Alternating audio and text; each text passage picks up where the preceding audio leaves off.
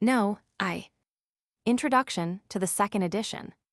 There is a great difficulty in the way of a writer who attempts to sketch a living constitution, a constitution that is in actual work and power. The difficulty is that the object is in constant change. An historical writer does not feel this difficulty. He deals only with the past. He can say definitely, the Constitution worked in such and such a manner in the year at which he begins, and in a manner in such and such respects different in the year at which he ends. He begins with a definite point of time and ends with one also. But a contemporary writer who tries to paint what is before him is puzzled and perplexed. What he sees is changing daily. He must paint it as it stood at some one time, or else he will be putting side by side in his representations things which never were contemporaneous in reality. The difficulty is the greater because a writer who deals with a living government naturally compares it with the most important other living governments, and these are changing too. What he illustrates are altered in one way, and his sources of illustration are altered probably in a different way. This difficulty has been constantly in my way in preparing a second edition of this book. It describes the English Constitution as it stood in the years 1865 and 1866. Roughly speaking, it describes its working as it was in the time of Lord Palmerston. And since that time, there have been many changes, some of spirit and some of detail. In so short a period, there have rarely been more changes. If I had given a sketch of the Palmerston time as a sketch of the present time, it would have been in many points untrue. And if I had tried to change the sketch of 7 years since into a sketch of the present time, I should probably have blurred the picture and have given something equally unlike both. The best plan in such a case is, I think, to keep the original sketch in all essentials as it was at first written, and to describe shortly such changes either in the Constitution itself or in the constitutions compared with it as seem material. There are in this book various expressions which allude to persons who were living and to events which were happening when it first appeared, and I have carefully preserved these. They will serve to warn the reader what time he is reading about, and to prevent his mistaking the date at which the likeness was attempted to be taken. I proceed to speak of the changes which have taken place either in the Constitution itself or in the competing institutions which illustrate it. It is too soon as yet to attempt to estimate the effect of the Reform Act of 1867. The people enfranchised under it do not yet know their own power. A single election, so far from teaching us how they will use that power, has not been even enough to explain to them that they have such power. The Reform Act of 1832 did not for many years disclose its real consequences.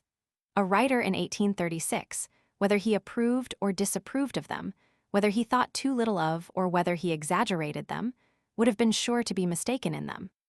A new constitution does not produce its full effect as long as all its subjects were reared under an old constitution, as long as its statesmen were trained by that old constitution. It is not really tested till it comes to be worked by statesmen and among a people neither of whom are guided by a different experience. In one respect, we are indeed particularly likely to be mistaken as to the effect of the last Reform Bill. Undeniably, there has lately been a great change in our politics.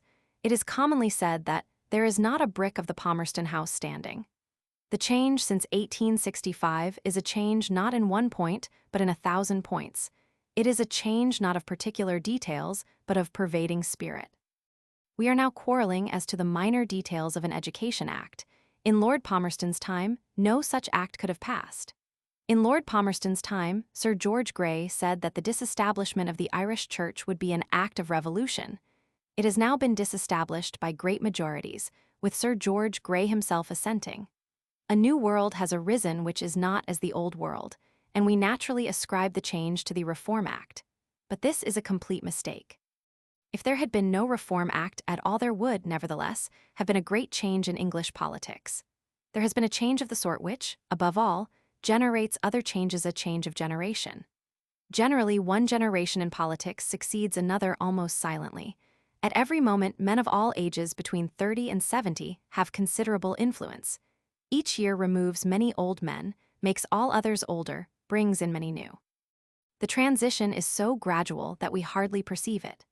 The board of directors of the political company has a few slight changes every year, and therefore the shareholders are conscious of no abrupt change. But sometimes there is an abrupt change. It occasionally happens that several ruling directors who are about the same age live on for many years, manage the company all through those years, and then go off the scene almost together. In that case, the affairs of the company are apt to alter much, for good or for evil. Sometimes it becomes more successful, sometimes it is ruined, but it hardly ever stays as it was. Something like this happened before 1865. All through the period between 1832 and 1865, the pre-32 statesmen, if I may so call them, Lord Derby, Lord Russell, Lord Palmerston, retained great power. Lord Palmerston to the last retained great prohibitive power. Though in some ways always young, he had not a particle of sympathy with the younger generation. He brought forward no young men, he obstructed all that young men wished. In consequence, at his death a new generation all at once started into life. The pre-32 all at once died out. Most of the new politicians were men who might well have been Lord Palmerston's grandchildren. He came into Parliament in 1806, they entered it after 1856. Such an enormous change in the age of the workers necessarily caused a great change in the kind of work attempted and the way in which it was done. What we call the spirit of politics is more surely changed by a change of generation in the men than by any other change whatever. Even if there had been no Reform Act, this single cause would have effected grave alterations. The mere settlement of the reform question made a great change too. If it could have been settled by any other change, or even without any change, the instant effect of the settlement would still have been immense. New questions would have appeared at once. A political country is like an American forest. You have only to cut down the old trees, and immediately new trees come up to replace them. The seeds were waiting in the ground, and they began to grow as soon as the withdrawal of the old ones brought in light and air. These new questions of themselves would have made a new atmosphere, new parties, new debates. Of course, I am not arguing that so important an innovation as the Reform Act of 1867 will not have very great effects. It must, in all likelihood, have many great ones. I am only saying that as yet we do not know what those effects are, that the great evident change since 1865 is certainly not strictly due to it, probably is not even in a principal measure due to it, that we have still to conjecture what it will cause and what it will not cause.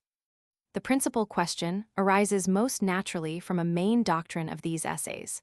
I have said that cabinet government is possible in England because England was a deferential country. I meant that the nominal constituency was not the real constituency, that the mass of the 10-pound householders did not really form their own opinions, and did not exact of their representatives an obedience to those opinions, that they were in fact guided in their judgment by the better educated classes, that they preferred representatives from those classes and gave those representatives much license. If 100 small shopkeepers had by miracle been added to any of the 32 parliaments, they would have felt outcasts there. Nothing could be more unlike those parliaments than the average mass of the constituency from which they were chosen. I do not of course mean that the 10-pound householders were great admirers of intellect or good judges of refinement. We all know that, for the most part, they were not so at all. Very few Englishmen are. They were not influenced by ideas, but by facts, not by things impalpable, but by things palpable. Not to put too fine a point upon it, they were influenced by rank and wealth. No doubt the better sort of them believed that those who were superior to them in these indisputable respects were superior also in the more intangible qualities of sense and knowledge. But the mass of the old electors did not analyze very much. They liked to have one of their betters to represent them. If he was rich, they respected him much, and if he was a lord, they liked him the better. The issue put before these electors was, which of two rich people will you choose? And each of those rich people was put forward by great parties, whose notions were the notions of the rich, whose plans were their plans. The electors only selected one or two wealthy men to carry out the schemes of one or two wealthy associations. So fully was this so, that the class to whom the great body of the 10-pound householders belonged, the lower middle class, was, above all classes, the one most hardly treated in the imposition of the taxes. A small shopkeeper, or a clerk who just, and only just, was rich enough to pay income tax, was perhaps the only severely taxed man in the country. He paid the rates, the tea, sugar, tobacco, malt, and spirit taxes, as well as the income tax, but his means were exceedingly small. Curiously enough, the class which in theory was omnipotent was the only class financially ill-treated. Throughout the history of our former parliaments, the constituency could no more have originated the policy which those parliaments selected than they could have made the solar system.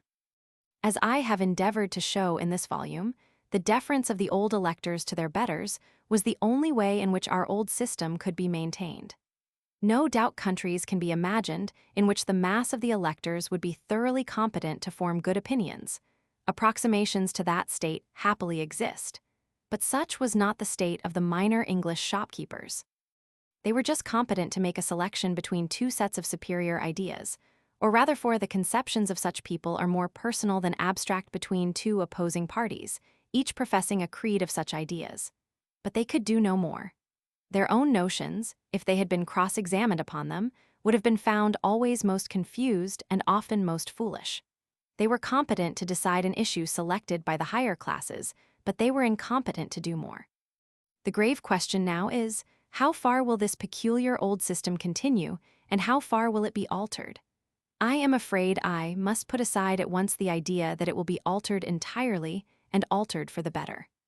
I cannot expect that the new class of voters will be at all more able to form sound opinions on complex questions than the old voters. There was indeed an idea, a very prevalent idea, when the first edition of this book was published that there then was an unrepresented class of skilled artisans who could form superior opinions on national matters and ought to have the means of expressing them.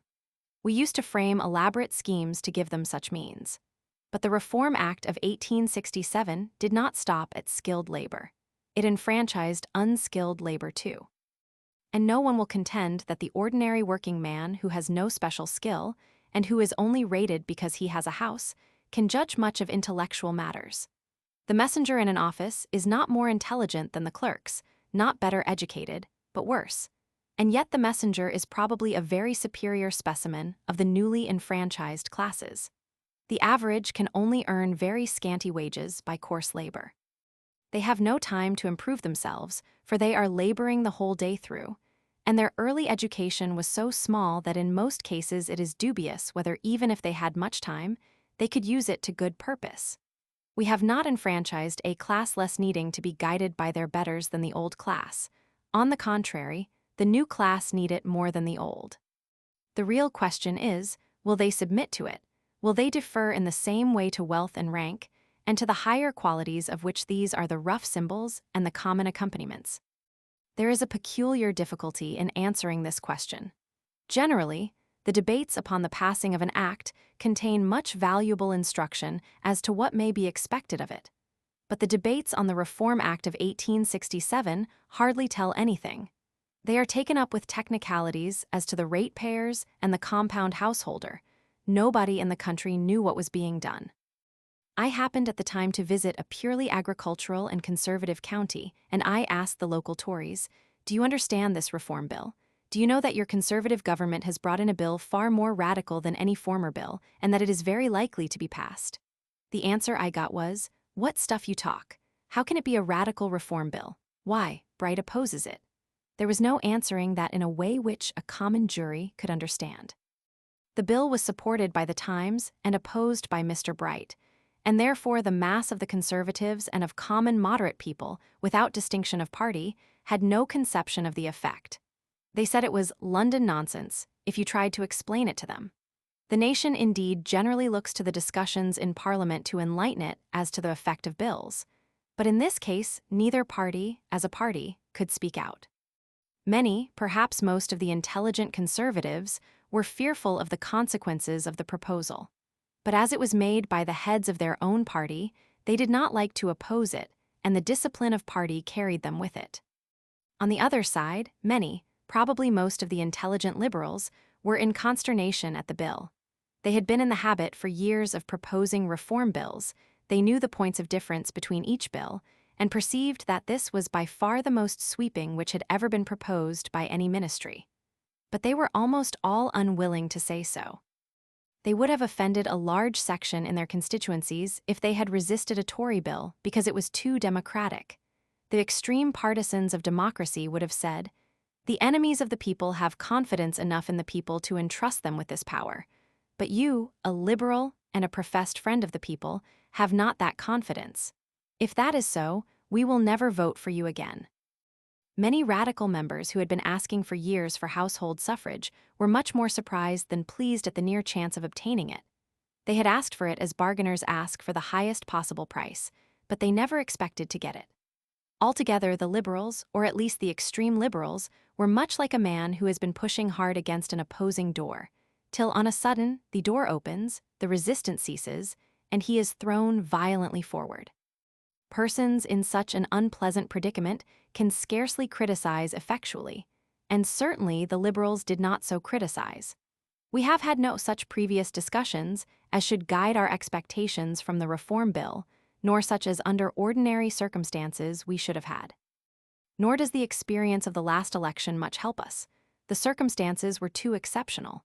In the first place, Mr. Gladstone's personal popularity was such as has not been seen since the time of Mr. Pitt, and such as may never be seen again.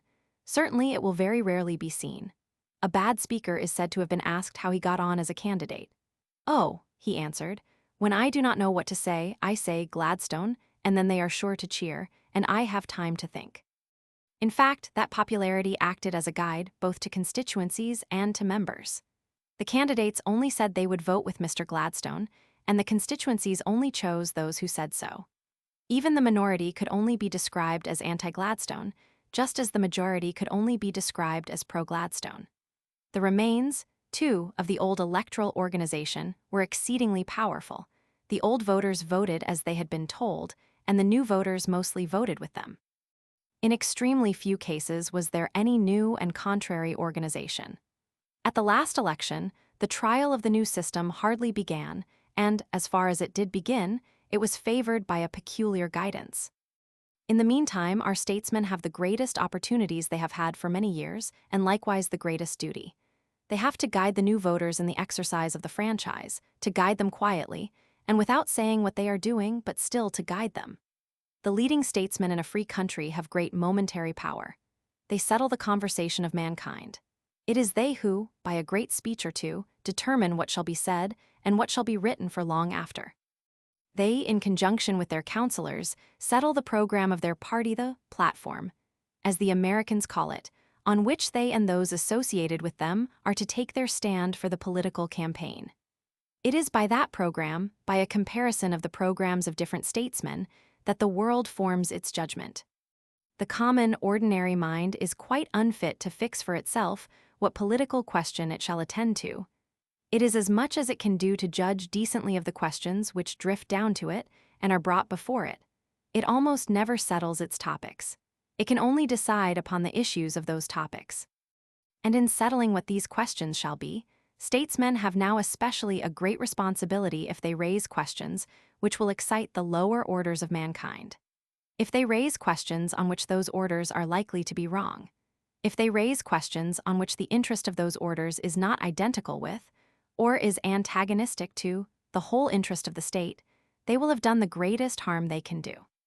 The future of this country depends on the happy working of a delicate experiment, and they will have done all they could to vitiate that experiment. Just when it is desirable that ignorant men, new to politics, should have good issues, and only good issues, put before them, these statesmen will have suggested bad issues.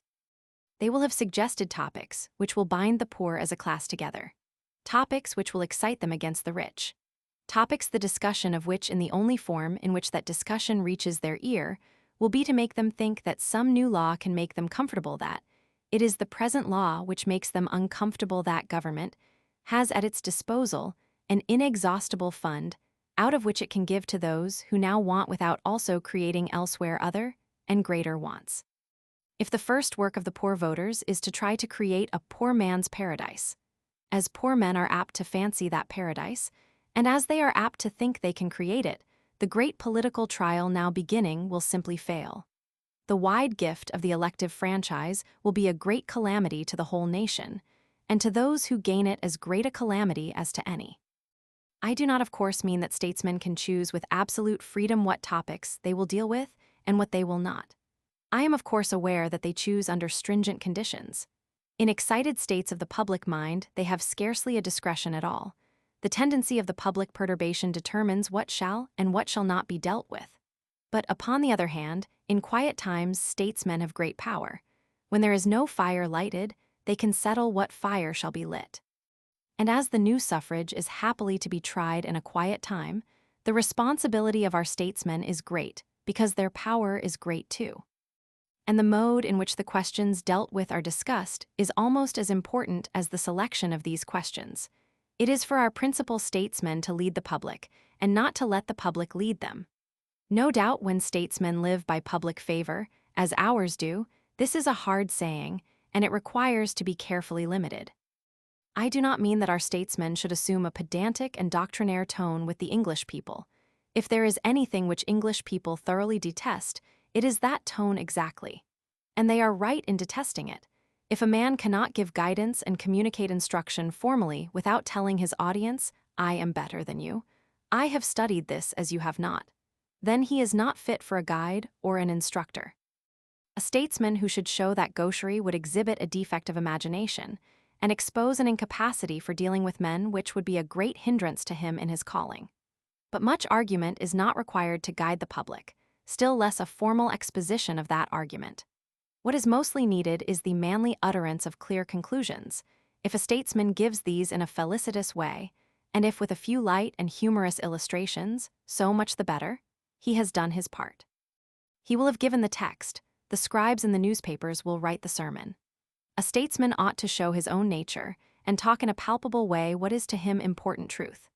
And so he will both guide and benefit the nation. But if, especially at a time when great ignorance has an unusual power in public affairs, he chooses to accept and reiterate the decisions of that ignorance, he is only the hireling of the nation, and does little save hurt it.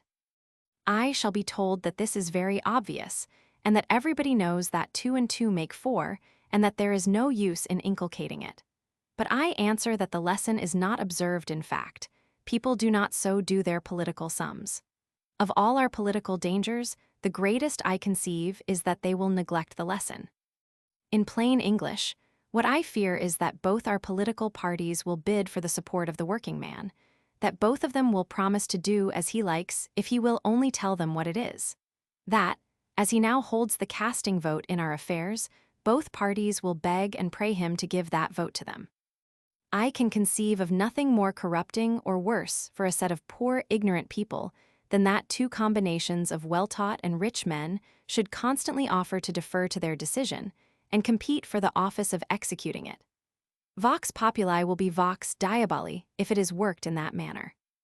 And on the other hand, my imagination conjures up a contrary danger. I can conceive that questions being raised which, if continually agitated, would combine the working men as a class together, the higher orders might have to consider whether they would concede the measure that would settle such questions, or whether they would risk the effect of the working men's combination. No doubt the question cannot be easily discussed in the abstract. Much must depend on the nature of the measures in each particular case, on the evil they would cause if conceded, on the attractiveness of their idea to the working classes if refused. But in all cases, it must be remembered that a political combination of the lower classes, as such and for their own objects, is an evil of the first magnitude, that a permanent combination of them would make them. Now that so many of them have the suffrage, supreme in the country, and that their supremacy, in the state they now are, means the supremacy of ignorance over instruction and of numbers over knowledge. So long as they are not taught to act together, there is a chance of this being averted, and it can only be averted by the greatest wisdom and the greatest foresight in the higher classes. They must avoid, not only every evil, but every appearance of evil. While they have still the power, they must remove, not only every actual grievance, but, where it is possible, every seeming grievance too. They must willingly concede every claim which they can safely concede, in order that they may not have to concede unwillingly some claim which would impair the safety of the country. This advice, too, will be said to be obvious, but I have the greatest fear that, when the time comes, it will be cast aside as timid and cowardly. So strong are the combative propensities of man that he would rather fight a losing battle than not fight at all. It is most difficult to persuade people that by fighting they may strengthen the enemy, yet that would be so here. Since a losing battle, especially a long and well-fought one, would have thoroughly taught the lower orders to combine, and would have left the higher orders face to face with an irritated, organized, and superior voting power. The courage which strengthens an enemy, and which so loses not only the present battle, but many after battles, is a heavy curse to men and nations. In one minor respect, indeed, I think we may see with distinctness the effect of the Reform Bill of 1867. I think it has completed one change which the Act of 1832 began. It has completed the change which that Act made in the relation of the House of Lords to the House of Commons. As I have endeavored in this book to explain, the literary theory of the English Constitution is on this point quite wrong as usual. According to that theory, the two houses are two branches of the legislature, perfectly equal and perfectly distinct. But before the Act of 1832, they were not so distinct. There was a very large and a very strong common element. By their commanding influence in many boroughs and counties, the Lords nominated a considerable part of the Commons. The majority of the other part were the richer gentrymen in most respects like the Lords, and sympathizing with the Lords. Under the Constitution as it then was, the two houses were not in their essence distinct. They were in their essence similar. They were, in the main, not houses of contrasted origin, but houses of like origin. The predominant part of both was taken from the same class, from the English gentry, titled and untitled. By the Act of 1832, this was much altered. The aristocracy and the gentry lost their predominance in the House of Commons. That predominance passed to the middle class. The two houses then became distinct, but then they ceased to be co-equal.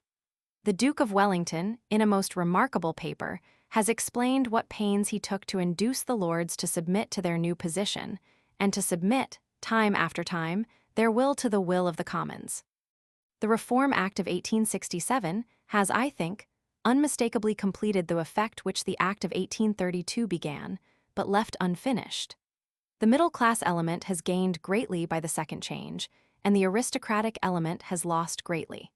If you examine carefully the lists of members, especially of the most prominent members of either side of the House, you will not find that they are in general aristocratic names. Considering the power and position of the titled aristocracy, you will perhaps be astonished at the small degree in which it contributes to the active part of our governing assembly. The spirit of our present House of Commons is plutocratic, not aristocratic. Its most prominent statesmen are not men of ancient descent or of great hereditary estate. They are men mostly of substantial means, but they are mostly, too, connected more or less closely with the new trading wealth. The spirit of the two assemblies has become far more contrasted than it ever was. The full effect of the Reform Act of 1832 was indeed postponed by the cause which I mentioned just now. The statesmen who worked the system which was put up had themselves been educated under the system which was pulled down. Strangely enough, their predominant guidance lasted as long as the system which they created. Lord Palmerston, Lord Russell, Lord Derby, died or else lost their influence within a year or two of 1867. The complete consequences of the Act of 1832 upon the House of Lords could not be seen while the Commons were subject to such aristocratic guidance. Much of the change which might have been expected from the Act of 1832 was held in suspense, and did not begin till that measure had been followed by another of similar and greater power. The work which the Duke of Wellington in part performed has now, therefore, to be completed also. He met the half difficulty. We have to surmount the whole one. We have to frame such tacit rules, to establish such ruling but unenacted customs, as will make the House of Lords yield to the Commons when and as often as our new Constitution requires that it should yield. I shall be asked, how often is that, and what is the test by which you know it? I answer that the House of Lords must yield whenever the opinion of the Commons is also the opinion of the nation, and when it is clear that the nation has made up its mind. Whether or not the nation has made up its mind is a question to be decided by all the circumstances of the case, and in the common way in which all practical questions are decided. There are some people who lay down a sort of mechanical test. They say the House of Lords should be at liberty to reject a measure passed by the Commons once or more, and then if the Commons send it up again and again, infer that the nation is determined. But no important practical question in real life can be uniformly settled by a fixed and formal rule in this way. This rule would prove that the Lords might have rejected the Reform Act of 1832. Whenever the nation was both excited and determined, such a rule would be an acute and dangerous political poison. It would teach the House of Lords that it might shut its eyes to all the facts of real life and decide simply by an abstract formula. If in 1832 the Lords had so acted, there would have been a revolution. Undoubtedly, there is a general truth in the rule.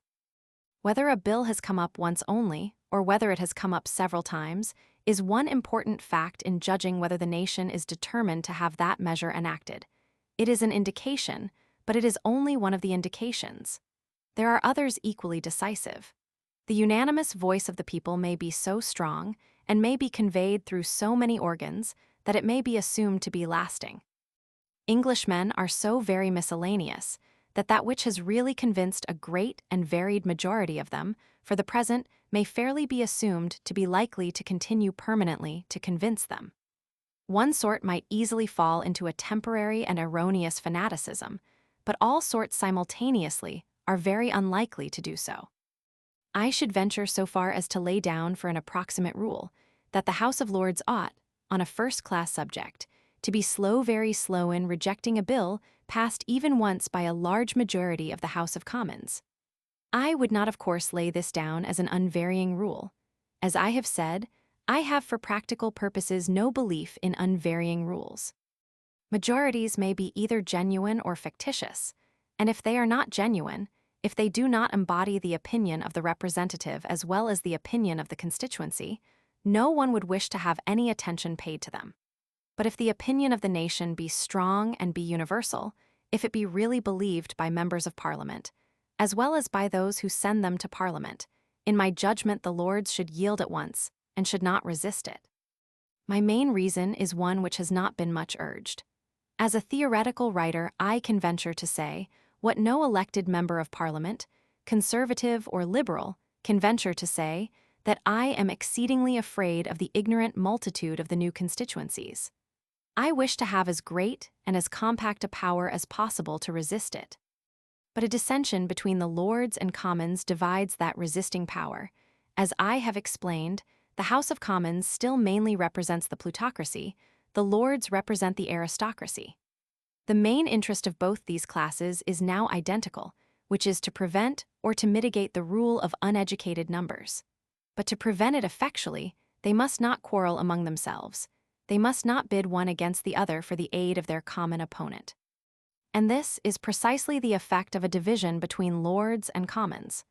The two great bodies of the educated rich go to the constituencies to decide between them, and the majority of the constituencies now consist of the uneducated poor. This cannot be for the advantage of anyone. In doing so, besides, the aristocracy forfeit their natural position that by which they would gain most power, and in which they would do most good. They ought to be the heads of the plutocracy. In all countries, new wealth is ready to worship old wealth, if old wealth will only let it, and I need not say that in England new wealth is eager in its worship. Satirist after satirist has told us how quick, how willing, how anxious are the newly made rich to associate with the ancient rich. Rank probably in no country whatever has so much market value as it has in England just now. Of course, there have been many countries in which certain old families, whether rich or poor, were worshipped by whole populations with a more intense and poetic homage. But I doubt if there has ever been any in which all old families and all titled families received more ready observance from those who were their equals. Perhaps their superiors, in wealth, their equals in culture, and their inferiors only in descent and rank. The possessors of the material distinctions of life, as a political economist would class them, rush to worship those who possess the immaterial distinctions. Nothing can be more politically useful than such homage, if it be skillfully used. No folly can be idler than to repel and reject it. The worship is the more politically important because it is the worship of the political superior for the political inferior. At an election, the non-titled are much more powerful than the titled.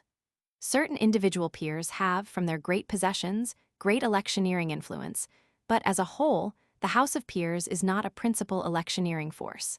It has so many poor men inside it, and so many rich men outside it, that its electioneering value is impaired. Besides, it is in the nature of the curious influence of rank to work much more on men singly than on men collectively. It is an influence which most men, at least most Englishmen, feel very much, but of which most Englishmen are somewhat ashamed. Accordingly, when any number of men are collected together, each of whom worships rank in his heart, the whole body will patiently hear, in many cases will cheer and approve some rather strong speeches against rank. Each man is a little afraid that his sneaking kindness for a lord, as Mr. Gladstone put it, be found out.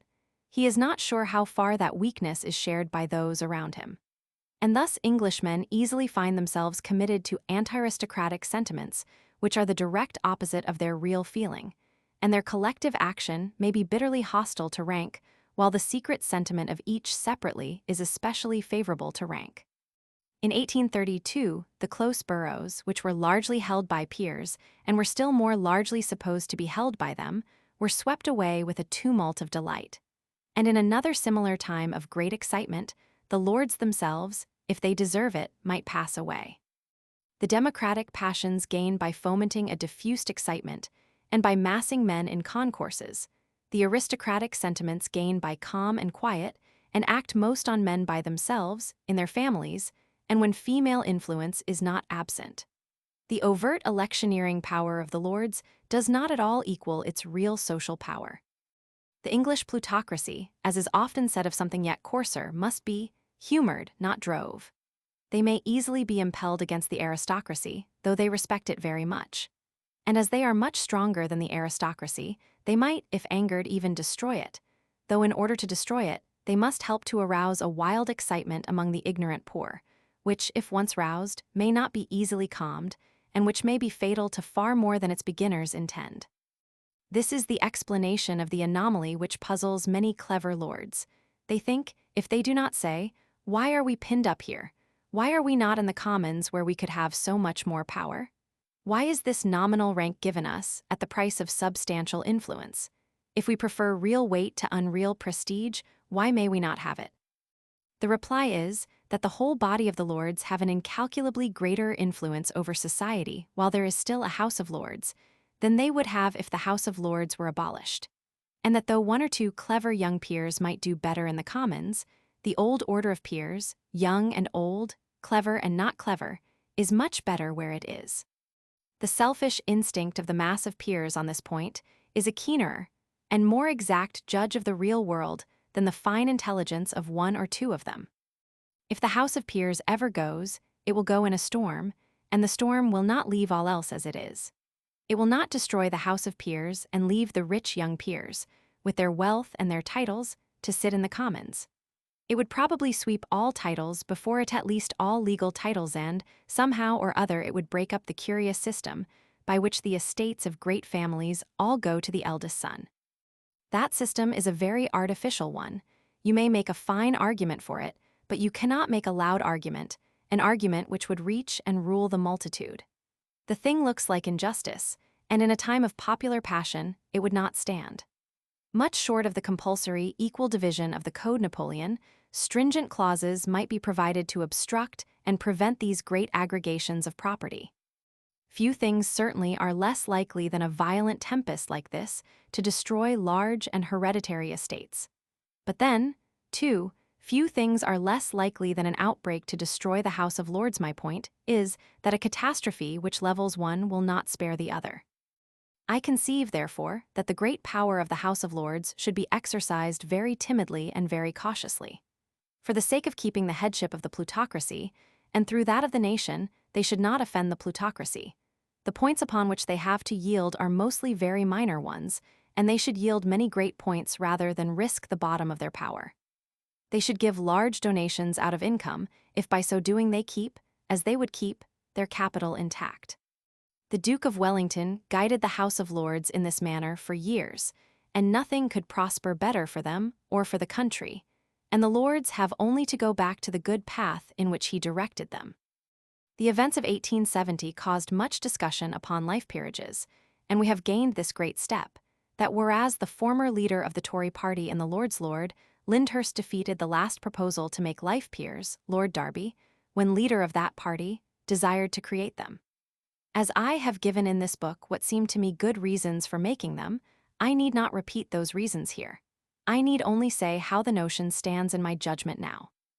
I cannot look on life peerages in the way in which some of their strongest advocates regard them. I cannot think of them as a mode in which a permanent opposition or a contrast between the Houses of Lords and Commons is to be remedied. To be effectual in that way, life peerages must be very numerous. Now the House of Lords will never consent to a very numerous life peerage without a storm. They must be in terror to do it, or they will not do it. And if the storm blows strongly enough to do so much, in all likelihood it will blow strongly enough to do much more. If the revolution is powerful enough and eager enough to make an immense number of life peers, probably it will sweep away the hereditary principle in the upper chamber entirely. Of course, one may fancy it to be otherwise. We may conceive of a political storm just going to a life peerage limit and then stopping suddenly.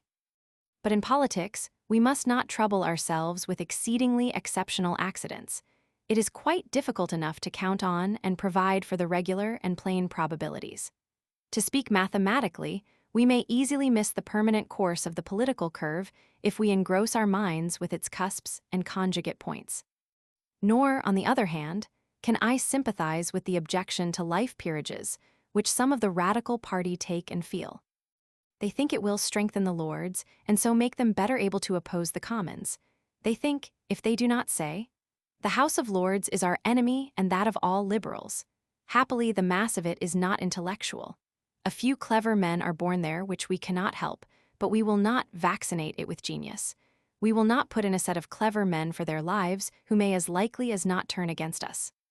This objection assumes that clever peers are just as likely to oppose the Commons as stupid peers. But this I deny. Most clever men who are in such a good place as the House of Lords plainly is, will be very unwilling to lose it if they can help it. At the clear call of a great duty, they might lose it, but only at such a call. And it does not take a clever man to see that systematic opposition of the Commons is the only thing which can endanger the Lords, or which will make an individual peer cease to be a peer. The greater you make the sense of the Lords, the more they will see that their plain interest is to make friends of the plutocracy, and to be the chiefs of it, and not to wish to oppose the Commons where that plutocracy rules. It is true that a completely new House of Lords, mainly composed of men of ability, selected because they were able, might very likely attempt to make ability the predominant power in the state, and to rival, if not conquer, the House of Commons, where the standard of intelligence is not much above the common English average. But in the present English world, such a House of Lords would soon lose all influence. People would say, it was too clever by half, and in an Englishman's mouth that means a very severe censure. The English people would think it grossly anomalous if their elected assembly of rich men were thwarted by a nominated assembly of talkers and writers.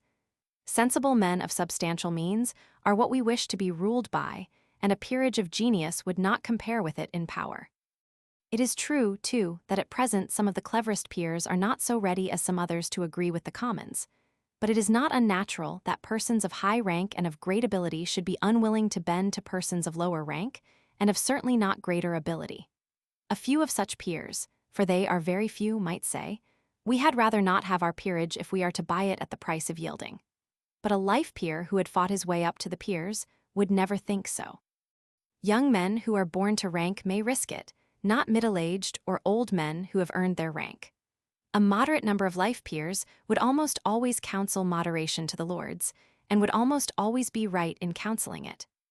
Recent discussions have also brought into curious prominence another part of the Constitution. I said in this book that it would very much surprise people if they were only told how many things the Queen could do without consulting Parliament, and it certainly has so proved, for when the Queen abolished purchase in the army by an act of prerogative, after the Lords had rejected the bill for doing so, there was a great and general astonishment. But this is nothing to what the Queen can by law do without consulting Parliament. Not to mention other things, she could disband the army. By law, she cannot engage more than a certain number of men, but she is not obliged to engage any men.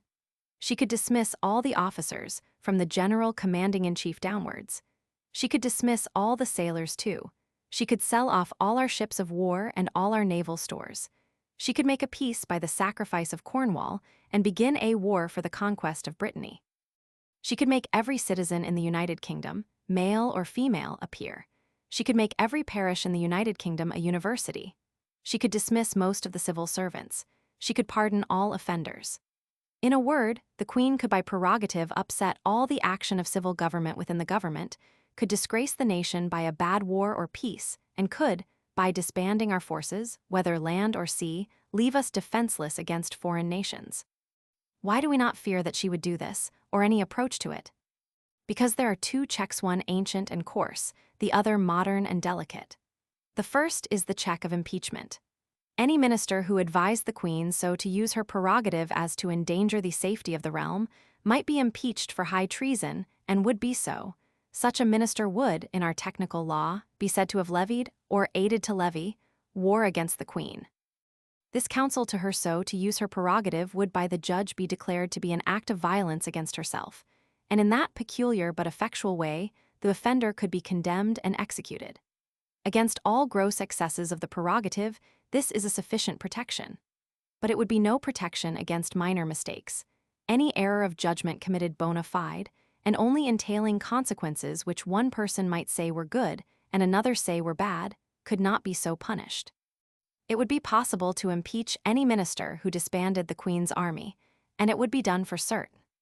But suppose a minister were to reduce the army or the navy much below the contemplated strength. Suppose he were only to spend upon them 1/3 of the amount which Parliament had permitted him to spend. Suppose a minister of Lord Palmerston's principles were suddenly, and while in office, converted to the principles of Mr. Bright and Mr. Cobden, and were to act on those principles, he could not be impeached. The law of treason neither could nor ought to be enforced against an act which was an error of judgment, not of intention, which was in good faith intended not to impair the well-being of the state, but to promote and augment it. Against such misuses of the prerogative our remedy is a change of ministry, and in general this works very well. Every minister looks long before he incurs that penalty, and no one incurs it wantonly. But nevertheless there are two defects in it. The first is that it may not be a remedy at all, it may be only a punishment. A minister may risk his dismissal, he may do some act difficult to undo, and then all which may be left will be to remove and censure him. And the second is that it is only one House of Parliament which has much to say to this remedy, such as it is. The House of Commons only can remove a minister by a vote of censure. Most of the ministries for 30 years have never possessed the confidence of the Lords, and in such cases, a vote of censure by the Lords could therefore have but little weight. It would be simply the particular expression of a general political disapproval. It would be like a vote of censure on a Liberal government by the Carlton, or on a Tory government by the Reform Club. And in no case has an adverse vote by the Lords the same decisive effect as a vote of the Commons. The lower house is the ruling and the choosing house, and if a government really possesses that, it thoroughly possesses 9/10 of what it requires. The support of the Lords is an aid and a luxury. That of the Commons is a strict and indispensable necessary. These difficulties are particularly raised by questions of foreign policy. On most domestic subjects, either custom or legislation has limited the use of the prerogative. The mode of governing the country, according to the existing laws, is mostly worn into a rut, and most administrations move in it because it is easier to move there than anywhere else. Most political crises, the decisive votes, which determine the fate of government, are generally either on questions of foreign policy or of new laws. And the questions of foreign policy come out generally in this way, that the government has already done something, and that it is for the one part of the legislature, alone for the House of Commons, and not for the House of Lords to say whether they have or have not forfeited their place by the treaty they have made. I think everyone must admit that this is not an arrangement which seems right on the face of it. Treaties are quite as important as most laws, and to require the elaborate assent of representative assemblies to every word of the law, and not to consult them even as to the essence of the treaty, is prima facie ludicrous. In the older forms of the English Constitution, this may have been quite right. The power was then really lodged in the Crown, and because Parliament met very seldom, and for other reasons, it was then necessary that, on a multitude of points, the crown should have much more power than is amply sufficient for it at present. But now the real power is not in the sovereign, it is in the Prime Minister and in the cabinet that is in the hands of a committee appointed by Parliament and of the chairman of that committee. Now, beforehand, no one would have ventured to suggest that a committee of Parliament on foreign relations should be able to commit the country to the greatest international obligations without consulting either Parliament or the country.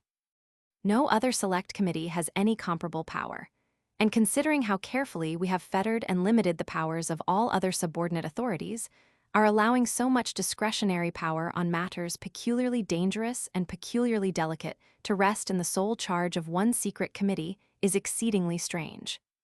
No doubt it may be beneficial, many seeming anomalies are so, but at first sight it does not look right. I confess that I should see no advantage in it if our two chambers were sufficiently homogeneous and sufficiently harmonious. On the contrary, if those two chambers were as they ought to be, I should believe it to be a great defect.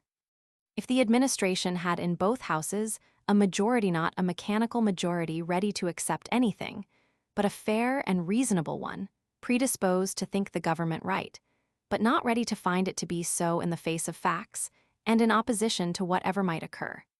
If a good government were thus placed, I should think it decidedly better that the agreements of the administration with foreign powers should be submitted to Parliament. They would then receive that which is best for all arrangements of business, an understanding and sympathizing criticism, but still a criticism. The majority of the legislature, being well disposed to the government, would not find against it except it had really committed some big and plain mistake. But if the government had made such a mistake, certainly the majority of the legislature would find against it.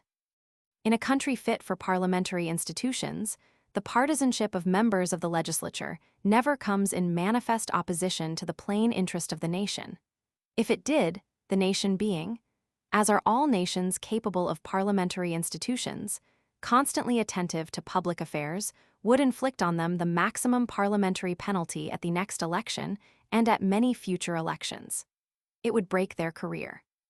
No English majority dare vote for an exceedingly bad treaty. It would rather desert its own leader than ensure its own ruin. And an English minority, inheriting a long experience of parliamentary affairs, would not be exceedingly ready to reject a treaty made with a foreign government. The leaders of an English opposition are very conversant with the schoolboy maxim, "Two can play at that fun." They know that the next time they are in office the same sort of sharp practice may be used against them, and therefore they will not use it. So strong is this predisposition that not long since a subordinate member of the opposition declared that the front benches of the two sides of the House, that is, the leaders of the government and the leaders of the opposition, were in constant tacit league to suppress the objections of independent members. And what he said is often quite true. There are often seeming objections which are not real objections, at least which are, in the particular cases, outweighed by counter-considerations, and these independent members, having no real responsibility, not being likely to be hurt themselves if they make a mistake, are sure to blurt out and to want to act upon. But the responsible heads of the party who may have to decide similar things or even the same things themselves will not permit it. They refuse, out of interest as well as out of patriotism, to engage the country in a permanent foreign scrape, to secure for themselves and their party a momentary home advantage. Accordingly, a government which negotiated a treaty would feel that its treaty would be subject certainly to a scrutiny, but still to a candid and lenient scrutiny. That it would go before judges, of whom the majority were favorable, and among whom the most influential part of the minority were in this case much opposed to excessive antagonism. And this seems to be the best position in which negotiators can be placed, namely, that they should be sure to have to account to considerate and fair persons, but not to have to account to inconsiderate and unfair ones. At present, the government which negotiates a treaty can hardly be said to be accountable to anyone. It is sure to be subjected to vague censure. Benjamin Franklin said, "I have never known a peace made, even the most advantageous, that was not censured as inadequate, and the makers condemned as injudicious or corrupt." Blessed are the peacemakers is, I suppose, to be understood in the other world, for in this they are frequently cursed. And this is very often the view taken now in England of treaties. There being nothing practical in the opposition, nothing likely to hamper them, hereafter the leaders of opposition are nearly sure to suggest every objection. The thing is done and cannot be undone, and the most natural wish of the opposition leaders is to prove that if they had been in office, and it therefore had been theirs to do it, they could have done it much better.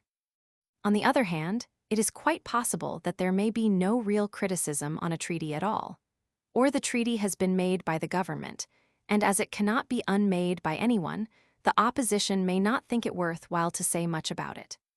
The government, therefore, is never certain of any criticism. On the contrary, it has a good chance of escaping criticism. But if there be any criticism, the government must expect it to be bitter, sharp, and captious made as an irresponsible objector would make it, and not as a responsible statesman who may have to deal with a difficulty if he make it, and therefore will be cautious how he says anything which may make it. This is what happens in common cases. And in the uncommon, the 99th case in 100 in which the opposition hope to turn out the government because of the alleged badness of the treaty they have made, the criticism is sure to be of the most undesirable character, and to say what is most offensive to foreign nations. All the practiced acumen of anti-government writers and speakers is sure to be engaged in proving that England has been imposed upon, that, as was said in one case, the moral and the intellectual qualities have been divided, that our negotiation had the moral, and the negotiation on the other side the intellectual, and so on.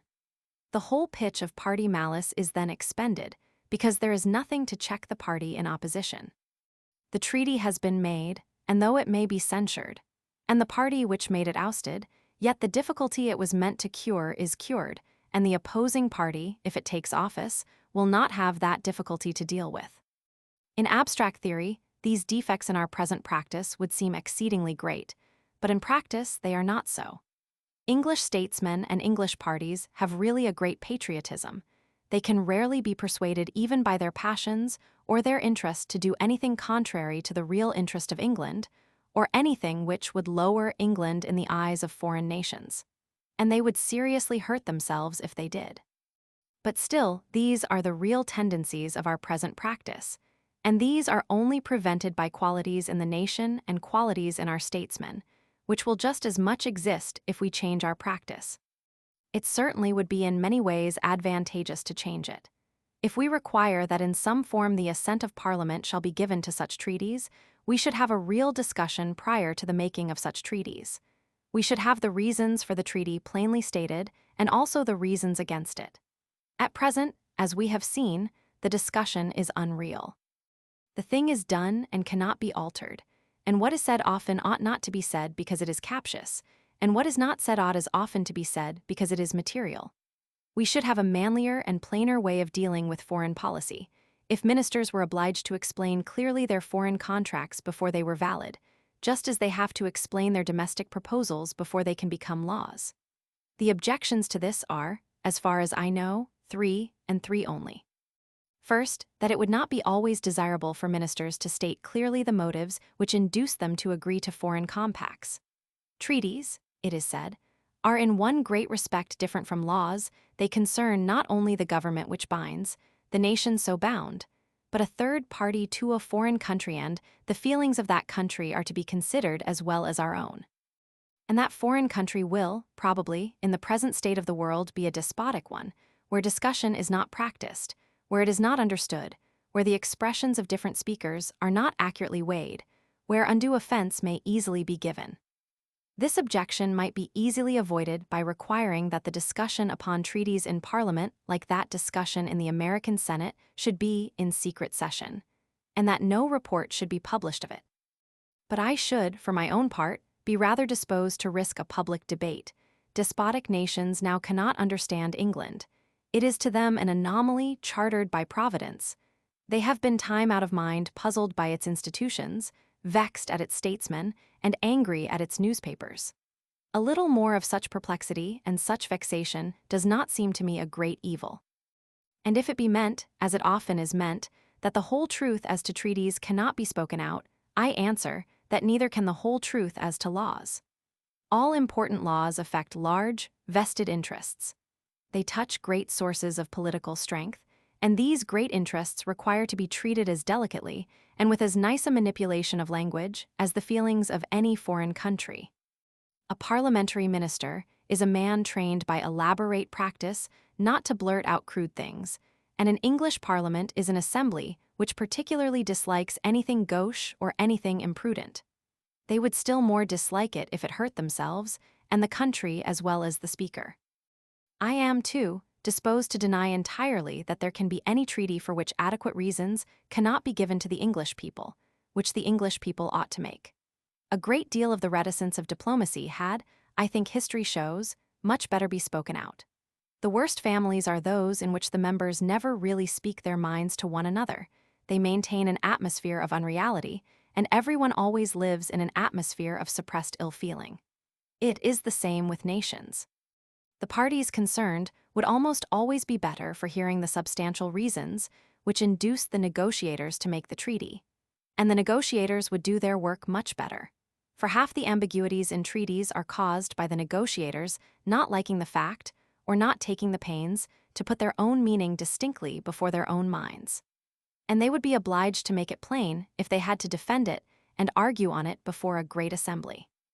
Secondly, it may be objected to the change suggested that Parliament is not always sitting, and that if treaties required its assent, it might have to be sometimes summoned out of season, or the treaties would have to be delayed. And this is as far as it goes a just objection, but I do not imagine that it goes far. The great bulk of treaties could wait a little without harm, and in the very few cases when urgent haste is necessary, an autumn session of Parliament could well be justified, for the occasion must be of grave and critical importance. Thirdly, it may be said that if we required the consent of both Houses of Parliament to foreign treaties before they were valid, we should much augment the power of the House of Lords. And this is also, I think, a just objection as far as it goes. The House of Lords, as it cannot turn out the ministry for making treaties, has in no case a decisive weight in foreign policy, though its debates on them are often excellent, and there is a real danger at present in giving it such weight. They are not under the same guidance as the House of Commons.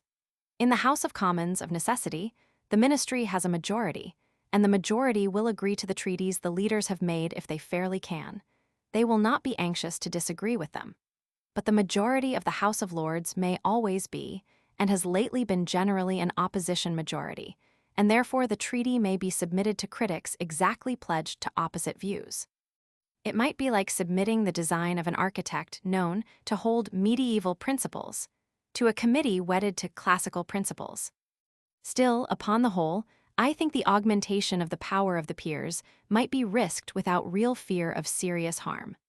Our present practice, as has been explained, only works because of the good sense of those by whom it is worked, and the new practice would have to rely on a similar good sense and practicality too.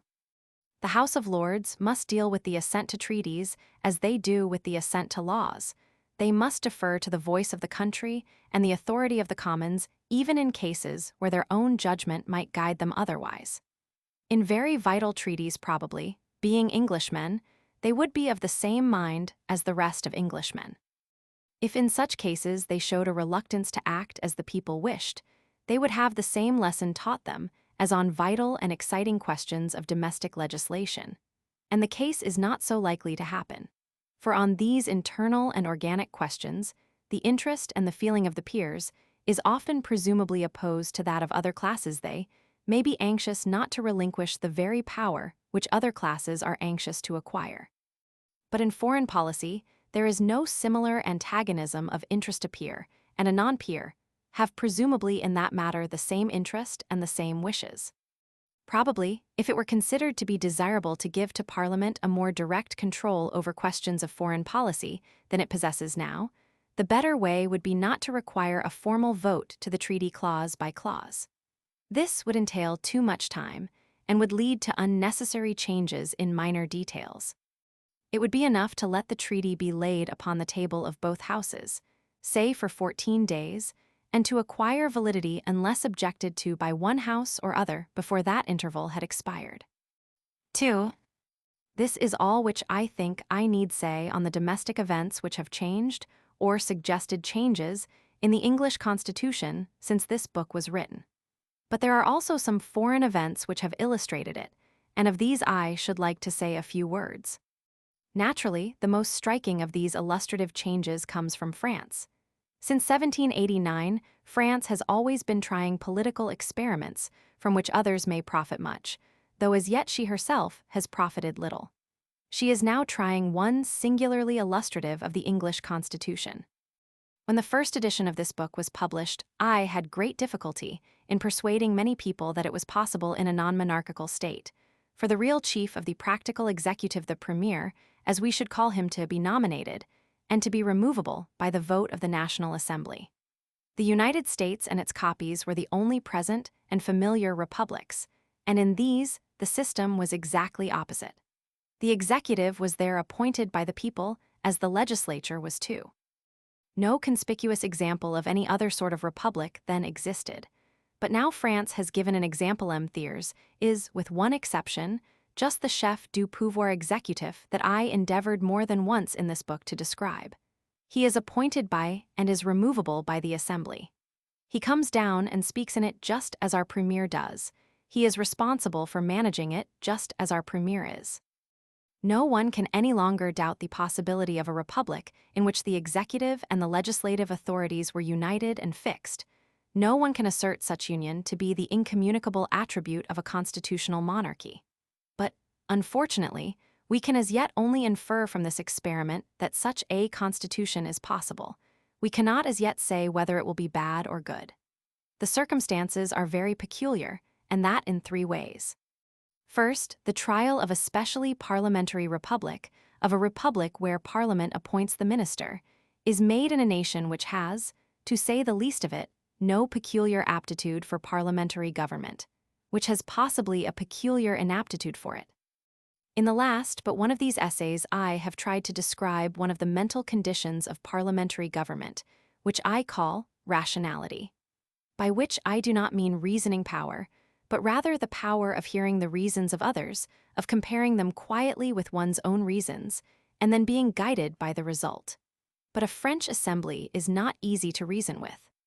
Every assembly is divided into parties and into sections of parties, and in France each party, almost every section of a party, begins not to clamor but to scream, and to scream as only Frenchmen can, as soon as it hears anything which it particularly dislikes. With an assembly in this temper, real discussion is impossible, and parliamentary government is impossible too, because the Parliament can neither choose men nor measures. The French assemblies under the restored monarchy seem to have been quieter, probably because being elected from a limited constituency, they did not contain so many sections of opinion. They had fewer irritants and fewer species of irritability. But the assemblies of the 48 Republic were disorderly in the extreme. I saw the last myself, and can certify that steady discussion upon a critical point was not possible in it. There was not an audience willing to hear. The assembly now sitting at Versailles is undoubtedly also, at times, most tumultuous, and a parliamentary government in which it governs must be under a peculiar difficulty, because as a sovereign it is unstable, capricious, and unruly. The difficulty is the greater because there is no check, or little from the French nation upon the assembly. The French, as a nation, do not care for or appreciate parliamentary government. I have endeavored to explain how difficult it is for inexperienced mankind to take to such a government, how much more natural, that is, how much more easy to uneducated men is loyalty to a monarch. A nation which does not expect good from a parliament cannot check or punish a parliament. France expects, I fear, too little from her parliaments ever to get what she ought. Now that the suffrage is universal, the average intellect and the average culture of the constituent bodies are excessively low, and even such mind and culture as there is has long been enslaved to authority. The French peasant cares more for standing well with his present prefet than for anything else whatever. He is far too ignorant to check and watch his parliament, and far too timid to think of doing either if the executive authority nearest to him does not like it. The experiment of a strictly parliamentary republica of a republic, where the Parliament appoints the executive, is being tried in France at an extreme disadvantage, because in France a parliament is unusually likely to be bad, and unusually likely also to be free enough to show its badness. Secondly, the the present polity of France is not a copy of the whole effective part of the British Constitution, but only a part of it. By our Constitution, nominally the Queen, but really the Prime Minister, has the power of dissolving the Assembly. But M. Thiers has no such power, and therefore, under ordinary circumstances, I believe the policy would soon become unmanageable. The result would be, as I have tried to explain, that the Assembly would be always changing its ministry, that having no reason to fear the penalty which that change so often brings in England, they would be ready to make it once a month. Caprice is the characteristic vice of miscellaneous assemblies, and without some check their selection would be unceasingly mutable. This peculiar danger of the present Constitution of France has however been prevented by its peculiar circumstances. The Assembly have not been inclined to remove M. Thiers, because in their lamentable present position they could not replace M. Thiers. He has a monopoly of the necessary reputation. It is the Empire, which he always opposed, that has done him this kindness. For 20 years, no great political reputation could arise in France. The emperor governed, and no one member could show a capacity for government. M. Rouher, though of vast real ability, was in the popular idea only the emperor's agent, and even had it been otherwise, M. Rouher, the one great man of imperialism, could not have been selected as a head of the government at a moment of the greatest reaction against the empire. Of the chiefs before the 20-year silence, of the eminent men known to be able to handle parliaments and to govern parliaments, M. Thiers was the only one still physically able to begin again to do so. The miracle is that at 74 even he should still be able. As no other great chief of the parliament regime existed, M. Thiers is not only the best choice, but the only choice. If he were taken away, it would be most difficult to make any other choice, and that difficulty keeps him where he is. At every crisis, the Assembly feels that after M. Thiers, the deluge, and he lives upon that feeling. A change of the president, though legally simple, is in practice all but impossible, because all know that such a change might be a change, not only of the president, but of much more too. That very probably it might be a change of the polity that it might bring in a monarchy or an empire. Lastly, by a natural consequence of the position, M. Thiers does not govern as a parliamentary premier governs. He is not, he boasts that he is not, the head of a party. On the contrary, being the one person essential to all parties, he selects ministers from all parties, he constructs a cabinet in which no one minister agrees with any other in anything, and with all the members of which he himself frequently disagrees. The selection is quite in his hand. Ordinarily, a parliamentary premier cannot choose. He is brought in by a party, he is maintained in office by a party, and that party requires that as they aid him, he shall aid them, that as they give him the very best thing in the state, he shall give them the next best things. But M. Thiers is under no such restriction. He can choose as he likes and does choose.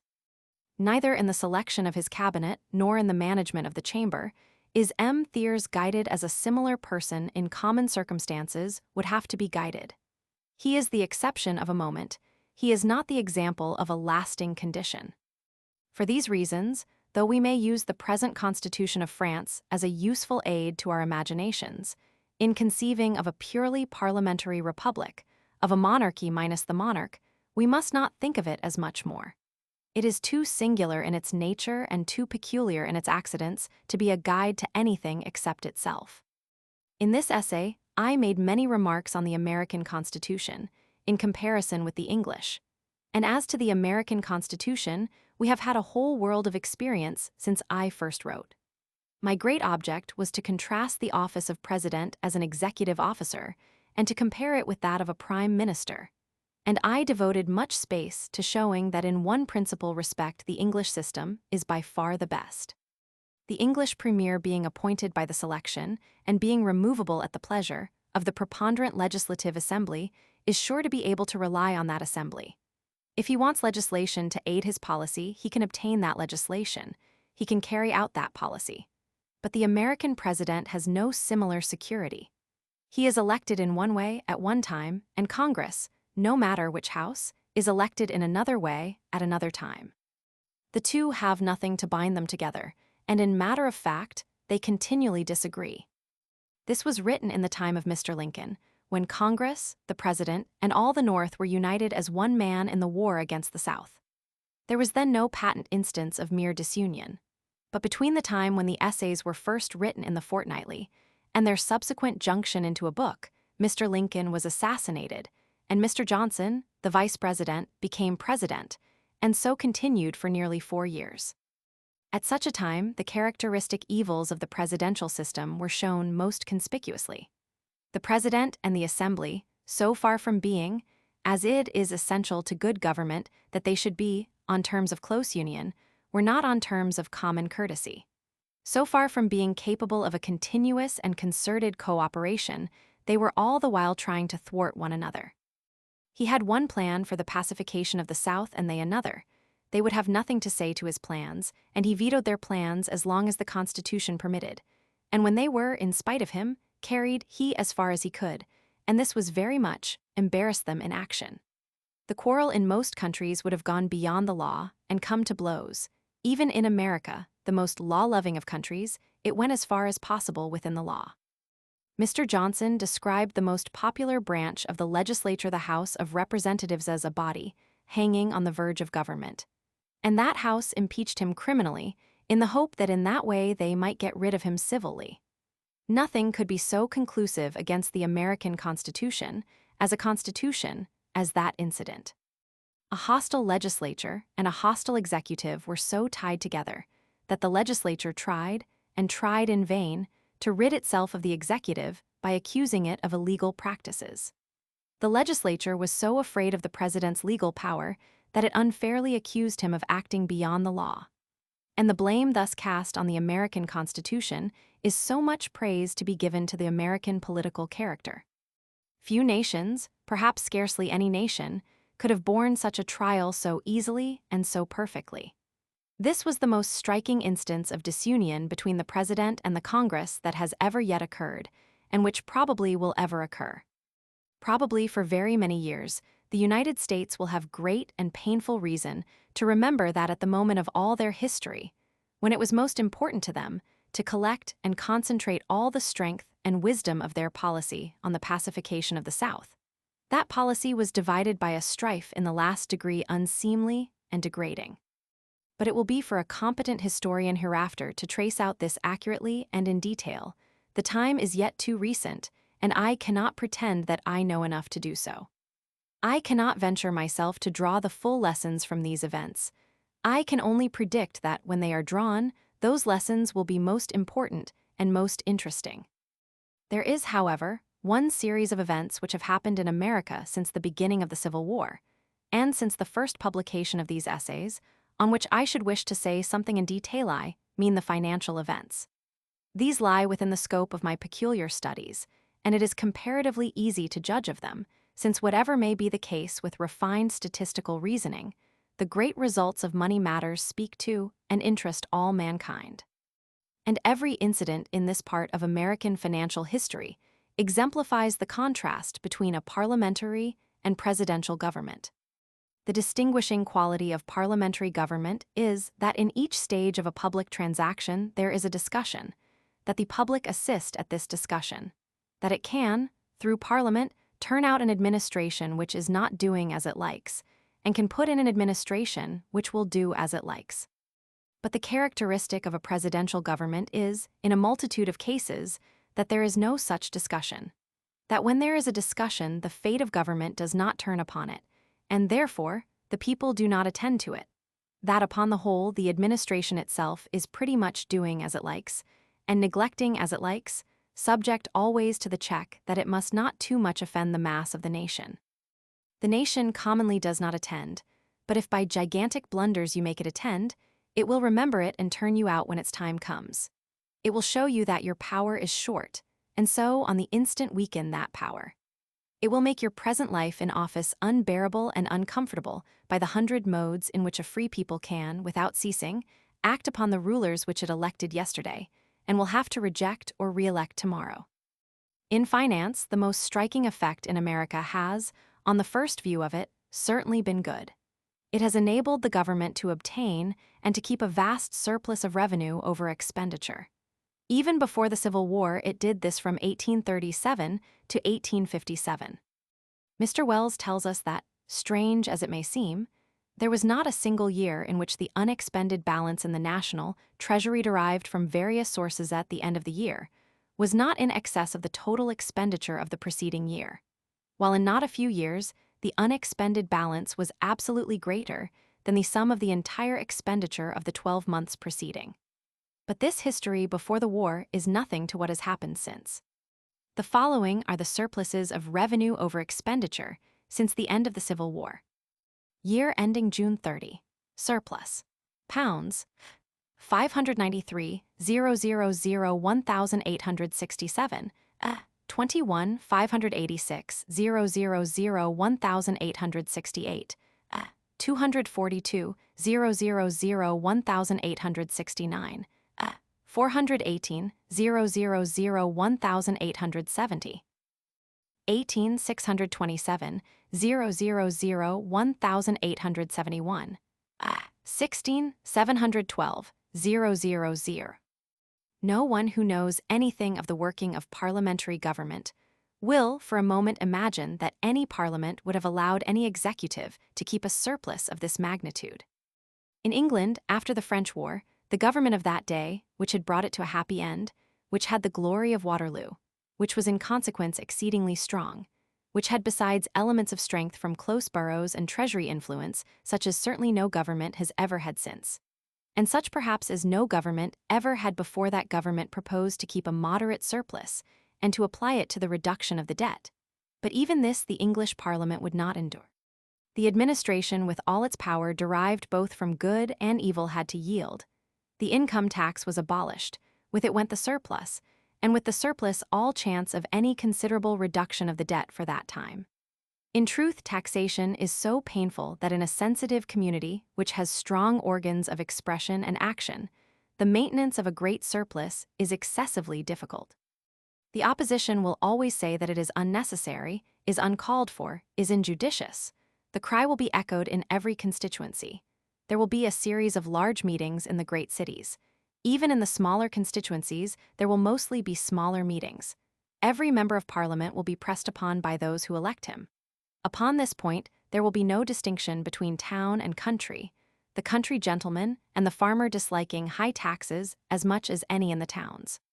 To maintain a great surplus by heavy taxes to pay off debt has never yet in this country been possible, and to maintain a surplus of the American magnitude would be plainly impossible. Some part of the difference between England and America arises undoubtedly not from political causes but from economical. America is not a country sensitive to taxes. No great country has perhaps ever been so unsensitive in this respect. Certainly, she is far less sensitive than England. In reality, America is too rich. Daily industry there is too common, too skillful, and too productive for her to care much for fiscal burdens. She is applying all the resources of science and skill and trained labor, which have been in long ages painfully acquired in old countries, to develop with great speed the richest soil and the richest mines of new countries. And the result is untold wealth. Even under a parliamentary government, such a community could and would bear taxation much more easily than Englishmen ever would. But difference of physical character in this respect is of little moment in comparison with difference of political constitution. If America was under a parliamentary government, she would soon be convinced that in maintaining this great surplus and in paying this high taxation, she would be doing herself great harm. She is not performing a great duty, but perpetrating a great injustice. She is injuring posterity by crippling and displacing industry, far more than she is aiding it by reducing the taxes it will have to pay. In the first place, the maintenance of the present high taxation compels the retention of many taxes which are contrary to the maxims of free trade. Enormous customs duties are necessary, and it would be all but impossible to impose equal excise duties even if the Americans desired it. In consequence, besides what the Americans pay to the government, they are paying a great deal to some of their own citizens, and so are rearing a set of industries which never ought to have existed, which are bad speculations at present because other industries would have paid better, and which may cause a great loss out of pocket hereafter when the debt is paid off and the fostering tax withdrawn. Then probably industry will return to its natural channel, the artificial trade will be first depressed, then discontinued, and the fixed capital employed in the trade will all be depreciated and much of it be worthless. Secondly, all taxes on trade and manufacture are injurious in various ways to them. You cannot put on a great series of such duties without cramping trade in 100 ways and without diminishing their productiveness exceedingly. America is now working in heavy fetters, and it would probably be better for her to lighten those fetters even though a generation or two should have to pay rather higher taxes. Those generations would really benefit, because they would be so much richer that the slightly increased cost of government would never be perceived. At any rate, under a parliamentary government, this doctrine would have been incessantly inculcated. A whole party would have made it their business to preach it, would have made incessant small motions in Parliament about it, which is the way to popularize their view. And in the end, I do not doubt that they would have prevailed. They would have had to teach a lesson both pleasant and true, and such lessons are soon learned. On the whole, therefore, the result of the comparison is that a presidential government makes it much easier than the parliamentary to maintain a great surplus of income over expenditure, but that it does not give the same facility for examining whether it be good or not good to maintain a surplus, and therefore, that it works blindly, maintaining surpluses when they do extreme harm just as much as when they are very beneficial. In this point, the contrast of presidential with parliamentary government is mixed. One of the defects of parliamentary government probably is the difficulty under it of maintaining a surplus revenue to discharge debt, and this defect presidential government escapes, though at the cost of being likely to maintain that surplus upon inexpedient occasions as well as upon expedient. But in all other respects, a parliamentary government has in finance an unmixed advantage over the presidential in the incessant discussion. Though in one single case it produces evil as well as good, in most cases it produces good only. And 3 of these cases are illustrated by recent American experience. First, as Mr. Goldwin Smith, no unfavorable judge of anything American, justly said some years since, the capital error made by the United States government was the Legal Tender Act, as it is called, by which it made inconvertible paper notes issued by the Treasury the sole circulating medium of the country. The temptation to do this was very great, because it gave at once a great war fund when it was needed, and with no pain to anyone. If the notes of a government supersede the metallic currency medium of a country to the extent of $80 million, this is equivalent to a recent loan of $80 million to the government for all purposes within the country. Whenever the precious metals are not required, and for domestic purposes in such a case they are not required, notes will buy what the government want, and it can buy to the extent of its issue. But like all easy expedients out of a great difficulty, it is accompanied by the greatest evils. If it had not been so, it would have been the regular device in such cases, and the difficulty would have been no difficulty at all. There would have been a known easy way out of it. As is well known, inconvertible paper issued by government is sure to be issued in great quantities, as the American currency soon was. It is sure to be depreciated as against coin. It is sure to disturb values and to derange markets. It is certain to defraud the lender. It is certain to give the borrower more than he ought to have. In the case of America, there was a further evil. Being a new country, she ought in her times of financial want to borrow of old countries, but the old countries were frightened by the probable issue of unlimited inconvertible paper, and they would not lend a shilling. Much more than the mercantile credit of America was thus lost. The great commercial houses in England are the most natural and most effectual conveyors of intelligence from other countries to Europe. If they had been financially interested in giving in a sound report as to the progress of the war, a sound report we should have had. But as the northern states raised no loans in Lombard Street, and could raise none because of their vicious paper money, Lombard Street did not care about them, and England was very imperfectly informed of the progress of the civil struggle. And on the whole matter, which was then new and very complex, England had to judge without having her usual materials for judgment. And since the guidance of the city on political matter is very quietly and imperceptibly given, without knowing she had not those materials, of course, this error might have been committed, and perhaps would have been committed under a parliamentary government. But if it had, its effects would ere long have been thoroughly searched into and effectually frustrated. The the whole force of the greatest inquiring machine and the greatest discussing machine which the world has ever known would have been directed to this subject. In a year or two, the American public would have had it forced upon them in every form till they must have comprehended it. But under the presidential form of government, and owing to the inferior power of generating discussion, the information given to the American people has been imperfect in the extreme. And in consequence, after nearly 10 years of painful experience, they do not now understand how much they have suffered from their inconvertible currency. But the mode in which the presidential government of America managed its taxation during the Civil War is even a more striking example of its defects. Mr. Wells tells us, "In the outset, all direct or internal taxation was avoided, there having been apparently an apprehension on the part of Congress, that inasmuch as the people had never been accustomed to it, and as all machinery for assessment and collection was wholly wanting, its adoption would create discontent, and thereby interfere with a vigorous prosecution of hostilities. Congress, therefore, confined itself at first to the enactment of measures looking to an increase of revenue from the increase of indirect taxes upon imports.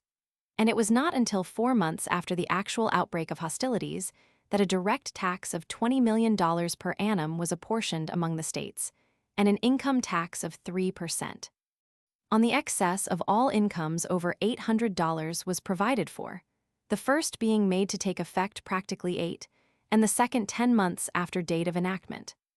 Such laws, of course, took effect, and became immediately operative in the loyal states only, and produced but comparatively little revenue. And although the range of taxation was soon extended, the whole receipts from all sources by the government for the second year of the war, from excise, income, stamp, and all other internal taxes, were less than $42 million. And that, too, at a time when the expenditures were in excess 60,000,000 per month, or at the rate of over $700 million per annum. And as showing how novel was this whole subject of direct and internal taxation to the people, and how completely the government officials were lacking in all experience in respect to it, the following incident may be noted. The Secretary of the Treasury, in his report for 1863, stated that, with a view of determining his resources, he employed a very competent person, with the aid of practical men, to estimate the probable amount of revenue to be derived from each department of internal taxation for the previous year. The estimate arrived at was $85 million, but the actual receipts were only $37 million. Now, no doubt, this might have happened under a parliamentary government. But then, many members of Parliament, the entire opposition in Parliament, would have been active to unravel the matter. All the principles of finance would have been worked and propounded. The light would have come from above, not from below. It would have come from Parliament to the nation, instead of from the nation to Parliament, but exactly the reverse happened in America. Mr. Wells goes on to say, "The people of the loyal states were, however, more determined and in earnest in respect to this matter of taxation than were their rulers, and before long the popular discontent at the existing state of things was openly manifest. Everywhere the opinion was expressed that taxation in all possible forms should immediately, and to the largest extent, be made effective and imperative. And Congress spurred up, and rightfully relying on public sentiment to sustain their action, at last took up the matter resolutely and in earnest, and devised and inaugurated a system of internal and direct taxation, which for its universality and peculiarities has probably no parallel in anything which has heretofore been recorded in civil history, or is likely to be experienced hereafter. The one necessity of the situation was revenue, and to obtain it speedily and in large amounts through taxation, the only principle recognized, if it can be called a principle, was akin to that recommended to the traditionary Irishman on his visit to Donnybrook Fair. Wherever you see a head, hit it. Wherever you find an article, a product, a trade, a profession, or a source of income, tax it." And so an edict went forth to this effect, and the people cheerfully submitted. Incomes under $5,000 were taxed 5%, with an exemption of $600 and house rent actually paid. These exemptions being allowed on this ground, that they represented an amount sufficient at the time to enable a small family to procure the bare necessaries of life, and thus take out from the operation of the law all those who were dependent upon each day's earnings to supply each day's needs. Incomes in excess of $5,000 and not in excess of 10,000 were taxed 212%. In addition, and incomes over $10,005%. Additional, without any abeyance or exemptions whatever. Now this is all contrary to and worse than what would have happened under a parliamentary government. The delay to tax would not have occurred under it. The movement by the country to get taxation would never have been necessary under it. The excessive taxation accordingly imposed would not have been permitted under it. The last point I think I need not labor at length. The evils of a bad tax are quite sure to be pressed upon the ears of Parliament in season and out of season. The few persons who have to pay it are thoroughly certain to make themselves heard. The sort of taxation tried in America, that of taxing everything, and seeing what everything would yield, could not have been tried under a government delicately and quickly sensitive to public opinion. I do not apologize for dwelling at length upon these points, for the subject is one of transcendent importance. The practical choice of first-rate nations is between the presidential government and the parliamentary. No state can be first-rate which has not a government by discussion, and those are the only two existing species of that government. It is between them that a nation which has to choose its government must choose. And nothing, therefore, can be more important than to compare the two, and to decide upon the testimony of experience, and by facts, which of them is the better. The Poplars, Wimbledon, June 20, 1872.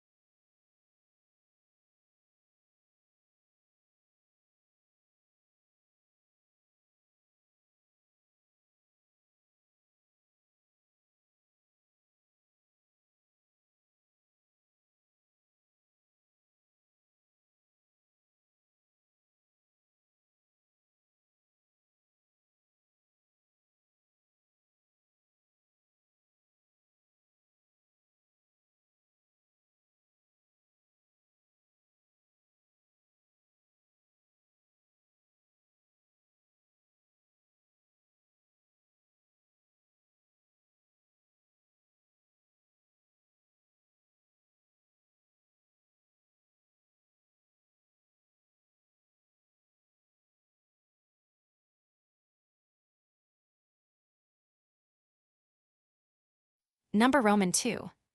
The Cabinet. On all great subjects, says Mr. Mill, much remains to be said, and of none is this more true than of the English Constitution. The literature which has accumulated upon it is huge, but an observer who looks at the living reality will wonder at the contrast to the paper description. He will see in the life much which is not in the books, and he will not find in the rough practice many refinements of the literary theory. It was natural, perhaps inevitable, that such an undergrowth of irrelevant ideas should gather round the British Constitution. Language is the tradition of nations. Each generation describes what it sees, but it uses words transmitted from the past. When a great entity like the British Constitution has continued in connected outward sameness, but hidden inner change, for many ages, every generation inherits a series of inapt words of maxims once true, but of which the truth is ceasing or has ceased. As a man's family go on muttering in his maturity incorrect phrases derived from a just observation of his early youth, so, in the full activity of an historical constitution, its subjects repeat phrases true in the time of their fathers, and inculcated by those fathers, but now true no longer. Or, if I may say so, an ancient and ever-altering constitution is like an old man who still wears with attached fondness clothes in the fashion of his youth. What you see of him is the same. What you do not see is wholly altered. There are two descriptions of the English Constitution which have exercised immense influence, but which are erroneous. First, it is laid down as a principle of the English polity, that in it the legislative, the executive, and the judicial powers are quite divided that each is entrusted to a separate person or set of persons that no one of these can at all interfere with the work of the other. There has been much eloquence expended in explaining how the rough genius of the English people, even in the Middle Ages, when it was especially rude, carried into life and practice that elaborate division of functions which philosophers had suggested on paper, but which they had hardly hoped to see except on paper. Secondly, it is insisted that the peculiar excellence of the British Constitution lies in a balanced union of three powers. It is said that the monarchical element, the aristocratic element, and the democratic element have each a share in the supreme sovereignty, and that the assent of all three is necessary to the action of that sovereignty. Kings, lords, and commons, by this theory, are alleged to be not only the outward form, but the inner moving essence, the vitality of the Constitution. A great theory, called the theory of checks and balances, pervades an immense part of political literature, and much of it is collected from or supported by English experience. Monarchy, it is said, has some faults, some bad tendencies, aristocracy others, democracy, again, others. But England has shown that a government can be constructed in which these evil tendencies exactly check, balance, and destroy one another, in which a good whole is constructed not simply in spite of, but by means of the counteracting defects of the constituent parts. Accordingly, it is believed that the principal characteristics of the English Constitution are inapplicable in countries where the materials for a monarchy or an aristocracy do not exist. That Constitution is conceived to be the best imaginable use of the political elements which the great majority of states in modern Europe inherited from the medieval period. It is believed that out of these materials nothing better can be made than the English Constitution, but it is also believed that the essential parts of the English Constitution cannot be made except from these materials. Now these elements are the accidents of a period and a region. They belong only to 1 or 2 centuries in human history and to a few countries. The United States could not have become monarchical, even if the Constitutional Convention had decreed it, even if the component states had ratified it. The mystic reverence, the religious allegiance, which are essential to a true monarchy, are imaginative sentiments that no legislature can manufacture in any people. These semi-filial feelings in government are inherited just as the true filial feelings in common life. You might as well adopt a father as make a monarchy. The special sentiment belonging to the one is as incapable of voluntary creation as the peculiar affection belonging to the other. If the practical part of the English Constitution could only be made out of a curious accumulation of medieval materials, its interest would be half historical, and its imitability very confined. No one can approach to an understanding of the English institutions, or of others, which, being the growth of many centuries, exercise a wide sway over mixed populations, unless he divide them into 2 classes. In such constitutions there are 2 parts, not indeed separable with microscopic accuracy, for the genius of great affairs abhors nicety of division. First, those which excite and preserve the reverence of the population, the dignified parts, if I may so call them, and next, the efficient parts, those by which it, in fact, works and rules. There are 2 great objects which every constitution must attain to be successful, which every old and celebrated one must have wonderfully achieved. Every constitution must first gain authority and then use authority. It must first win the loyalty and confidence of mankind, and then employ that homage in the work of government. There are indeed practical men who reject the dignified parts of government. They say, we want only to attain results, to do business. A constitution is a collection of political means for political ends, and if you admit that any part of a constitution does no business, or that a simpler machine would do equally well what it does, you admit that this part of the Constitution, however dignified or awful it may be, is nevertheless in truth useless. And other reasoners, who distrust this bare philosophy, have propounded subtle arguments to prove that these dignified parts of old governments are cardinal components of the essential apparatus, great pivots of substantial utility, and so they manufactured fallacies which the plainer school have well exposed. But both schools are in error. The dignified parts of government are those which bring it force, which attract its motive power. The efficient parts only employ that power. The comely parts of a government have need, for they are those upon which its vital strength depends. They may not do anything definite that a simpler polity would not do better, but they are the preliminaries, the needful prerequisites of all work.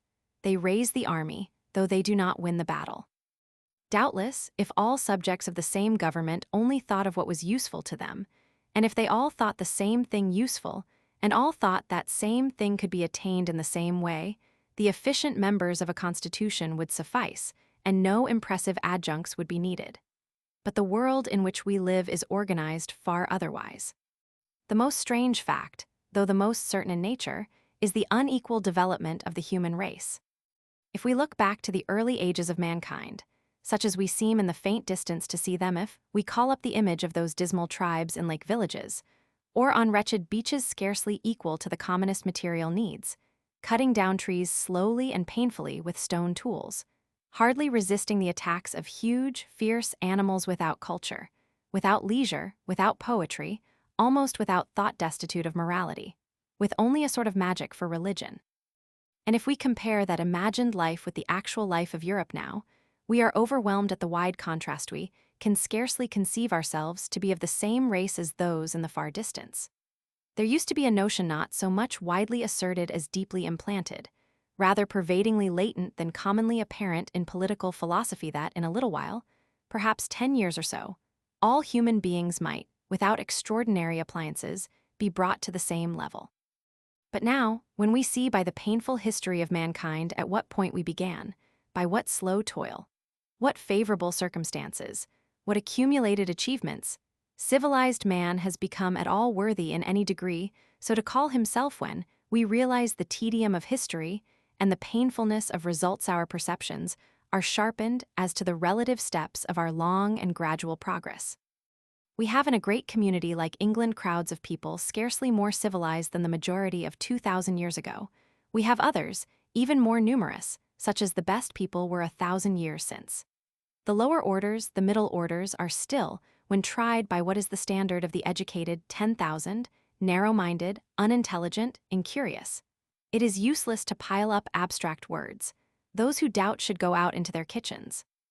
Let an accomplished man try what seems to him most obvious, most certain, most palpable in intellectual matters, upon the housemaid and the footman, and he will find that what he says seems unintelligible, confused, and erroneous, that his audience think him mad and wild when he is speaking what is in his own sphere of thought the dullest platitude of cautious soberness.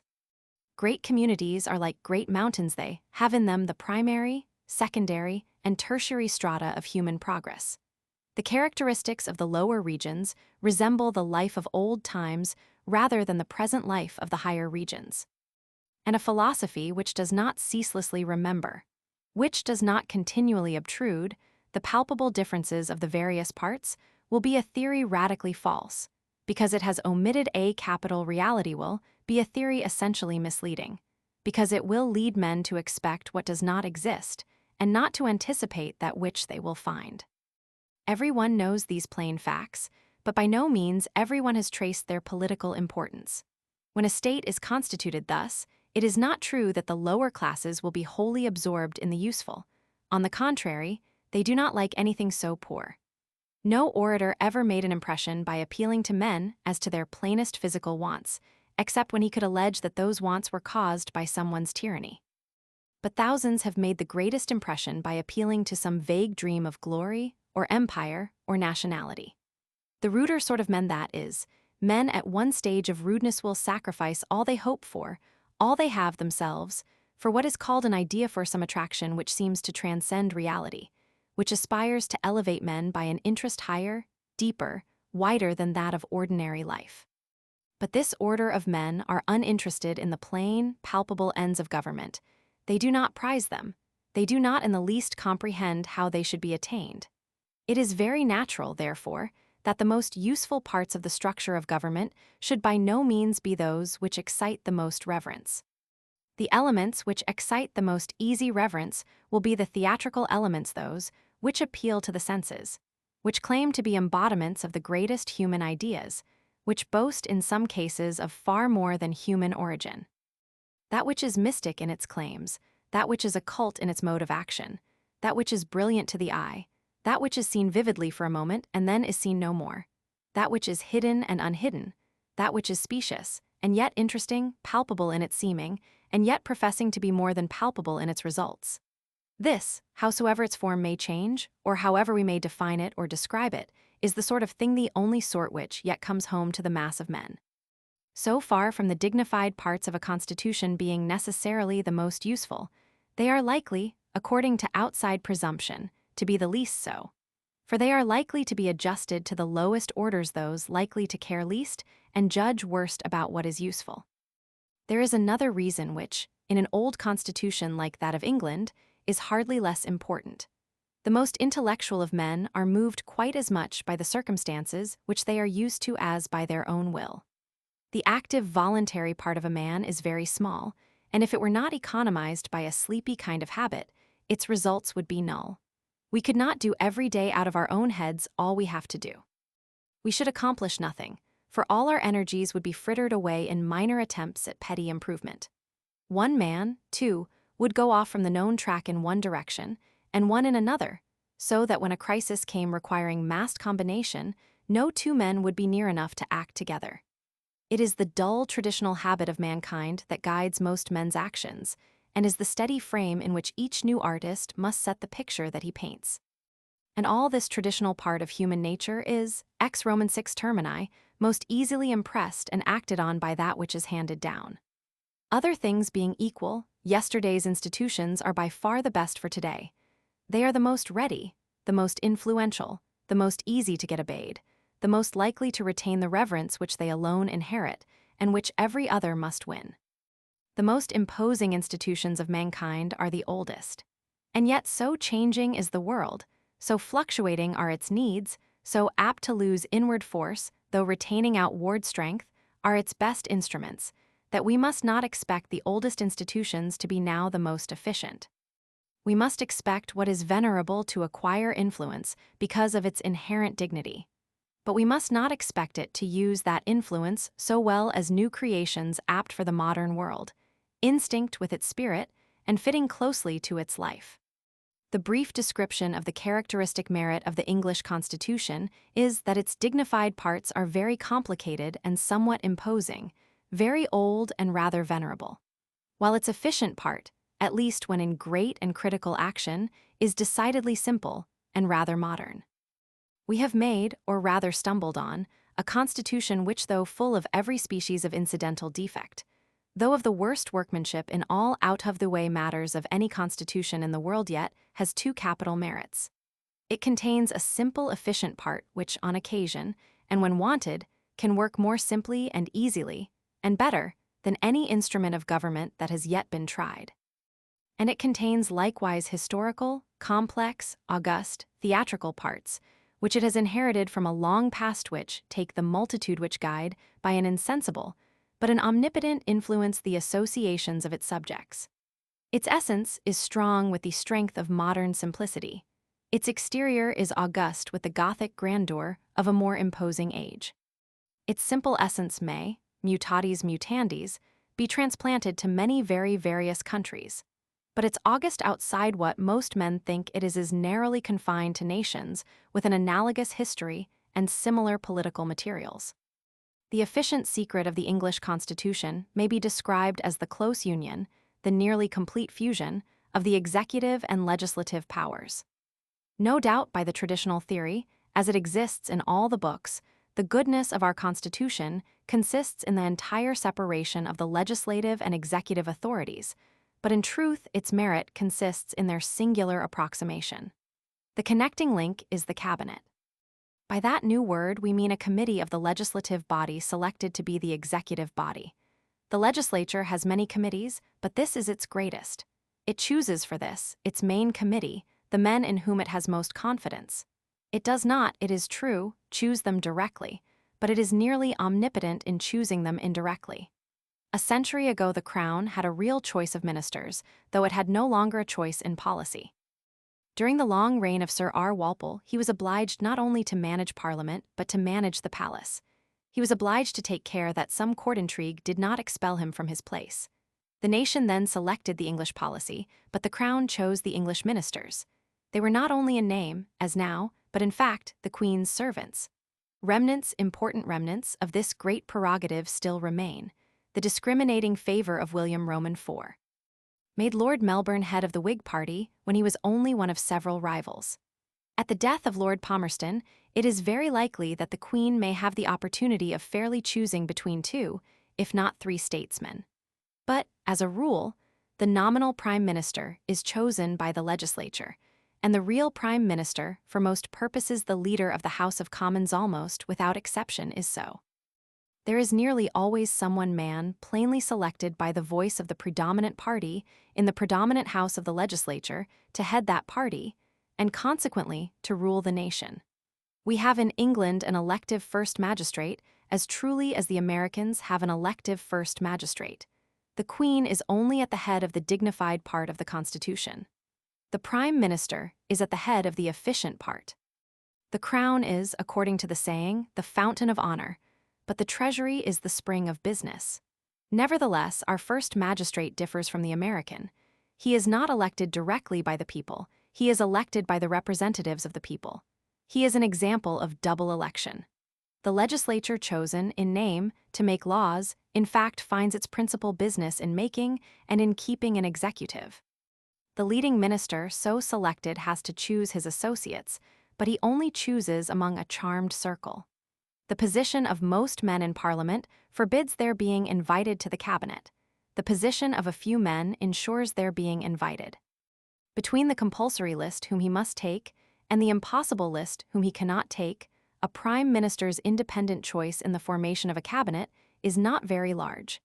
It extends rather to the division of the cabinet offices than to the choice of cabinet ministers.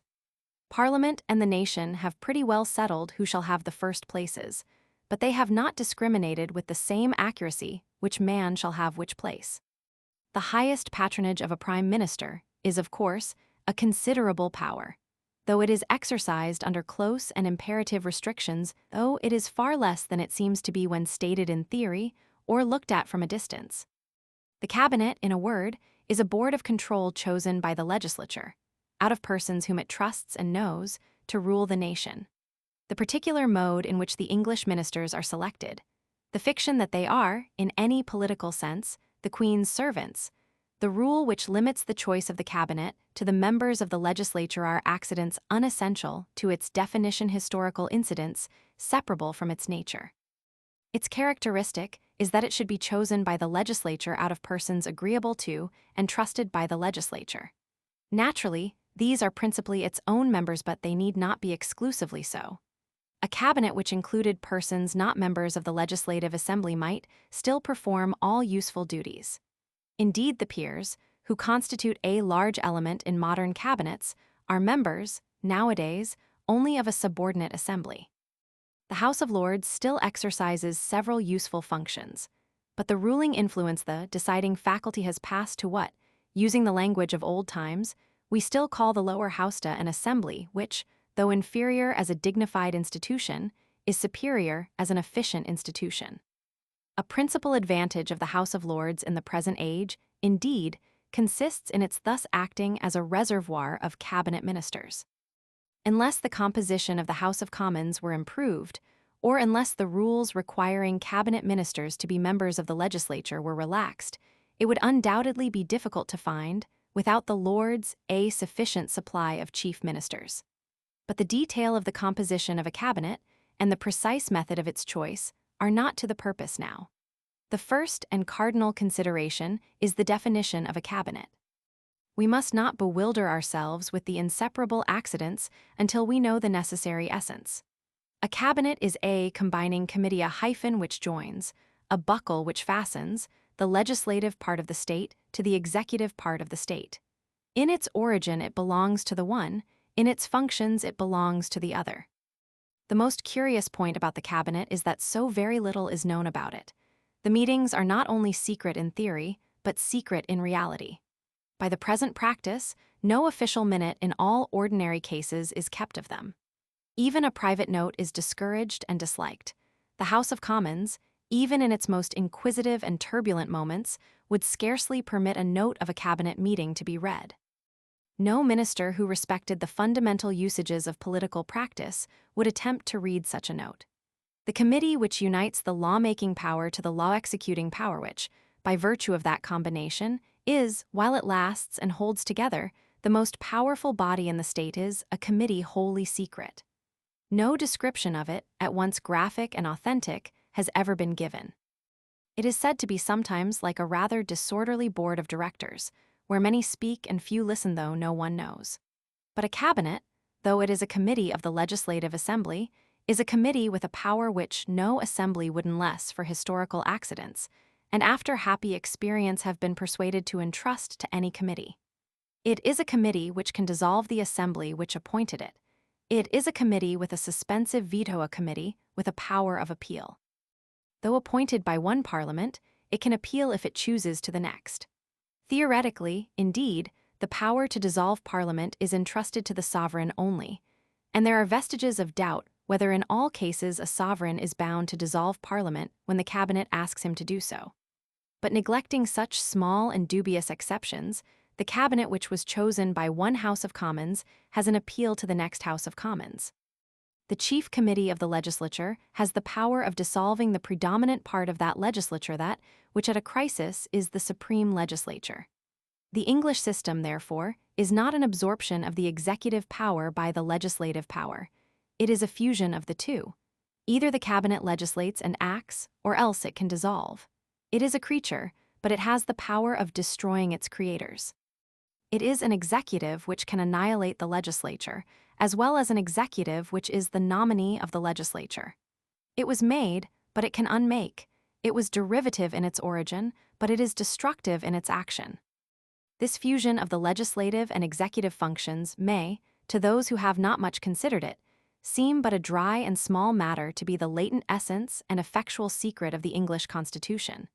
But we can only judge of its real importance by looking at a few of its principal effects, and contrasting it very shortly with its great competitor, which seems likely, unless care be taken, to outstrip it in the progress of the world. That competitor is the presidential system. The characteristic of it is that the president is elected from the people by one process, and the House of Representatives by another. The independence of the legislative and executive powers is the specific quality of presidential government, just as their fusion and combination is the precise principle of cabinet government. It is said that at the end of the cabinet which agreed to propose a fixed duty on corn, Lord Melbourne put his back to the door and said, "Now is it to lower the price of corn or isn't it? It is not much matter which we say, but mind, we must all say the same." This is the most graphic story of a cabinet I ever heard, but I cannot vouch for its truth. Lord Melbourne's is a character about which men make stories. First, compare the two in quiet times. The essence of a civilized age is that administration requires the continued aid of legislation. One principal and necessary kind of legislation is taxation. The expense of civilized government is continually varying. It must vary if the government does its duty. The miscellaneous estimates of the English government contain an inevitable medley of changing items. Education, prison discipline, art, science, civil contingencies of 100 kinds require more money one year and less another. The expense of defense, the naval and military estimates vary still more as the danger of attack seems more or less imminent, as the means of retarding such danger become more or less costly. If the persons who have to do the work are not the same as those who have to make the laws, there will be a controversy between the two sets of persons. The tax imposers are sure to quarrel with the tax requirers. The executive is crippled by not getting the laws it needs, and the legislature is spoiled by having to act without responsibility. The executive becomes unfit for its name, since it cannot execute what it decides on. The legislature is demoralized by liberty, by taking decisions of which others, and not itself, will suffer the effects. In America, so much has this difficulty been felt that a semi-connection has grown up between the legislature and the executive. When the Secretary of the Treasury of the federal government wants a tax, he consults upon it with the chairman of the Financial Committee of Congress. He cannot go down to Congress himself and propose what he wants. He can only write a letter and send it. But he tries to get a chairman of the Finance Committee who likes his tax. Through that chairman, he tries to persuade the committee to recommend such tax. By that committee, he tries to induce the House to adopt that tax. But such a chain of communications is liable to continual interruptions. It may suffice for a single tax on a fortunate occasion, but will scarcely pass a complicated budget. We do not say in a war or a rebellion. We are now comparing the cabinet system and the presidential system in quiet times, but in times of financial difficulty. Two clever men never exactly agreed about a budget. We have by present practice an Indian Chancellor of the Exchequer talking English finance at Calcutta, and an English one talking Indian finance in England. But the figures are never the same, and the views of policy are rarely the same. One most angry controversy has amused the world, and probably others scarcely less interesting are hidden in the copious stores of our Anglo-Indian correspondence. But relations something like these must subsist between the head of a finance committee in the legislature and a finance minister in the executive. They are sure to quarrel, and the result is sure to satisfy neither. And when the taxes do not yield as they were expected to yield, who is responsible? Very likely the Secretary of the Treasury could not persuade the chairman. Very likely the chairman could not persuade his committee. Very likely the committee could not persuade the assembly. Whom then can you punish? Whom can you abolish when your taxes run short? There is nobody save the legislature, a vast miscellaneous body difficult to punish, and the very persons to inflict the punishment. Nor is the financial part of administration the only one which requires in a civilized age the constant support and accompaniment of facilitating legislation. All administration does so. In England, on a vital occasion, the cabinet can compel legislation by the threat of resignation and the threat of dissolution, but neither of these can be used in a presidential state. There the legislature cannot be dissolved by the executive government, and it does not heed a resignation, for it has not to find the successor. Accordingly, when a difference of opinion arises, the legislature is forced to fight the executive, and the executive is forced to fight the legislative, and so very likely they contend to the conclusion of their respective terms. There is, indeed, one condition of things in which this description, though still approximately true, is nevertheless not exactly true, and that is when there is nothing to fight about. Before the rebellion in America, owing to the vast distance of other states and the favorable economic condition of the country, there were very few considerable objects of contention. But if that government had been tried by English legislation of the last 30 years, the discordant action of the two powers, whose constant cooperation is essential to the best government, would have shown itself much more distinctly. Nor is this the worst. Cabinet government educates the nation. The presidential does not educate it and may corrupt it. It has been said that England invented the phrase, Her Majesty's opposition, that it was the first government which made a criticism of administration as much a part of the polity as administration itself. This critical opposition is the consequence of cabinet government. The great scene of debate, the great engine of popular instruction and political controversy, is the legislative assembly. A speech there by an eminent statesman, a party movement by a great political combination, are the best means yet known for arousing, enlivening, and teaching a people. The cabinet system ensures such debates, for it makes them the means by which statesmen advertise themselves for future and confirm themselves in present governments. It brings forward men eager to speak and gives them occasions to speak. The deciding catastrophes of cabinet governments are critical divisions preceded by fine discussions. Everything which is worth saying, everything which ought to be said, most certainly will be said. Conscientious men think they ought to persuade others. Selfish men think they would like to obtrude themselves. The nation is forced to hear two sides, all the sides, perhaps, of that which most concerns it, and it likes to hear it, is eager to know.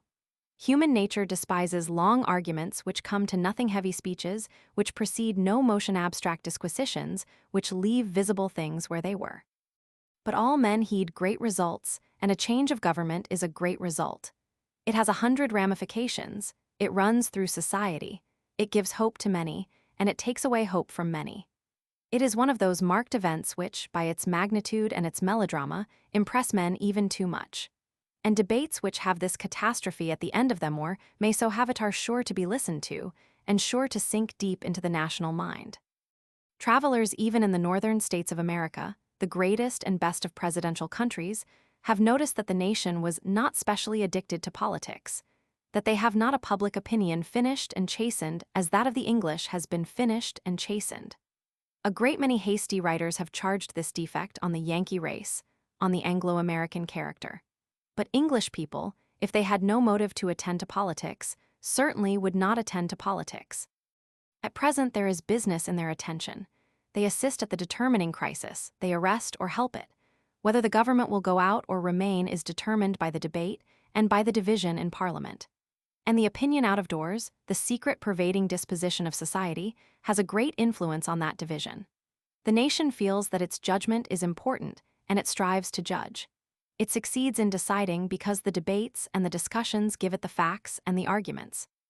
But under a presidential government, a nation has, except at the electing moment, no influence. It has not the ballot box before it. Its virtue is gone, and it must wait till its instant of despotism again returns. It is not incited to form an opinion like a nation under a cabinet government, nor is it instructed like such a nation. There are doubtless debates in the legislature, but they are prologues without a play. There is nothing of a catastrophe about them. You cannot turn out the government. The prize of power is not in the gift of the legislature, and no one cares for the legislature. The executive, the great center of power and place, sticks irremovable. You cannot change it in any event. The teaching apparatus which has educated our public mind, which prepares our resolutions, which shapes our opinions, does not exist. No presidential country needs to form daily delicate opinions, or is helped in forming them.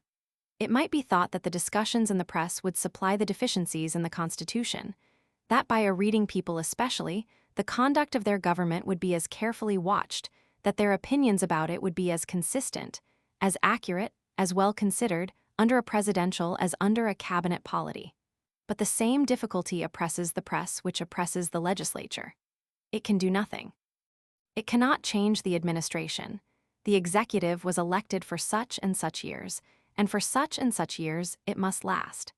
People wonder that so literary a people as the Americans, a people who read more than any people who ever lived, who read so many newspapers, should have such bad newspapers. The papers are not so good as the English, because they have not the same motive to be good as the English papers. At a political crisis, as we say, that is, when the fate of an administration is unfixed, when it depends on a few votes yet unsettled, upon a wavering and veering opinion, effective articles in great journals become of essential moment. The Times has made many ministries. When, as of late, there has been a long continuance of divided parliaments, of governments which were without brute voting power, and which depended on intellectual strength, the support of the most influential organ of English opinion has been of critical moment. If a Washington newspaper could have turned out Mr. Lincoln, there would have been good writing and fine argument in the Washington newspapers. But the Washington newspapers can no more remove a president during his term of place than the Times can remove a Lord Mayor during his year of office. Nobody cares for a debate in Congress which comes to nothing, and no one reads long articles which have no influence on events.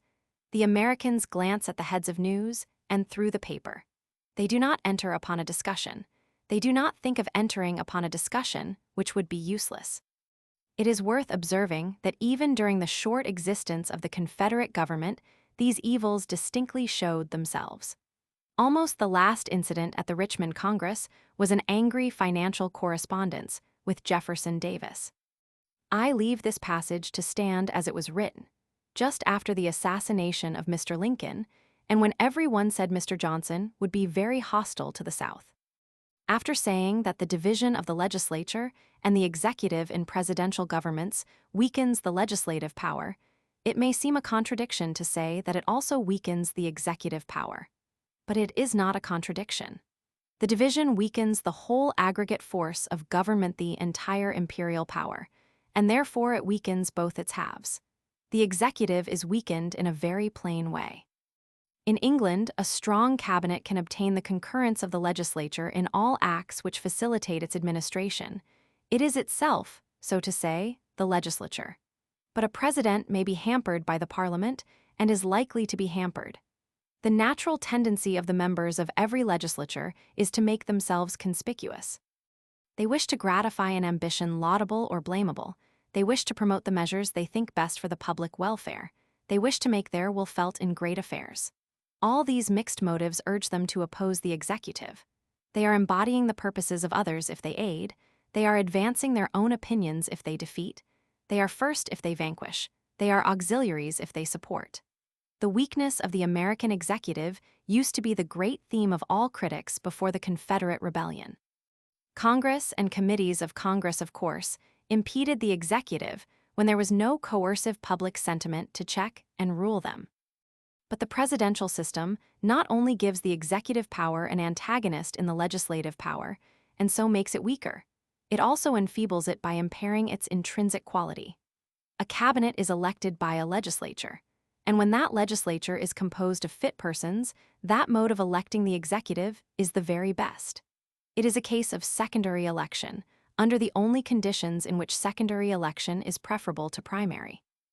Generally speaking, in an electioneering country, I mean in a country full of political life, and used to the manipulation of popular institutions, the election of candidates to elect candidates is a farce.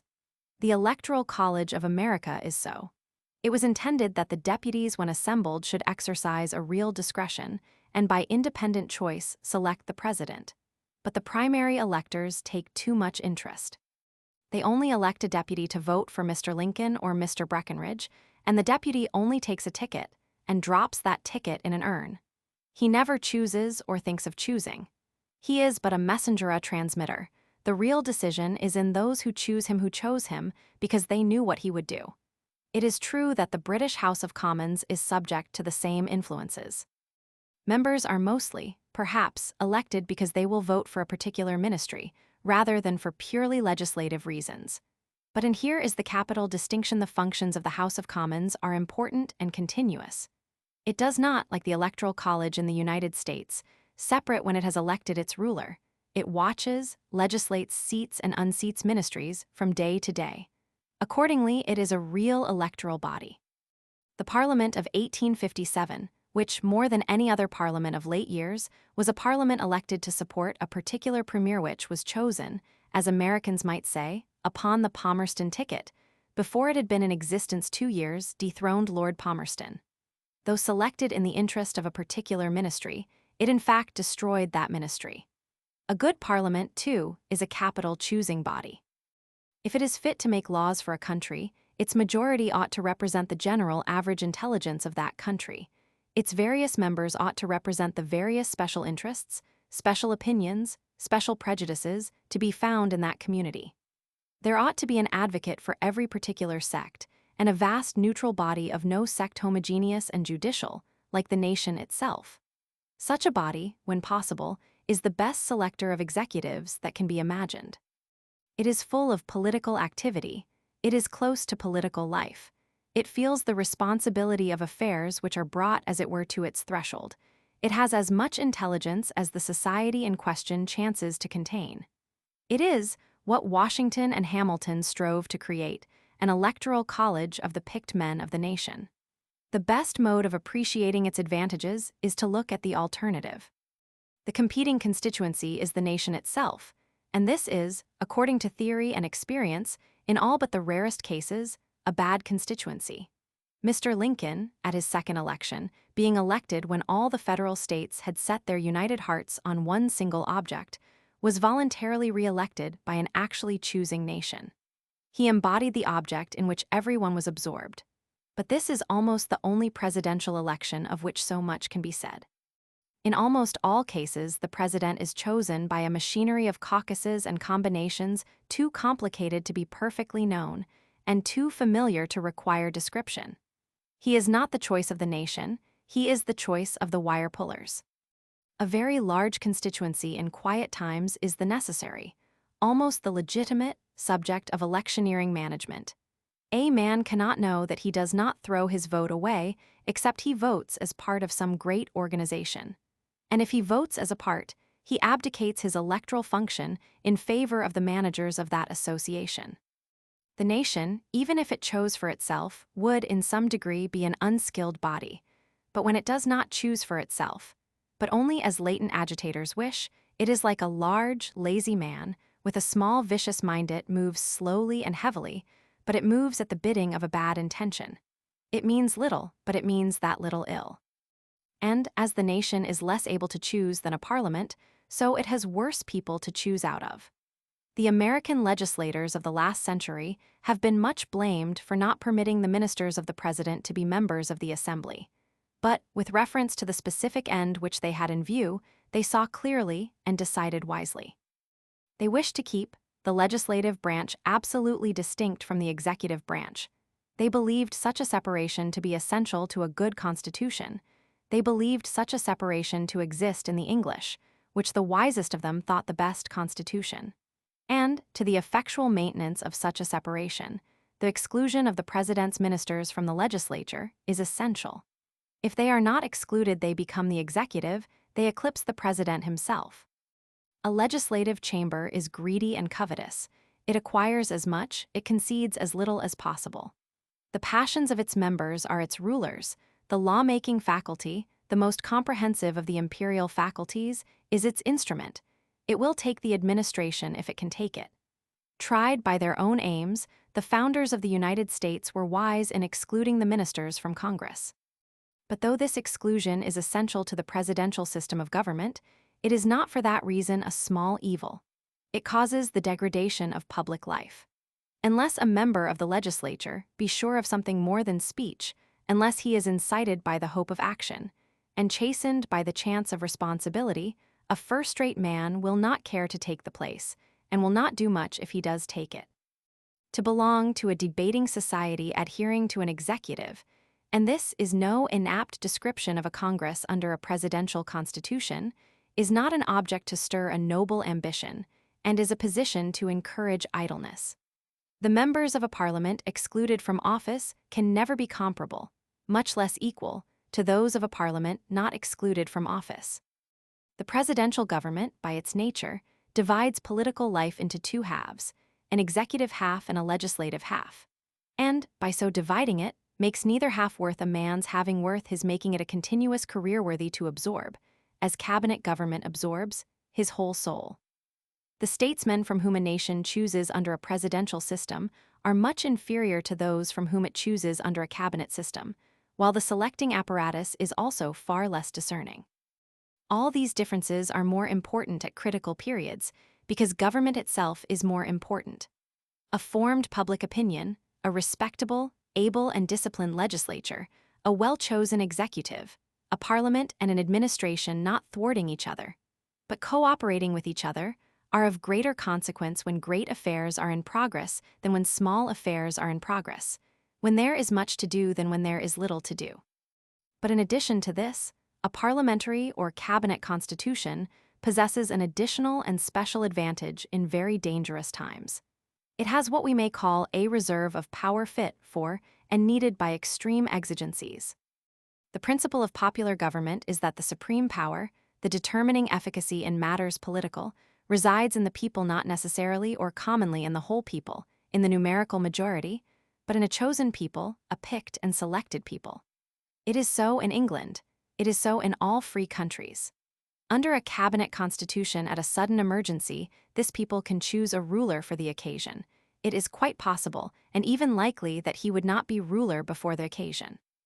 The great qualities, the imperious will, the rapid energy, the eager nature fit for a great crisis are not required are impediments in common times.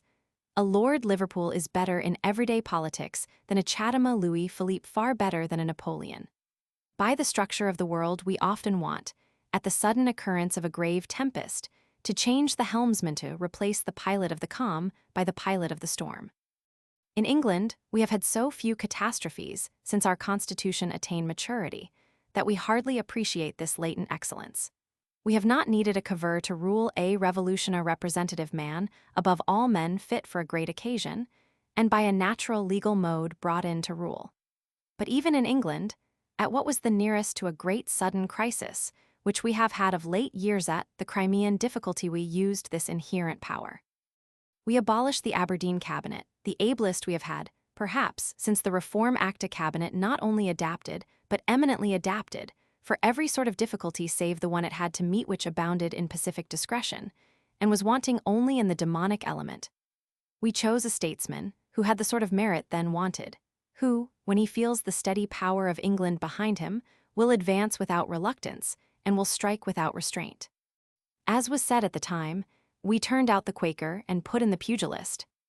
But under a presidential government, you can do nothing of the kind.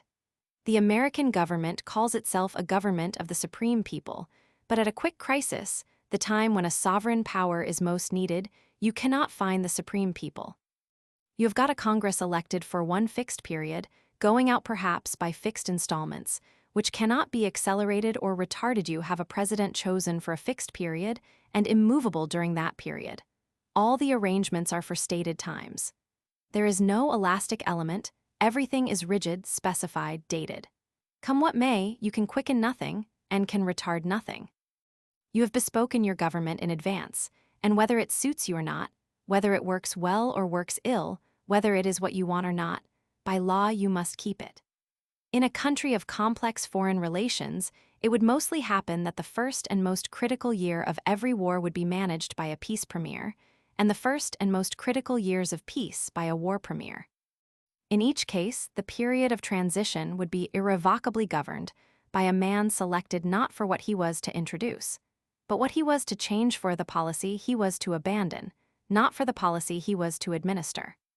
The whole history of the American Civil War, a history which has thrown an intense light on the working of a presidential government, at the time when government is most important is, but a vast continuous commentary on these reflections.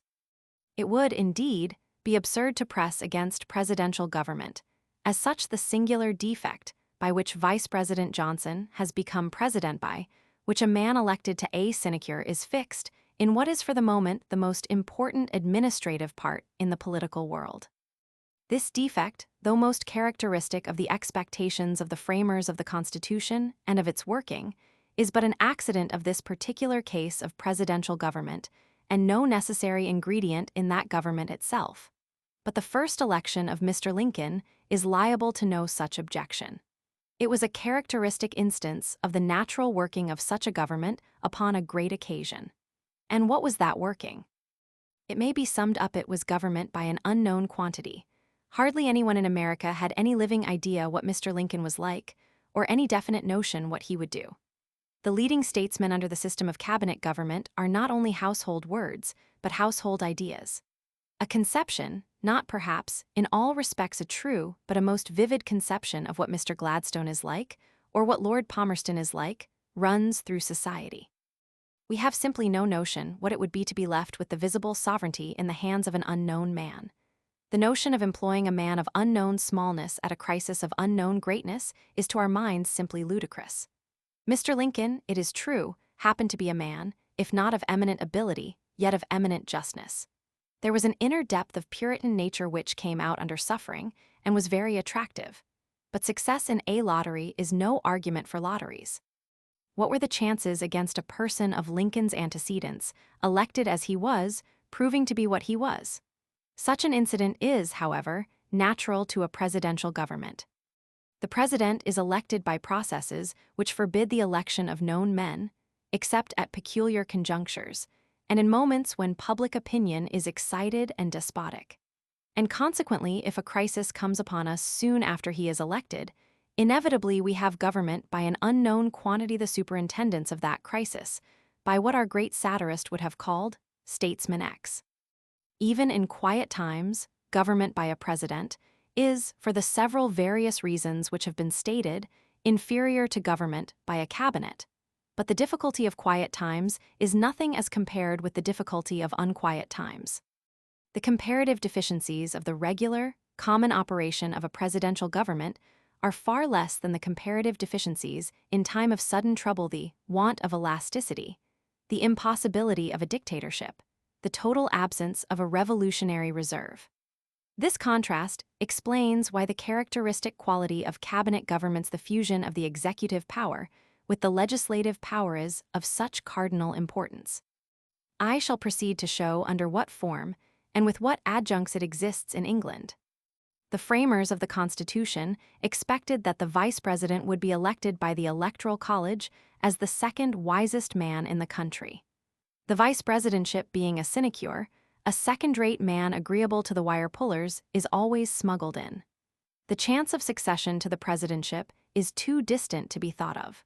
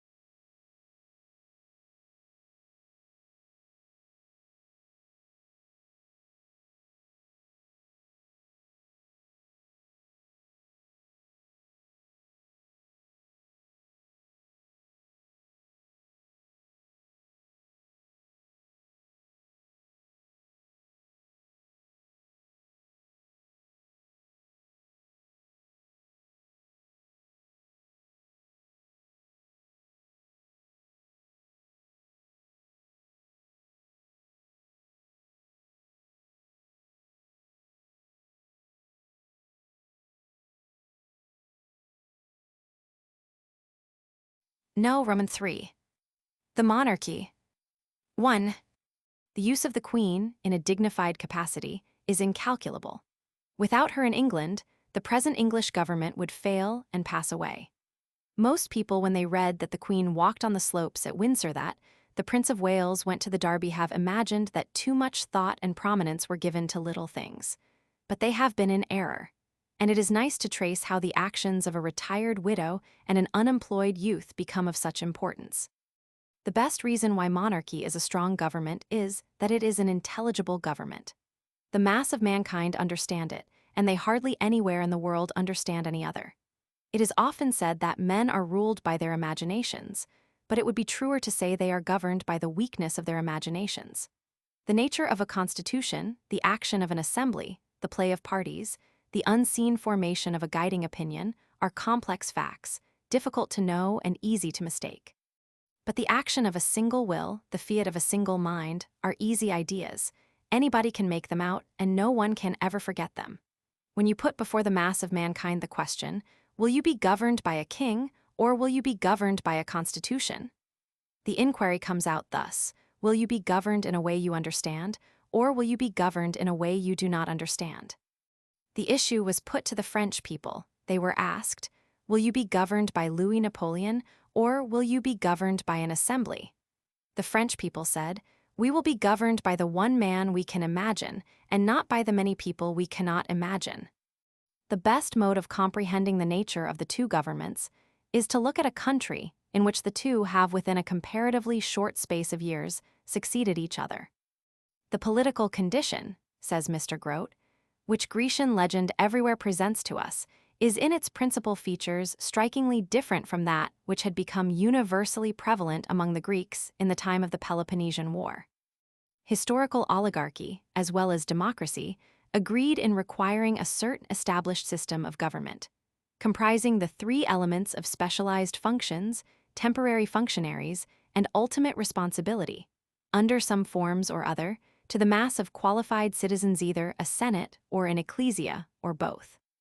There were, of course, many and capital distinctions between one government and another, in respect to the qualification of the citizen, the attributes and efficiency of the General Assembly, the admissibility to power, etc.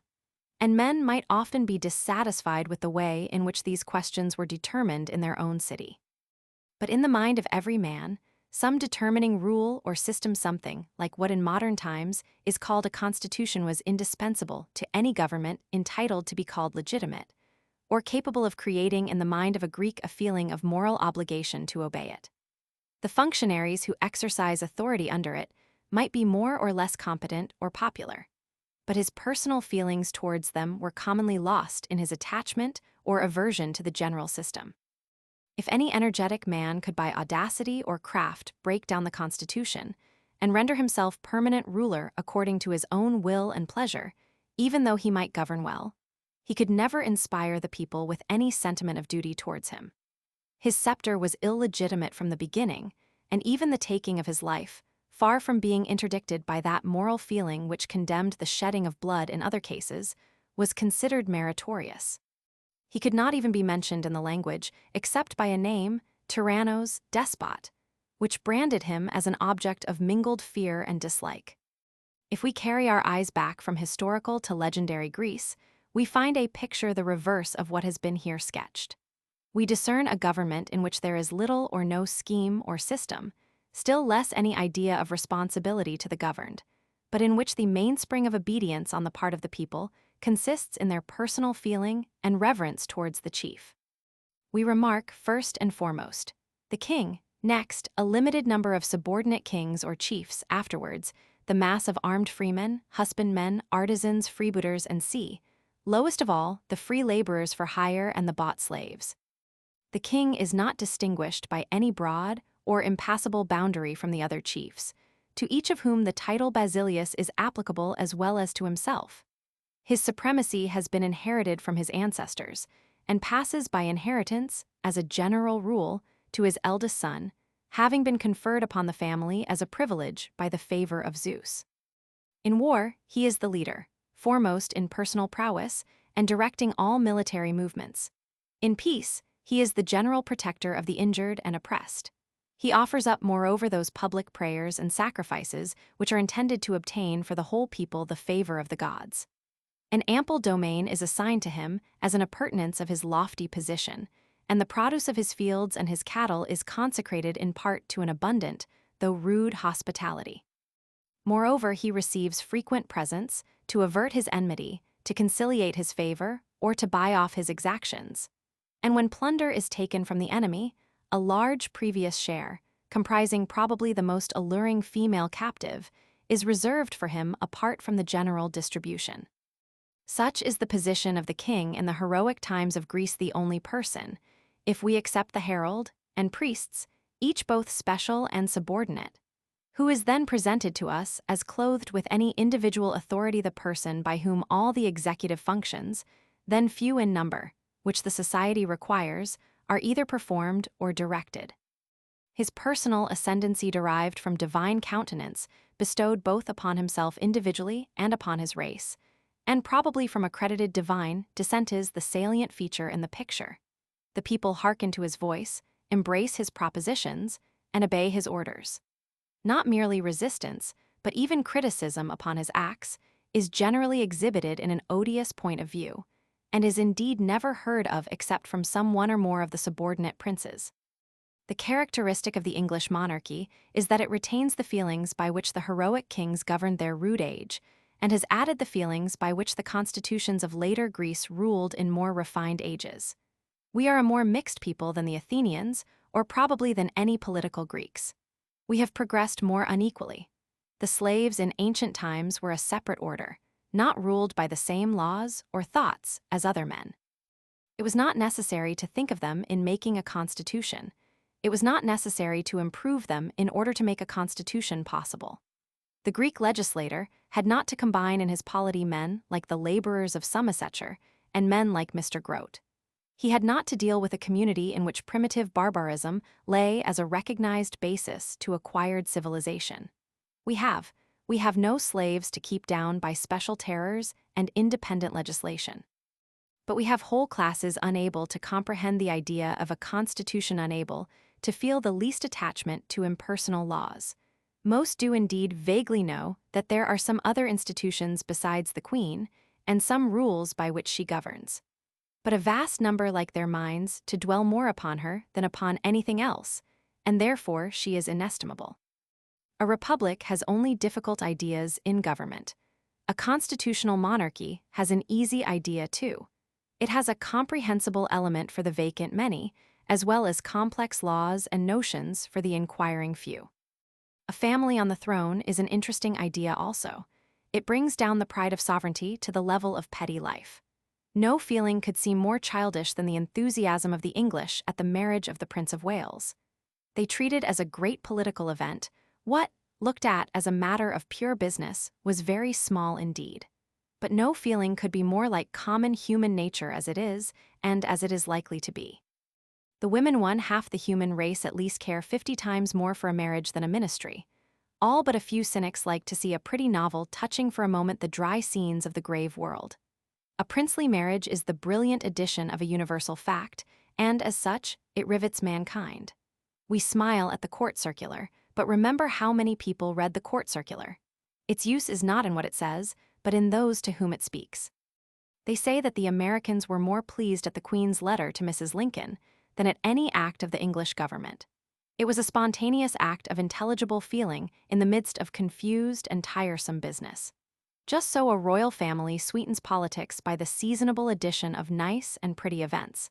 It introduces irrelevant facts into the business of government, but they are facts which speak to men's bosoms and employ their thoughts.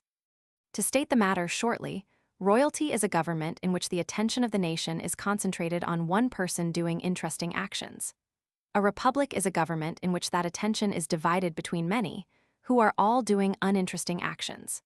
Accordingly, so long as the human heart is strong and the human reason weak, royalty will be strong because it appeals to diffused feeling, and republics weak because they appeal to the understanding. Secondly, the English monarchy strengthens our government with the strength of religion. It is not easy to say why it should be so. Every instructed theologian would say that it was the duty of a person born under a republic as much to obey that republic as it is the duty of one born under a monarchy to obey the monarch. But the mass of the English people do not think so.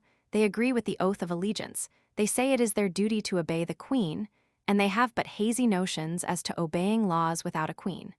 In former times, when our Constitution was incomplete, this notion of local holiness in one part was mischievous. All parts were struggling, and it was necessary each should have its full growth.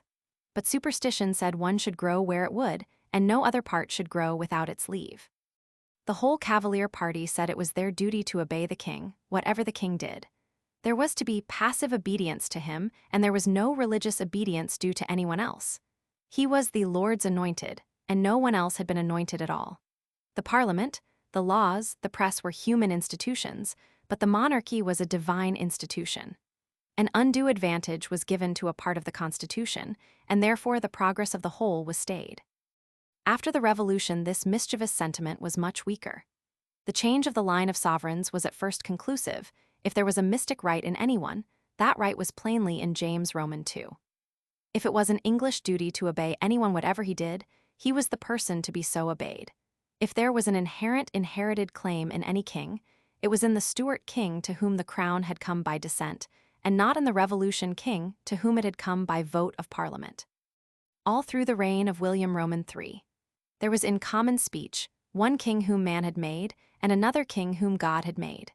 The king who ruled had no consecrated loyalty to build upon. Although he ruled in fact, according to sacred theory, there was a king in France who ought to rule. But it was very hard for the English people, with their plain sense and slow imagination, to keep up a strong sentiment of veneration for a foreign adventurer. He lived under the protection of a French king. What he did was commonly stupid, and what he left undone was very often wise. As soon as Queen Anne began to reign, there was a change of feeling. The old sacred sentiment began to cohere about her. There were indeed difficulties which would have baffled most people, but an Englishman whose heart is in a matter is not easily baffled. Queen Anne had a brother living and a father living, and by every rule of descent, their right was better than hers. But many people evaded both claims. They said James Roman II had run away and so abdicated, though he only ran away because he was in duress and was frightened, and though he claimed the allegiance of his subjects day by day. The pretender, it was said, was not legitimate, though the birth was proved by evidence which any court of justice would have accepted. The English people were out of a sacred monarch, and so they tried very hard to make a new one. Events, however, were too strong for them. They were ready and eager to take Queen Anne as the stock of a new dynasty. They were ready to ignore the claims of her father and the claims of her brother, but they could not ignore the fact that at the critical period she had no children.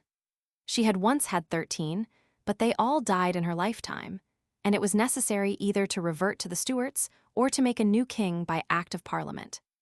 According to the Act of Settlement passed by the Whigs, the crown was settled on the descendants of the Princess Sophia of Hanover, a younger daughter of James, either were before her James Roman II.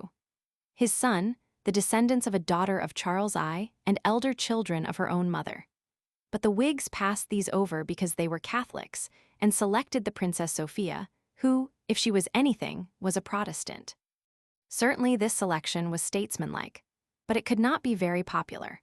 It was quite impossible to say that it was the duty of the English people to obey the House of Hanover upon any principles which do not concede the right of the people to choose their rulers, and which do not degrade monarchy from its solitary pinnacle of majestic reverence and make it one only among many expedient institutions. If a king is a useful public functionary who may be changed, and in whose place you may make another, you cannot regard him with mystic awe and wonder. And if you are bound to worship him, of course you cannot change him. Accordingly, during the whole reigns of George I and George Roman II, the sentiment of religious loyalty altogether ceased to support the crown. The prerogative of the king had no strong party to support it. The Tories, who naturally would support it, disliked the actual king, and the Whigs, according to their creed, disliked the king's office. Until the accession of George Roman III. The most vigorous opponents of the crown were the country gentlemen, its natural friends, and the representatives of quiet rural districts, where loyalty is mostly to be found, if anywhere. But after the accession of George Roman III, the common feeling came back to the same point as in Queen Anne's time. The English were ready to take the new young prince as the beginning of a sacred line of sovereigns, just as they had been willing to take an old lady, who was the second cousin of his great-great-grandmother. So it is now. If you ask the immense majority of the Queen's subjects by what right she rules, they would never tell you that she rules by parliamentary right, by virtue of 6 Anne, c. 7. They will say she rules by God's grace. They believe that they have a mystic obligation to obey her. When her family came to the crown, it was a sort of treason to maintain the inalienable right of lineal sovereignty, for it was equivalent to saying that the claim of another family was better than hers. But now, in the strange course of human events, that very sentiment has become her surest and best support. But it would be a great mistake to believe that at the accession of George Roman III, the instinctive sentiment of hereditary loyalty at once became as useful as now. It began to be powerful, but it hardly began to be useful. There was so much harm done by it as well as so much good, that it is quite capable of being argued whether on the whole it was beneficial or hurtful. Throughout the greater part of his life, George Roman III was a kind of consecrated obstruction. Whatever he did had a sanctity different from what anyone else did, and it perversely happened that he was commonly wrong. He had as good intentions as anyone need have, and he attended to the business of his country, as a clerk with his bread to get attends to the business of his office. But his mind was small, his education limited, and he lived in a changing time. Accordingly, he was always resisting what ought to be, and prolonging what ought not to be.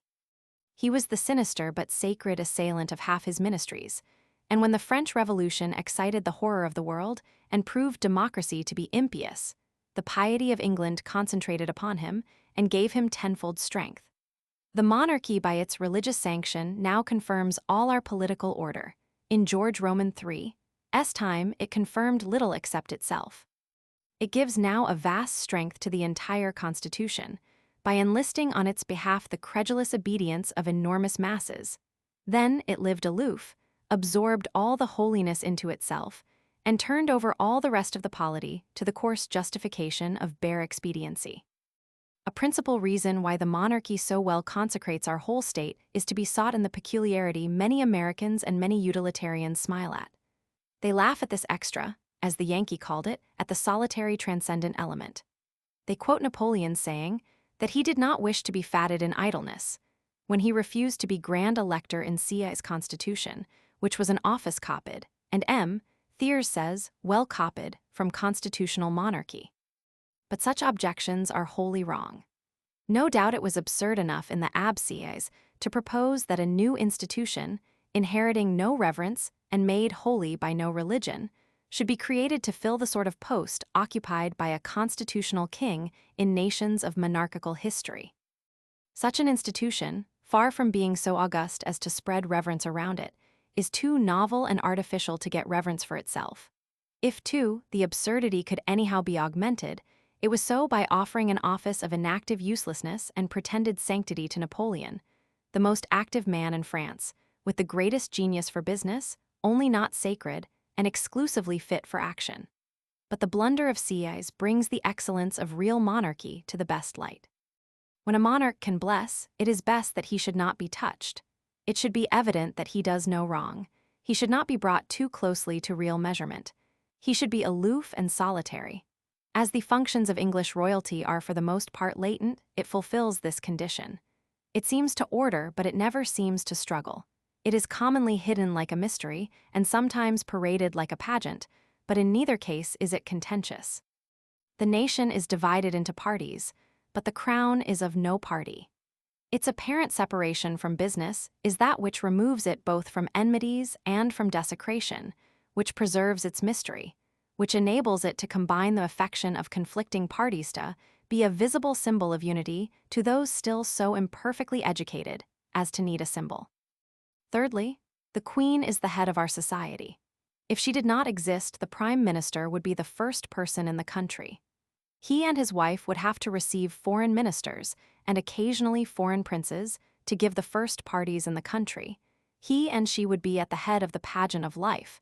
They would represent England in the eyes of foreign nations. They would represent the government of England in the eyes of the English. It is very easy to imagine a world in which this change would not be a great evil.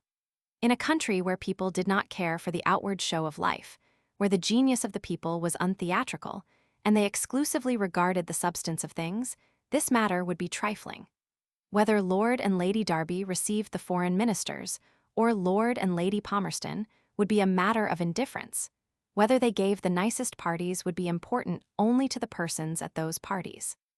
A nation of unimpressible philosophers would not care at all how the externals of life were managed.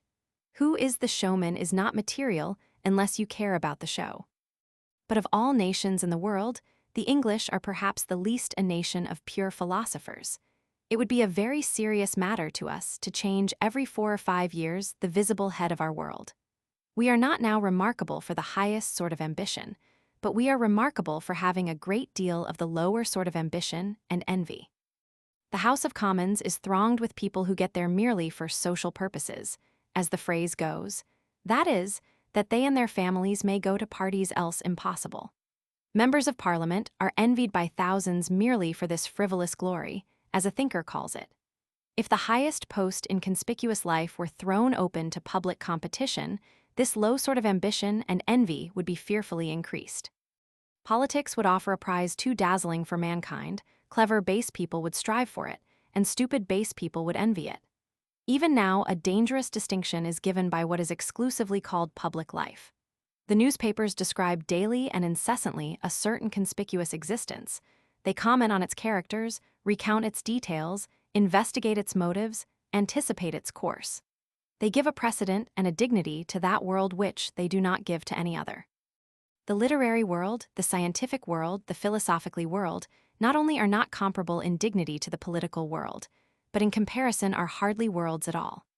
The newspaper makes no mention of them, and could not mention them. As are the papers, so are the readers. They, by irresistible sequence and association, believe that those people who constantly figure in the papers are cleverer, abler, or at any rate, somehow higher than other people. I wrote books, we heard of a man saying, for 20 years, and I was nobody. I got into Parliament, and before I had taken my seat, I had become somebody. English politicians are the men who fill the thoughts of the English public. They are the actors on the scene, and it is hard for the admiring spectators not to believe that the admired actor is greater than themselves. In this present age and country, it would be very dangerous to give the slightest addition to a force already perilously great. If the highest social rank was to be scrambled for in the House of Commons, the number of social adventurers there would be incalculably more numerous, and indefinitely more eager. A very peculiar combination of causes has made this characteristic one of the most prominent in English society. The Middle Ages left all Europe with a social system headed by courts. The government was made the head of all society, all intercourse, and all life. Everything paid allegiance to the sovereign, and everything ranged itself round the sovereign what was next to be greatest, and what was farthest least. The idea that the head of the government is the head of society is so fixed in the ideas of mankind that only a few philosophers regard it as historical and accidental. Though when the matter is examined, that conclusion is certain and even obvious. In the first place, society as society does not naturally need a head at all. Its constitution, if left to itself, is not monarchical, but aristocratical. Society, in the sense we are now talking of, is the union of people for amusement and conversation. The making of marriages goes on in it, as it were, incidentally, but its common and main concern is talking and pleasure. There is nothing in this which needs a single supreme head. It is a pursuit in which a single person does not of necessity dominate.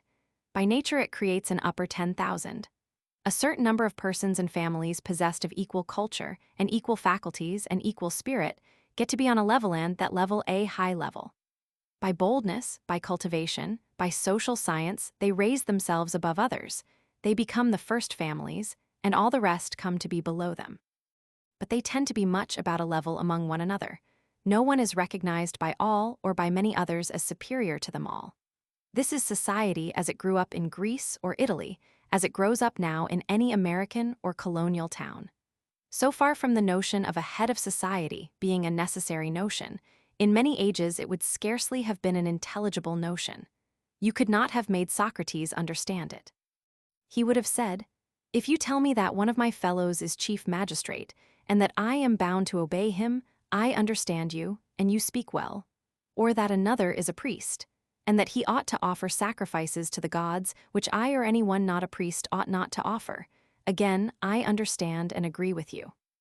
But if you tell me that there is in some citizen a hidden charm by which his words become better than my words, and his house better than my house, I do not follow you, and should be pleased if you will explain yourself." And even if a head of society were a natural idea, it certainly would not follow that the head of the civil government should be that head. Society, as such, has no more to do with civil polity than with ecclesiastical. The organization of men and women for the purpose of amusement is not necessarily identical with their organization for political purposes, any more than with their organization for religious purposes. It has of itself no more to do with the state than it has with the church. The faculties which fit a man to be a great ruler are not those of society. Some great rulers have been unintelligible like Cromwell, or brusque like Napoleon, or coarse and barbarous like Sir Robert Walpole. The light nothings of the drawing-room and the grave things of office are as different from one another as two human occupations can be. There is no naturalness in uniting the two. The end of it always is that you put a man at the head of society who very likely is remarkable for social defects and is not eminent for social merits. The best possible commentary on these remarks is the history of English history. It has not been sufficiently remarked that a change has taken place in the structure of our society exactly analogous to the change in our polity. A republic has insinuated itself beneath the folds of a monarchy. Charles Roman II was really the head of society. Whitehall, in his time, was the center of the best talk, the best fashion, and the most curious love affairs of the age. He did not contribute good morality to society, but he set an example of infinite agreeableness.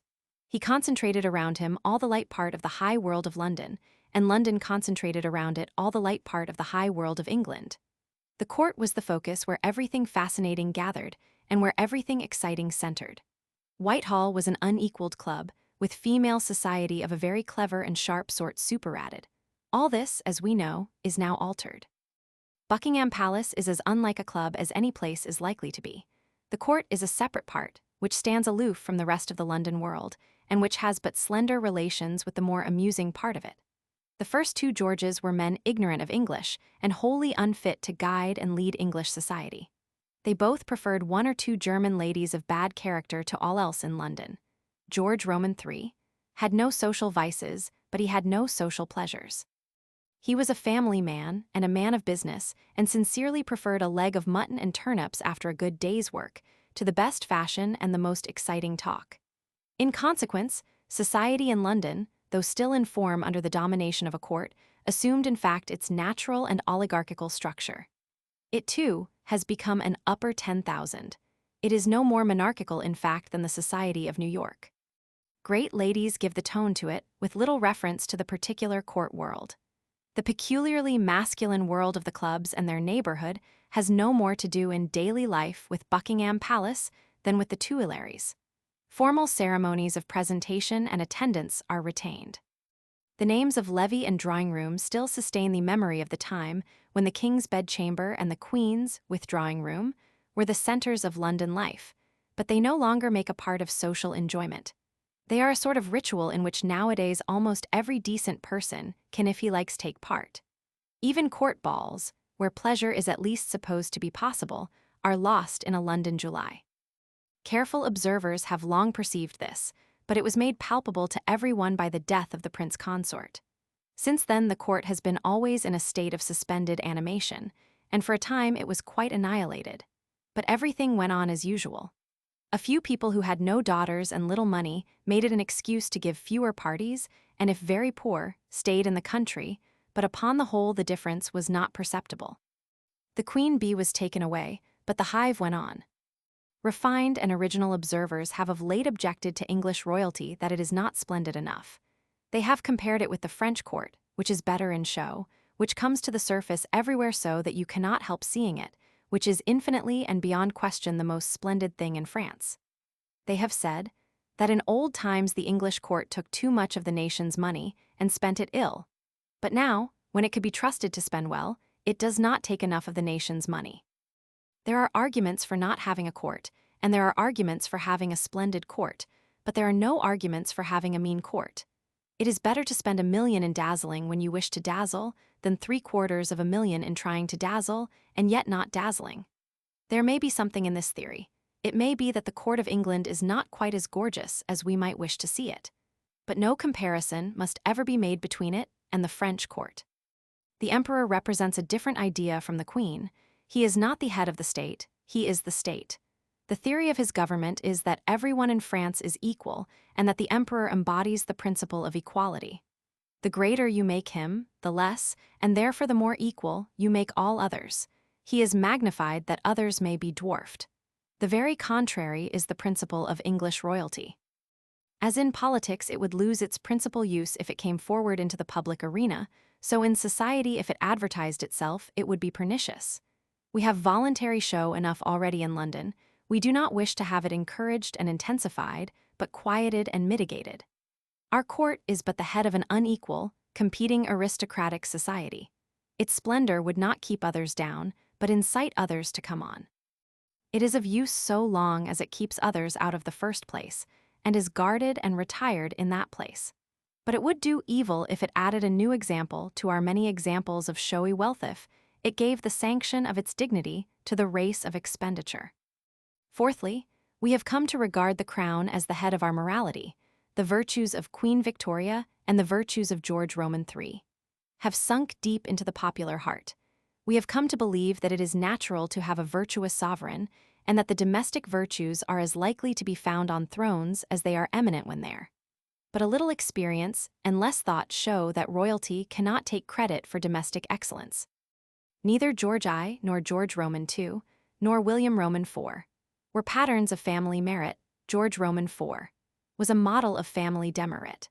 The plain fact is that to the disposition of all others most likely to go wrong, to an excitable disposition, the place of a constitutional king has greater temptations than almost any other, and fewer suitable occupations than almost any other. All the world and all the glory of it, whatever is most attractive, whatever is most seductive, has always been offered to the Prince of Wales of the day, and always will be. It is not rational to expect the best virtue where temptation is applied in the most trying form at the frailest time of human life. The occupations of a constitutional monarch are grave, formal, important, but never exciting. They have nothing to stir eager blood, awaken high imagination, work off wild thoughts. On men like George Roman III, with a predominant taste for business occupations, the routine duties of constitutional royalty have doubtless a calm and chastening effect. The insanity with which he struggled, and in many cases struggled very successfully, during many years, would probably have burst out much oftener, but for the sedative effect of sedulous employment. But how few princes have ever felt the anomalous impulse for real work? How uncommon is that impulse anywhere? How little are the circumstances of princes calculated to foster it? How little can it be relied on as an ordinary breakwater to their habitual temptations? Grave and careful men may have domestic virtues on a constitutional throne, but even these fail sometimes, and to imagine that men of more eager temperaments will commonly produce them is to expect grapes from thorns and figs from thistles. Lastly, constitutional royalty has the function which I insisted on at length in my last essay, and which, though it is by far the greatest, I need not now enlarge upon again. It acts as a disguise. It enables our real rulers to change without heedless people knowing it. The masses of Englishmen are not fit for an elective government. If they knew how near they were to it, they would be surprised and almost tremble. Of a like nature is the value of constitutional royalty in times of transition. The greatest of all helps to the substitution of a cabinet government for a preceding absolute monarchy is the accession of a king favorable to such a government and pledged to it. Cabinet government, when new, is weak in time of trouble. The prime minister, the chief on whom everything depends, who must take responsibility if anyone is to take it, who must use force if anyone is to use it, is not fixed in power. He holds his place, by the essence of the government, with some uncertainty. Among a people well accustomed to such a government, such a functionary may be bold. He may rely, if not on the Parliament, on the nation which understands and values him. But when that government has only recently been introduced, it is difficult for such a minister to be as bold as he ought to be. His power rests too much on human reason and too little on human instinct. The traditional strength of the hereditary monarch is at these times of incalculable use. It would have been impossible for England to get through the first years after 1688, but for the singular ability of William Roman III. It would have been impossible for Italy to have attained and kept her freedom without the help of Victor Emmanuel. Neither the work of Cavour nor the work of Garibaldi were more necessary than his. But the failure of Louis Philippe to use his reserve power as constitutional monarch is the most instructive proof how great that reserve power is. In February 1848, Guizot was weak because his tenure of office was insecure. Louis Philippe should have made that tenure certain. Parliamentary reform might afterwards have been conceded to instructed opinion, but nothing ought to have been conceded to the mob. The Parisian populace ought to have been put down, as Guizot wished.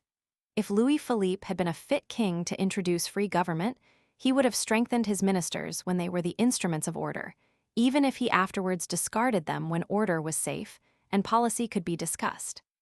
But he was one of the cautious men who are noted to fail in old age.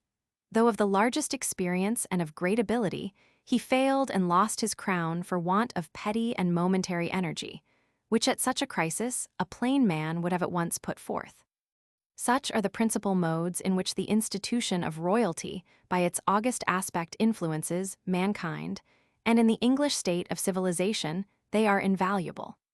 Of the actual business of the sovereign, the real work, the Queen does, I shall speak in my next paper. 2. The House of Commons has inquired into most things, but has never had a committee on the Queen. There is no authentic blue book to say what she does. Such an investigation cannot take place, but if it could, it would probably save her much vexatious routine and many toilsome and unnecessary hours. The popular theory of the English Constitution involves two errors as to the sovereign. First, in its oldest form at least, it considers him as an estate of the realm, a separate coordinate authority with the House of Lords and the House of Commons. This and much else the sovereign once was, but this he is no longer.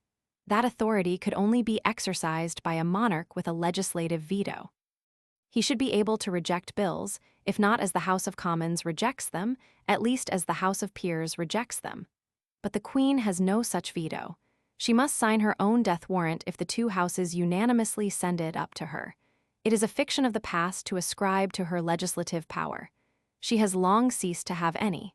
Secondly, the ancient theory holds that the Queen is the executive.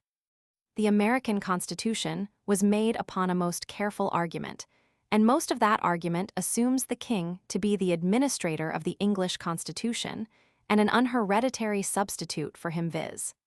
a president to be peremptorily necessary. Living across the Atlantic and misled by accepted doctrines, the acute framers of the federal Constitution, even after the keenest attention, did not perceive the Prime Minister to be the principal executive of the British Constitution and the sovereign a cog in the mechanism.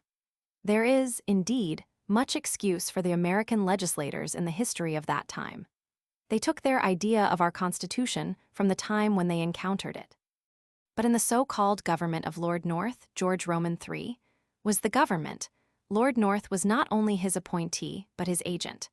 The minister carried on a war which he disapproved and hated, because it was a war which his sovereign approved and liked. Inevitably, therefore, the American Convention believed the king, from whom they had suffered, to be the real executive, and not the minister, from whom they had not suffered. If we leave literary theory and look to our actual old law, it is wonderful how much the sovereign can do. A few years ago, the Queen very wisely attempted to make life peers, and the House of Lords very unwisely, and contrary to its own best interests, refused to admit her claim. They said her power had decayed into non-existence. She once had it, they allowed, but it had ceased by long disuse. If anyone will run over the pages of Comyn's Digest or any other such book, title, Prerogative, he will find the Queen has 100 such powers which waver between reality and desuetude, and which would cause a protracted and very interesting legal argument if she tried to exercise them. Some good lawyer ought to write a careful book to say which of these powers are really usable and which are obsolete. There is no authentic explicit information as to what the Queen can do, any more than of what she does. In the bare superficial theory of free institutions, this is undoubtedly a defect. Every power in a popular government ought to be known. The whole notion of such a government is that the political people, the governing people, rules as it thinks fit. All the acts of every administration are to be canvassed by it. It is to watch if such acts seem good, and in some manner or other to interpose if they seem not good. But it cannot judge if it is to be kept in ignorance. It cannot interpose if it does not know. A secret prerogative is an anomaly, perhaps the greatest of anomalies. That secrecy is, however, essential to the utility of English royalty as it now is. Above all things, our royalty is to be reverenced, and if you begin to poke about it, you cannot reverence it. When there is a select committee on the Queen, the charm of royalty will be gone. Its mystery is its life. We must not let in daylight upon magic. We must not bring the Queen into the combat of politics, or she will cease to be reverenced by all combatants. She will become one combatant among many. The existence of this secret power is, according to abstract theory, a defect in our constitutional polity, but it is a defect incident to a civilization such as ours, where august and therefore unknown powers are needed, as well as known and serviceable powers. If we attempt to estimate the working of this inner power by the evidence of those, whether dead or living, who have been brought in contact with it, we shall find a singular difference. Both the courtiers of George Roman III and the courtiers of Queen Victoria are agreed as to the magnitude of the royal influence. It is with both an accepted secret doctrine that the crown does more than it seems. But there is a wide discrepancy in opinion as to the quality of that action. Mr. Fox did not scruple to describe the hidden influence of George Roman III as the undetected agency of an infernal spirit. The action of the crown at that period was the dread and terror of liberal politicians. But now the best liberal politicians say, "We shall never know, but when history is written our children may know, what we owe to the Queen and Prince Albert." The mystery of the Constitution, which used to be hated by our calmest, most thoughtful and instructed statesmen, is now loved and reverenced by them. Before we try to account for this change, there is one part of the duties of the Queen which should be struck out of the discussion. I mean the formal part. The Queen has to assent to and sign countless formal documents which contain no matter of policy, of which the purport is insignificant, which any clerk could sign as well. One great class of documents George Roman III used to read before he signed them till Lord Thurlow told him it was nonsense his looking at them, for he could not understand them. But the worst case is that of commissions in the army. Till an act passed only 3 years since the Queen used to sign all military commissions, and she still signs all fresh commissions. The inevitable and natural consequence is that such commissions were, and to some extent still are, in arrears by thousands. Men have often been known to receive their commissions for the first time years after they have left the service. If the Queen had been an ordinary officer, she would long since have complained, and long since have been relieved of this slavish labor. A cynical statesman is said to have defended it on the ground that you may have a fool for a sovereign, and then it would be desirable he should have plenty of occupation in which he can do no harm. But it is in truth childish to heap formal duties of business upon a person who has of necessity so many formal duties of society. It is a remnant of the old days when George Roman III would know everything, however trivial, and assent to everything, however insignificant. These labors of routine may be dismissed from the discussions. It is not by them that the sovereign acquires his authority either for evil or for good. The best mode of testing what we owe to the Queen is to make a vigorous effort of the imagination and see how we should get on without her. Let us strip cabinet government of all its accessories. Let us reduce it to its two necessary constituents: a representative assembly, a House of Commons, and a cabinet appointed by that assembly, and examine how we should manage with them only. We are so little accustomed to analyze the Constitution. We are so used to ascribe the whole effect of the Constitution to the whole Constitution that a great many people will imagine it to be impossible that a nation should thrive or even live with only these two simple elements. But it is upon that possibility that the general imitability of the English government depends. A monarch that can be truly reverenced, a house of peers that can be really respected, are historical accidents nearly peculiar to this one island and entirely peculiar to Europe. A new country, if it is to be capable of a cabinet government, if it is not to degrade itself to presidential government, must create that cabinet out of its native resources, must not rely on these old-world debris. Many modes might be suggested by which a parliament might do in appearance what our parliament does in reality, viz., appoint a premier. But I prefer to select the simplest of all modes. We shall then see the bare skeleton of this polity, perceive in what it differs from the royal form, and be quite free from the imputation of having selected an unduly charming and attractive substitute. Let us suppose the House of Commons existing alone, and by itself to appoint the premier quite simply, just as the shareholders of a railway choose a director.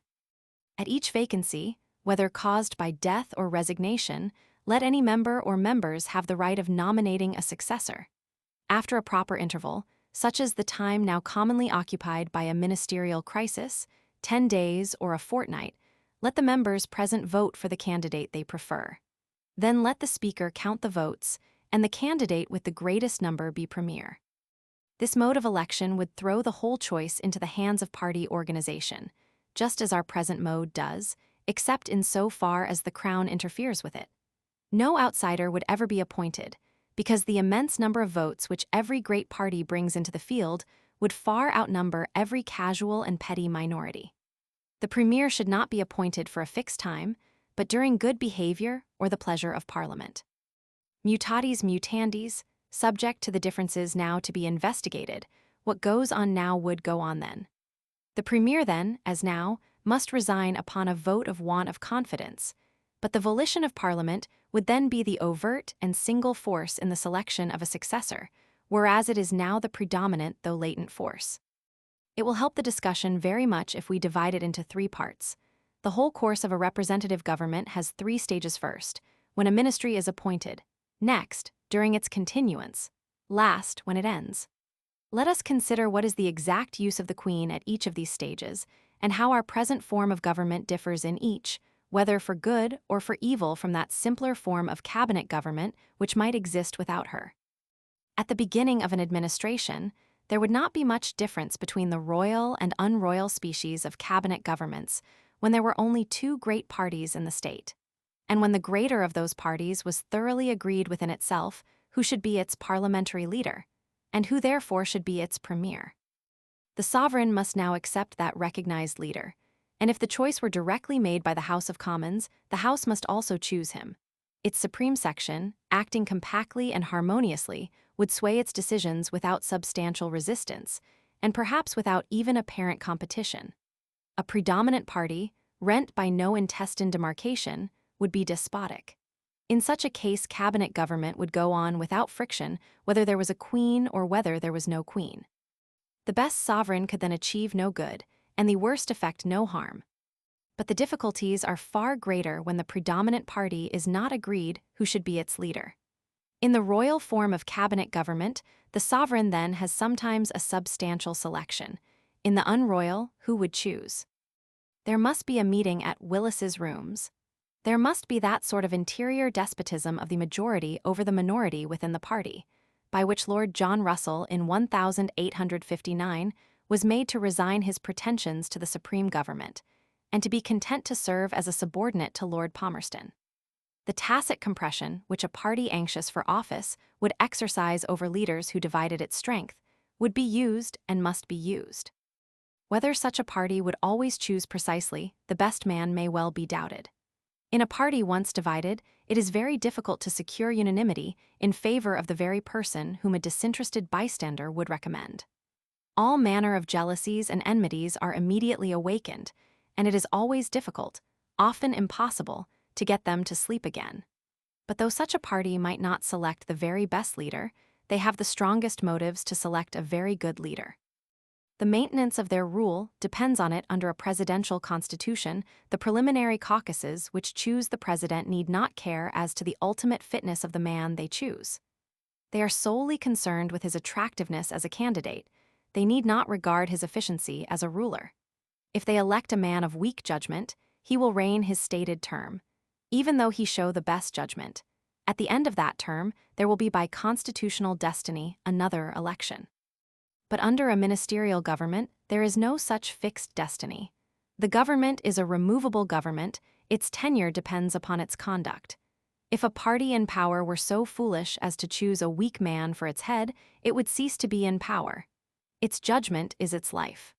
Suppose in 1859 that the Whig party had determined to set aside both Earl Russell and Lord Palmerston, and to choose for its head an incapable nonentity. The Whig party would probably have been exiled from office at the Schleswig-Holstein difficulty. The nation would have deserted them, and Parliament would have deserted them, too.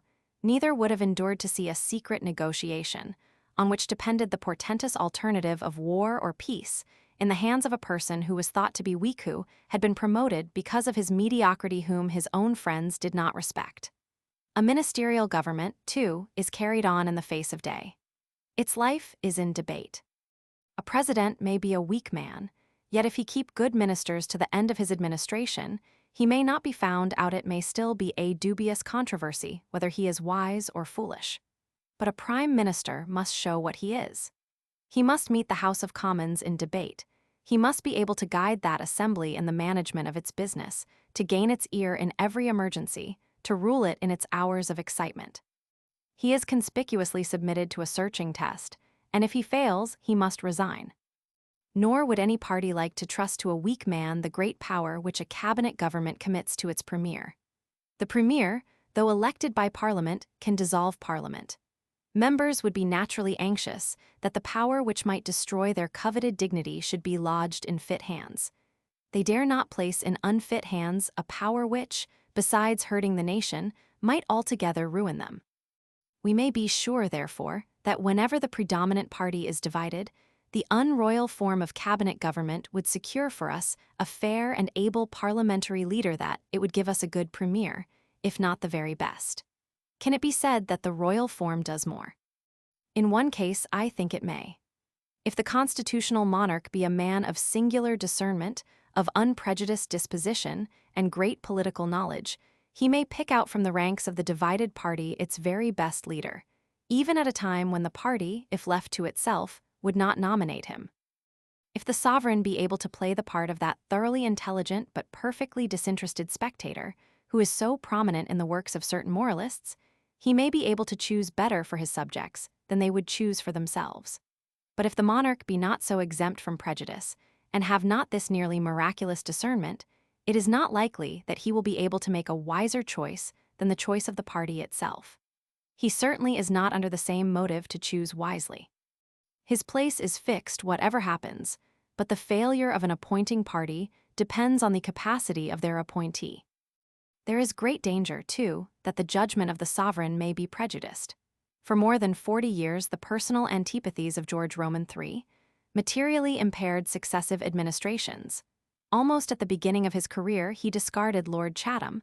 Almost at the end, he would not permit Mr. Pitt to coalesce with Mr. Fox. He always preferred mediocrity. He generally disliked high ability. He always disliked great ideas. If constitutional monarchs be ordinary men of restricted experience and common capacity, and we have no right to suppose that by miracle they will be more, the judgment of the sovereign will often be worse than the judgment of the party, and he will be very subject to the chronic danger of preferring a respectful commonplace man, such as Addington, to an independent first-rate man, such as Pitt. We shall arrive at the same sort of mixed conclusion if we examine the choice of a premier under both systems in the critical case of cabinet government, the case of three parties. This is the case in which that species of government is most sure to exhibit its defects and least likely to exhibit its merits. The defining characteristic of that government is the choice of the executive ruler by the legislative assembly. But when there are three parties, a satisfactory choice is impossible. A really good selection is a selection by a large majority which trusts those it chooses, but when there are three parties, there is no such trust. The numerically weakest has the casting vote. It can determine which candidate shall be chosen, but it does so under a penalty. It forfeits the right of voting for its own candidate. It settles which of other people's favorites shall be chosen on condition of abandoning its own favorite. A choice based on such self-denial can never be a firm choice. It is a choice at any moment liable to be revoked. The events of 1858, though not a perfect illustration of what I mean, are a sufficient illustration. The Radical Party, acting apart from the moderate Liberal Party, kept Lord Derby in power. The ultra-movement party thought it expedient to combine with the non-movement party. As one of them coarsely but clearly put it, we get more of our way under these men than under the other men. He meant that, in his judgment, the Tories would be more obedient to the Radicals than the Whigs. But it is obvious that a union of opposites so marked could not be durable. The Radicals bought it by choosing the men whose principles were most adverse to them. The Conservatives bought it by agreeing to measures whose scope was most adverse to them. After a short interval, the Radicals returned to their natural alliance and their natural discontent with the moderate Whigs. They used their determining vote first for a government of one opinion and then for a government of the contrary opinion. I am not blaming this policy. I am using it merely as an illustration. I say that if we imagine this sort of action greatly exaggerated and greatly prolonged, parliamentary government becomes impossible. If there are three parties, no two of which will steadily combine for mutual action, but of which the weakest gives a rapidly oscillating preference to the two others, the primary condition of a cabinet polity is not satisfied. We have not a parliament fit to choose. We cannot rely on the selection of a sufficiently permanent executive because there is no fixity in the thoughts and feelings of the choosers. Under every species of cabinet government, whether the royal or the unroyal, this defect can be cured in one way only. The moderate people of every party must combine to support the government which, on the whole, suits every party best. This is the mode in which Lord Palmerston's administration has been lately maintained. A ministry in many ways defective, but more beneficially vigorous abroad and more beneficially active at home than the vast majority of English ministries. The moderate Conservatives and the moderate Radicals have maintained a steady government by a sufficiently coherent union with the moderate Whigs. Whether there is a king or no king, this perseverative self-denial is the main force on which we must rely for the satisfactory continuance of a parliamentary government at this, its period of greatest trial. Will that moderation be aided or impaired by the addition of a sovereign? Will it be more effectual under the royal sort of ministerial government, or will it be less effectual? If the sovereign has a genius for discernment, the aid which he can give at such a crisis will be great. He will select for his minister, and if possible maintain as his minister, the statesman upon whom the moderate party will ultimately fix their choice, but for whom at the outset it is blindly searching. Being a man of sense, experience, and tact, he will discern which is the combination of equilibrium, which is the section with whom the milder members of the other sections will at last ally themselves. Amid the shifting transitions of confused parties, it is probable that he will have many opportunities of exercising a selection. It will rest with him to call either on a B to form an administration or upon XY, and either may have a chance of trial. A disturbed state of parties is inconsistent with fixity, but it abounds in momentary tolerance. wanting something, but not knowing with precision what, parties will accept for a brief period anything, to see whether it may be that unknown something to see what it will do. During the long succession of weak governments, which begins with the resignation of the Duke of Newcastle in 1762 and ends with the accession of Mr. Pitt in 1784, the vigorous will of George Roman III was an agency of the first magnitude. If at a period of complex and protracted division of parties, such as are sure to occur often and last long in every enduring parliamentary government, the extrinsic force of royal selection were always exercised discreetly, it would be a political benefit of incalculable value. But will it be so exercised? A constitutional sovereign must in the common course of government be a man of but common ability. I am afraid, looking to the early acquired feebleness of hereditary dynasties, that we must expect him to be a man of inferior ability. Theory and experience both teach that the education of a prince can be but a poor education, and that a royal family will generally have less ability than other families. What right have we then to expect the perpetual entail on any family of an exquisite discretion, which if it be not a sort of genius, is at least as rare as genius? Probably in most cases, the greatest wisdom of a constitutional king would show itself in well-considered inaction. In the confused interval between 1857 and 1859, the Queen and Prince Albert were far too wise to obtrude any selection of their own. If they had chosen, perhaps they would not have chosen Lord Palmerston. But they saw, or may be believed to have seen, that the world was settling down without them, and that by interposing an extrinsic agency, they would but delay the beneficial crystallization of intrinsic forces. There is, indeed, a permanent reason which would make the wisest king, and the king who feels most sure of his wisdom, very slow to use that wisdom. The responsibility of Parliament should be felt by Parliament. So long as Parliament thinks it is the sovereign's business to find a government, it will be sure not to find a government itself. The royal form of ministerial government is the worst of all forms if it erect the subsidiary apparatus into the principal force, if it induce the assembly, which ought to perform paramount duties, to expect someone else to perform them. It should be observed, too, in fairness to the unroyal species of cabinet government, that it is exempt from one of the greatest and most characteristic defects of the royal species. Where there is no court, there can be no evil influence from a court. What these influences are everyone knows, though no one, hardly the best and closest observer, can say with confidence and precision how great their effect is. Sir Robert Walpole, in language too coarse for our modern manners, declared after the death of Queen Caroline that he would pay no attention to the king's daughters, those girls, as he called them, but would rely exclusively on Madame de Walmoden, the king's mistress. The king, says a writer in George Roman IV, time, is in our favor, and what is more to the purpose, the Marchioness of Kinningham is so too. Everybody knows to what sort of influences several Italian changes of government since the unity of Italy have been attributed. These sinister agencies are likely to be most effective just when everything else is troubled, and when, therefore, they are particularly dangerous. The wildest and wickedest king's mistress would not plot against an invulnerable administration. But very many will intrigue when Parliament is perplexed, when parties are divided, when alternatives are many, when many evil things are possible, when cabinet government must be difficult.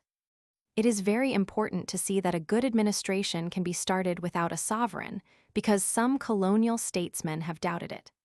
I can conceive, it has been said, that a ministry would go on well enough without a governor when it was launched, but I do not see how to launch it. It has even been suggested that a colony which broke away from England and had to form its own government might not unwisely choose a governor for life, and solely trusted with selecting ministers, something like the Abbé Sieyes's Grand Elector. But the introduction of such an officer into such a colony would in fact be the voluntary erection of an artificial encumbrance to it. He would inevitably be a party man. The most dignified post in the state must be an object of contest to the great sections into which every active political community is divided. These parties mix in everything and meddle in everything, and they neither would nor could permit the most honored and conspicuous of all stations to be filled, except at their pleasure. They know, too, that the Grand Elector, the great chooser of ministries, might be, at a sharp crisis, either a good friend or a bad enemy. The strongest party would select someone who would be on their side when he had to take a side, who would incline to them when he did incline, who should be a constant auxiliary to them and a constant impediment to their adversaries. It is absurd to choose by contested party election an impartial chooser of ministers. But it is during the continuance of a ministry, rather than at its creation, that the functions of the sovereign will mainly interest most persons, and that most people will think them to be of the gravest importance. I own I am myself of that opinion. I think it may be shown that the post of sovereign over an intelligent and political people under a constitutional monarchy is the post which a wise man would choose above any other where he would find the intellectual impulses best stimulated and the worst intellectual impulses best controlled. On the duties of the Queen during an administration, we have an invaluable fragment from her own hand. In 1851, Louis Napoleon had his coup d'etat. In 1852, Lord John Russell had he expelled Lord Palmerston. By a most instructive breach of etiquette, he read in the House a royal memorandum on the duties of his rival. It is as follows. The Queen requires, first, that Lord Palmerston will distinctly state what he proposes in a given case, in order that the Queen may know as distinctly to what she is giving her royal sanction. Secondly, having once given her sanction to such a measure that it be not arbitrarily altered or modified by the minister. Such an act she must consider as failing in sincerity towards the Crown, and justly to be visited by the exercise of her constitutional right of dismissing that minister. She expects to be kept informed of what passes between him and foreign ministers before important decisions are taken based upon that intercourse, to receive the foreign dispatches in good time, and to have the drafts for her approval sent to her in sufficient time to make herself acquainted with their contents before they must be sent off. In addition to the control over particular ministers, and especially over the foreign minister, the Queen has a certain control over the cabinet. The first minister, it is understood, transmits to her authentic information of all the most important decisions, together with, what the newspapers would do equally well, the more important votes in Parliament. He is bound to take care that she knows everything which there is to know as to the passing politics of the nation.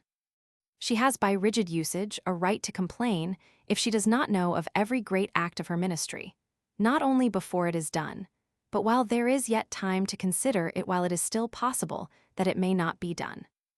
To state the matter shortly, the sovereign has, under a constitutional monarchy such as ours, 3 rights: the right to be consulted, the right to encourage, the right to warn. And a king of great sense and sagacity would want no others. He would find that his having no others would enable him to use these with singular effect. He would say to his minister, "The responsibility of these measures is upon you. Whatever you think best must be done. Whatever you think best shall have my full and effectual support. But you will observe that for this reason and that reason what you propose to do is bad. For this reason and that reason what you do not propose is better. I do not oppose, it is my duty not to oppose, but observe that I warn." Supposing the king to be right, and to have what kings often have, the gift of effectual expression, he could not help moving his minister. He might not always turn his course, but he would always trouble his mind. In the course of a long reign, a sagacious king would acquire an experience with which few ministers could contend. The king could say, "Have you referred to the transactions which happened during such and such an administration? I think about 14 years ago.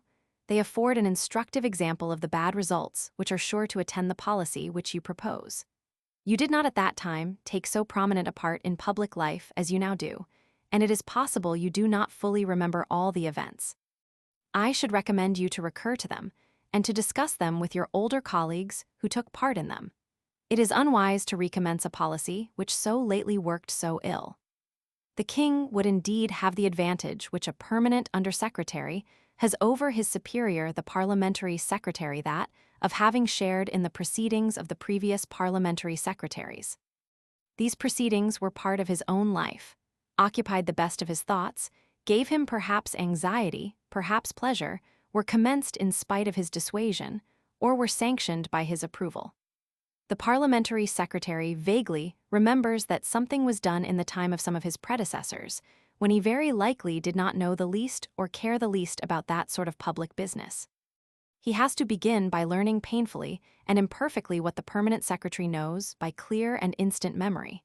No doubt a parliamentary secretary always can, and sometimes does, silence his subordinate by the tacit might of his superior dignity.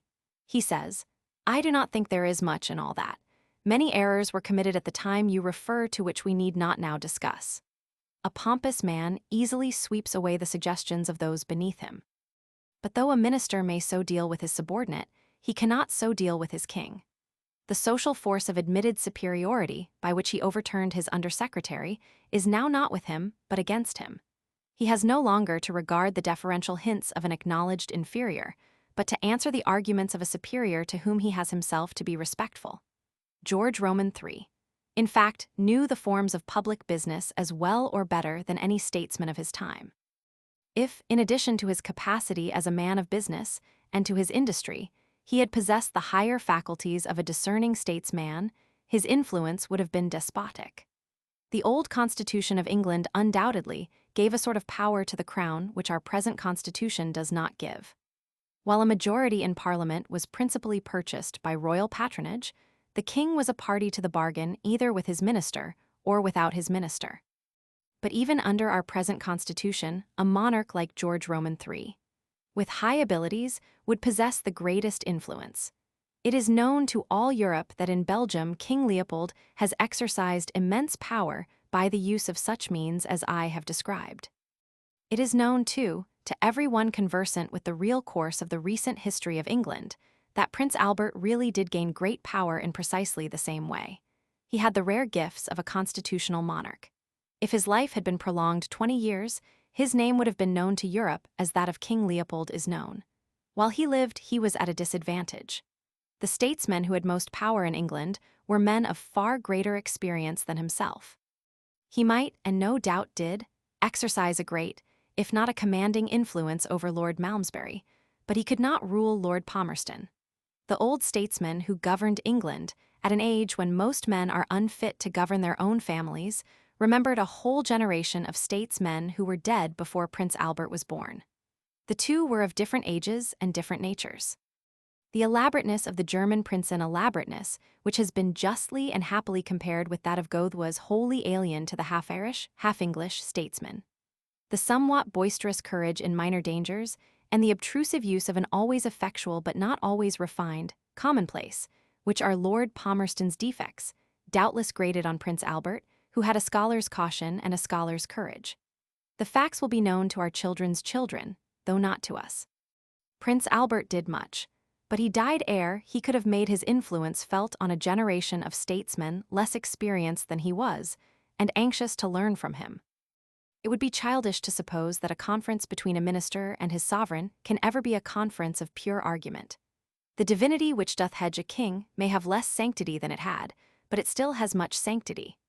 No one, or scarcely anyone, can argue with a cabinet minister in his own room as well as he would argue with another man in another room.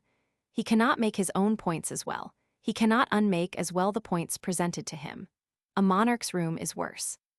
The best instance is Lord Chatham, the most dictatorial and imperious of English statesmen, and almost the first English statesman who was born into power against the wishes of the king and against the wishes of the nobility, the first popular minister. We might have expected a proud tribune of the people to be dictatorial to his sovereign, to be, to the king, what he was to all others. On the contrary, he was the slave of his own imagination. There was a kind of mystic enchantment in vicinity to the monarch which divested him of his ordinary nature. "The least peep into the king's closet," said Mr. Burke, "intoxicates him, and will to the end of his life." A wit said that, even at the levee, he bowed so low that you could see the tip of his hooked nose between his legs. He was in the habit of kneeling at the bedside of George Roman III, while transacting business. Now no man can argue on his knees. The same superstitious feeling which keeps him in that physical attitude will keep him in a corresponding mental attitude. He will not refute the bad arguments of the king as he will refute another man's bad arguments. He will not state his own best arguments effectively and incisively when he knows that the king would not like to hear them. In a nearly balanced argument, the king must always have the better, and in politics, many most important arguments are nearly balanced.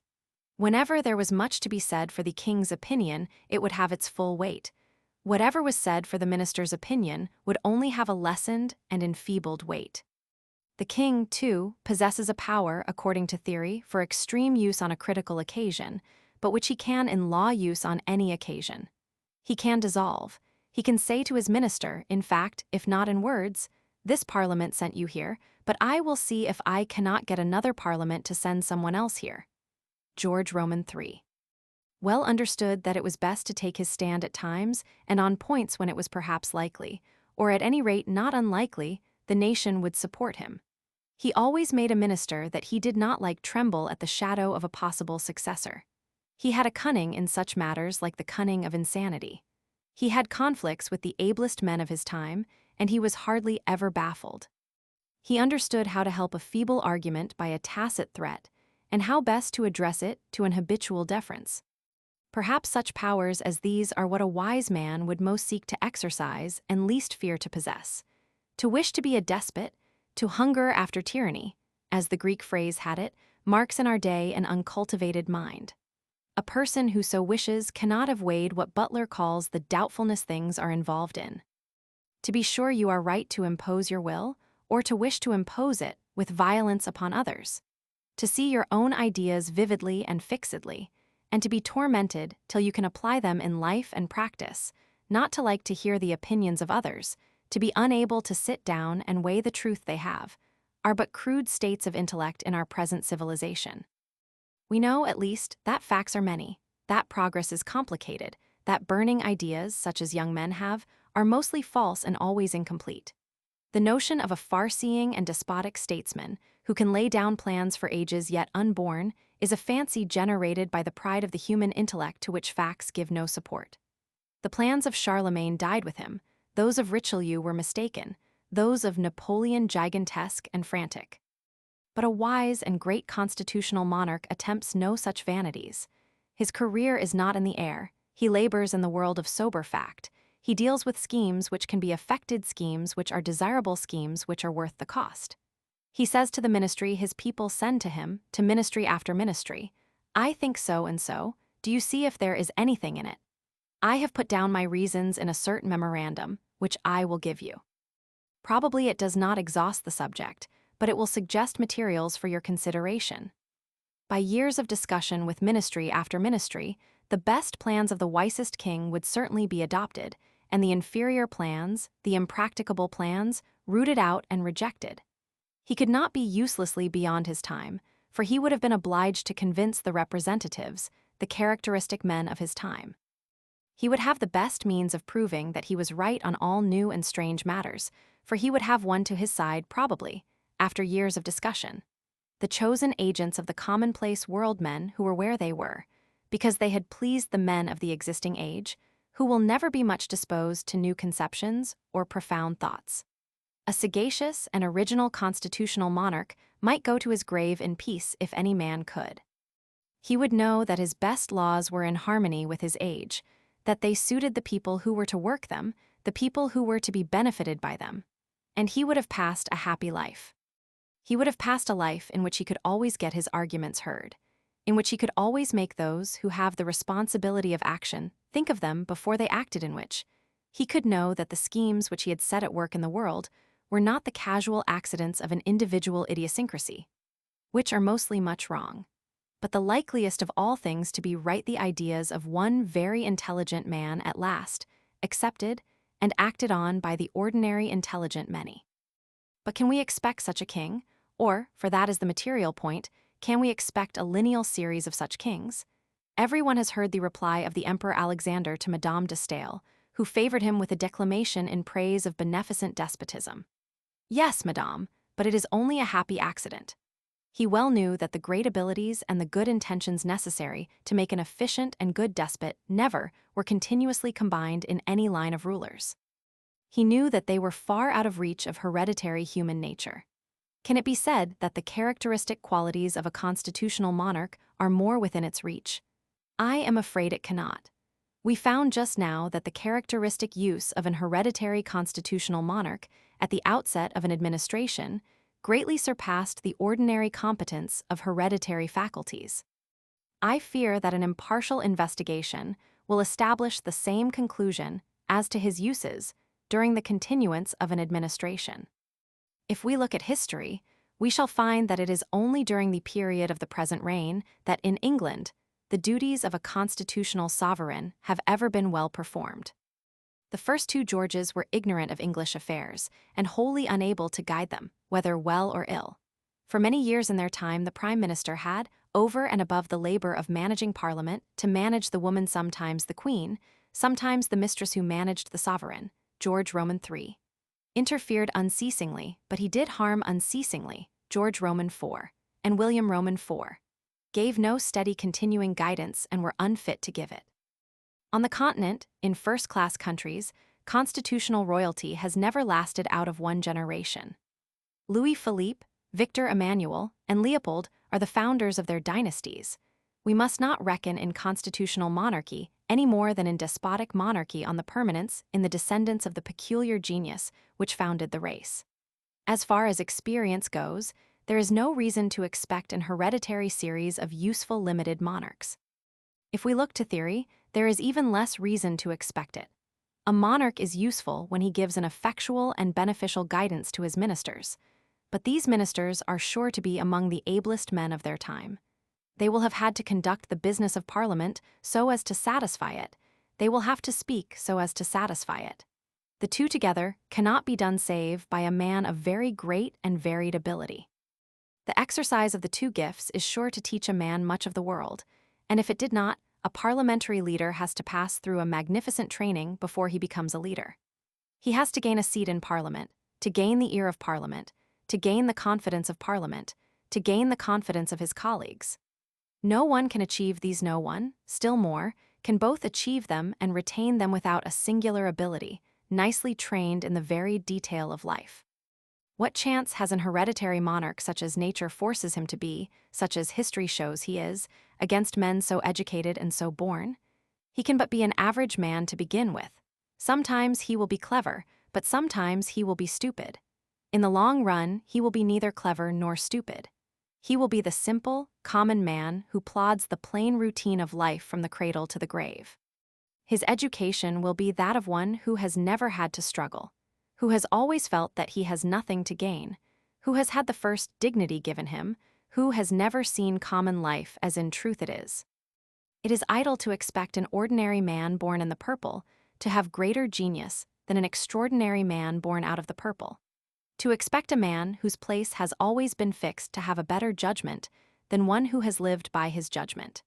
To expect a man whose career will be the same whether he is discreet or whether he is indiscreet to have the nice discretion of one who has risen by his wisdom, who will fall if he ceases to be wise. The characteristic advantage of a constitutional king is the permanence of his place. This gives him the opportunity of acquiring a consecutive knowledge of complex transactions, but it gives only an opportunity. The king must use it. There is no royal road to political affairs. Their detail is vast, disagreeable, complicated, and miscellaneous. A king, to be the equal of his ministers in discussion, must work as they work. He must be a man of business as they are men of business. Yet a constitutional prince is the man who is most tempted to pleasure and the least forced to business. A despot must feel that he is the pivot of the state. The stress of his kingdom is upon him. As he is, so are his affairs.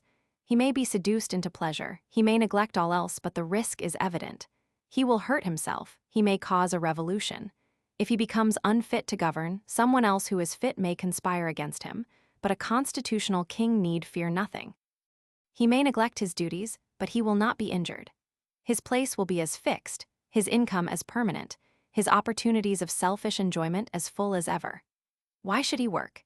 It is true he will lose the quiet and secret influence which in the course of years industry would gain for him, but an eager young man, on whom the world is squandering its luxuries and its temptations, will not be much attracted by the distant prospect of a moderate influence over dull matters. He may form good intentions, he may say, "Next year I will read these papers, I will try and ask more questions, I will not let these women talk to me so," but they will talk to him. The most hopeless idleness is that most smoothed with excellent plans. "The Lord Treasurer," says Swift, "promised he will settle it tonight, and so he will say 100 nights." We may depend upon it the ministry whose power will be lessened by the prince's attention will not be too eager to get him to attend. So it is if the prince come young to the throne, but the case is worse when he comes to it old or middle-aged. He is then unfit to work. He will then have spent the whole of youth and the first part of manhood in idleness, and it is unnatural to expect him to labor. A pleasure-loving lounger in middle life will not begin to work as George Roman III worked, or as Prince Albert worked. The only fit material for a constitutional king is a prince who begins early to reign, who in his youth is superior to pleasure, who in his youth is willing to labor, who has by nature a genius for discretion. Such kings are among God's greatest gifts, but they are also among his rarest. An ordinary idle king on a constitutional throne will leave no mark on his time. He will do little good and as little harm. The royal form of cabinet government will work in his time pretty much as the unroyal. The addition of a cipher will not matter, though it take precedence of the significant figures. But corruptio optimi pessima. The most evil case of the royal form is far worse than the most evil case of the unroyal. It is easy to imagine, upon a constitutional throne, an active and meddling fool who always acts when he should not, who never acts when he should, who warns his ministers against their judicious measures, who encourages them in their injudicious measures. It is easy to imagine that such a king should be the tool of others, that favorites should guide him, that mistresses should corrupt him, that the atmosphere of a bad court should be used to degrade free government. We have had an awful instance of the dangers of constitutional royalty. We have had the case of a meddling maniac. During great part of his life, George Roman III's reason was half upset by every crisis. Throughout his life, he had an obstinacy akin to that of insanity. He was an obstinate and an evil influence. He could not be turned from what was inexpedient. By the aid of his station, he turned truer but weaker men from what was expedient. He gave an excellent moral example to his contemporaries, but he is an instance of those whose good dies with them, while their evil lives after them. He prolonged the American War, perhaps he caused the American War, so we inherit the vestiges of an American hatred. He forbade Mr. Pitt's wise plans, so we inherit an Irish difficulty. He would not let us do right in time, so now our attempts at right are out of time and fruitless. Constitutional royalty under an active and half-insane king is one of the worst of governments. There is in it a secret power which is always eager, which is generally obstinate, which is often wrong, which rules ministers more than they know themselves, which overpowers them much more than the public believe, which is irresponsible because it is inscrutable, which cannot be prevented because it cannot be seen. The benefits of a good monarch are almost invaluable, but the evils of a bad monarch are almost irreparable. We shall find these conclusions confirmed if we examine the powers and duties of an English monarch at the breakup of an administration. But the power of dissolution and the prerogative of creating peers, the cardinal powers of that moment, are too important and involve too many complex matters to be sufficiently treated at the very end of a paper as long as this.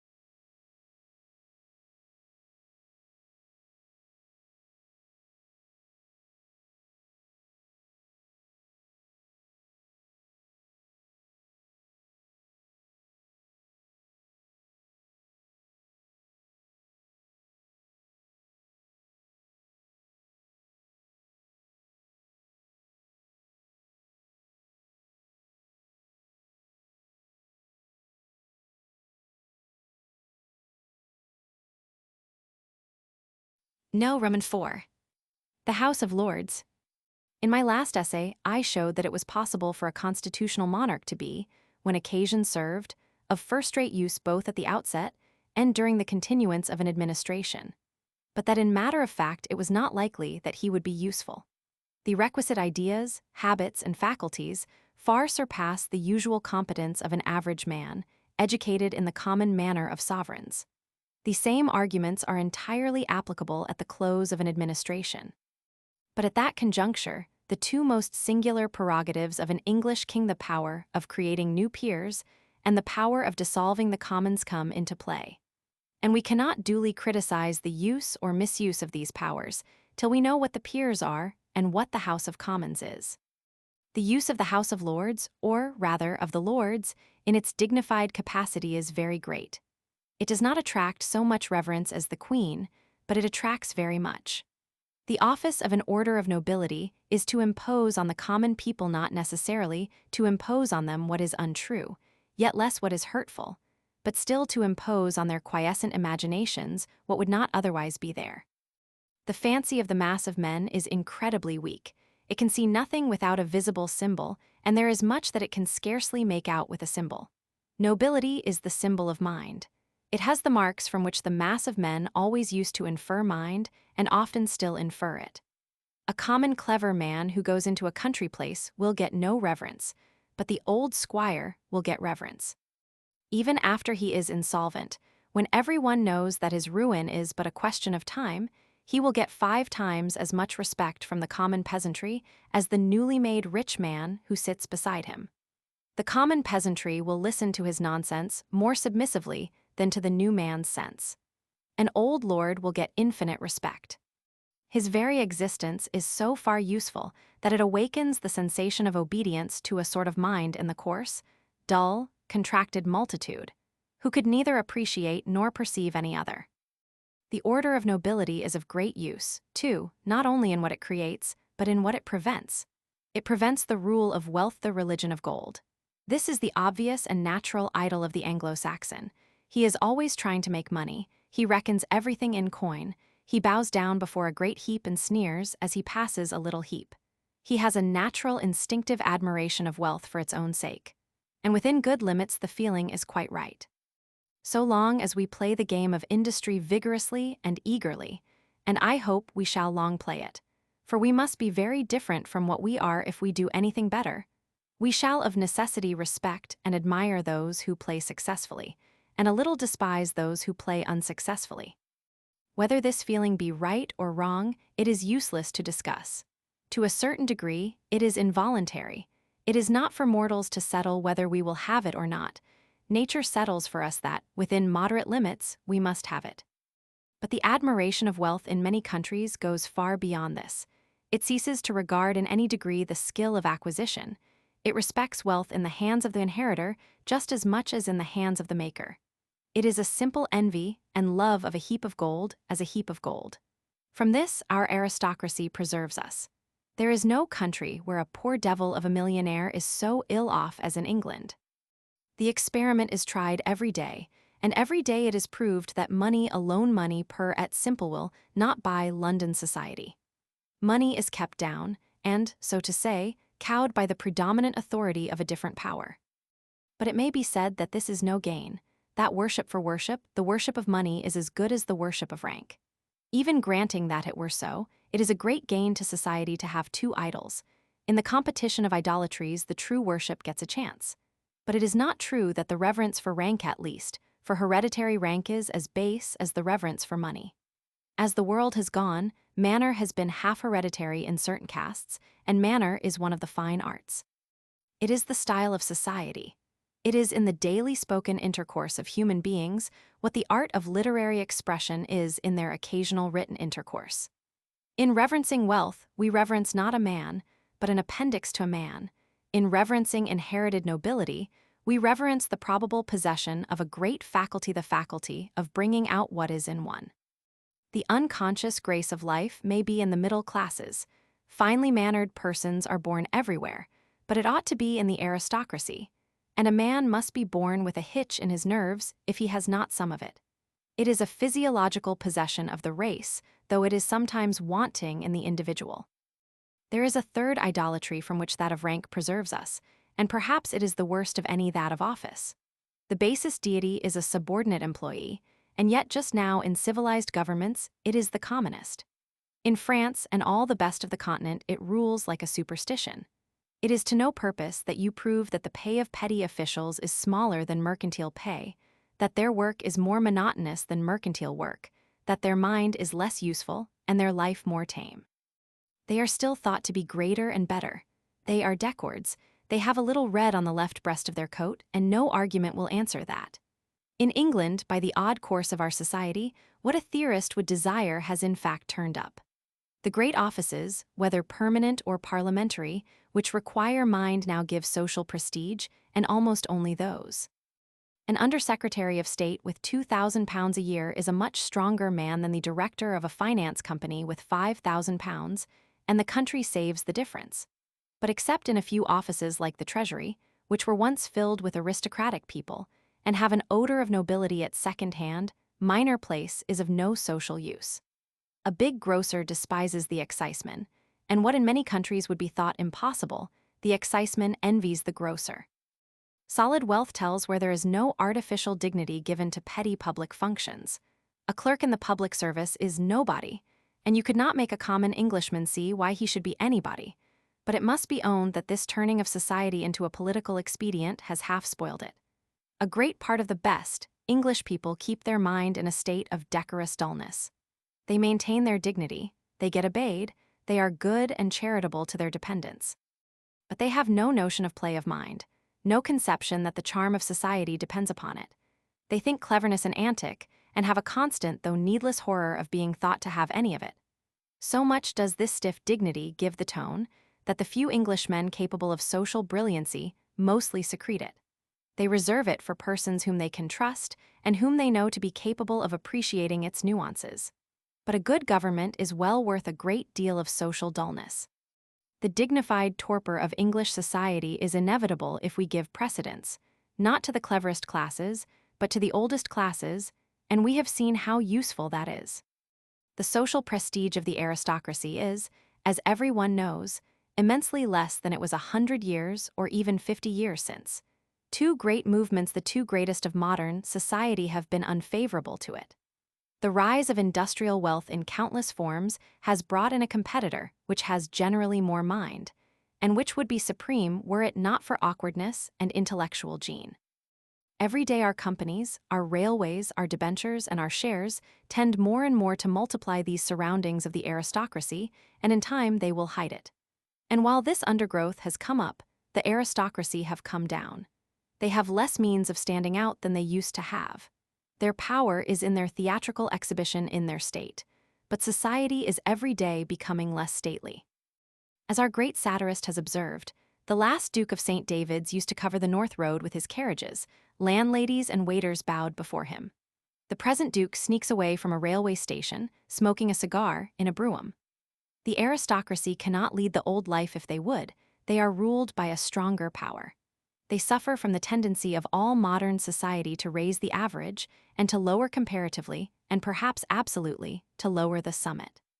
As the picturesqueness, the featureliness, of society diminishes, aristocracy loses the single instrument of its peculiar power. If we remember the great reverence which used to be paid to nobility as such, we shall be surprised that the House of Lords as an assembly has always been inferior, that it was always just as now, not the first, but the second of our assemblies. I am not, of course, now speaking of the Middle Ages. I am not dealing with the embryo or the infant form of our Constitution. I am only speaking of its adult form. Take the times of Sir R. Walpole. He was Prime Minister because he managed the House of Commons. He was turned out because he was beaten on an election petition in that House. He ruled England because he ruled that House. Yet the nobility were then the governing power in England. In many districts, the word of some lord was law. The wicked Lord Lothair, as he was called, left a name of terror in Westmoreland during the memory of men now living. A great part of the borough members and a great part of the county members were their nominees. An obedient, unquestioning deference was paid them. As individuals, the peers were the greatest people. As a house, the collected peers were but the second house. Several causes contributed to create this anomaly, but the main cause was a natural one. The House of Peers has never been a house where the most important peers were most important. It could not be so. The qualities which fit a man for marked eminence in a deliberative assembly are not hereditary and are not coupled with great estates. In the nation, in the provinces, in his own province, a Duke of Devonshire or a Duke of Bedford was a much greater man than Lord Thurlow. They had great estates, many boroughs, innumerable retainers, followings like a court. Lord Thurlow had no boroughs, no retainers, he lived on his salary. Till the House of Lords met, the dukes were not only the greatest, but immeasurably the greatest. But as soon as the House met, Lord Thurlow became the greatest. He could speak, and the others could not speak. He could transact business in half an hour which they could not have transacted in a day, or could not have transacted at all. When some foolish peer, who disliked his domination, sneered at his birth, he had words to meet the case.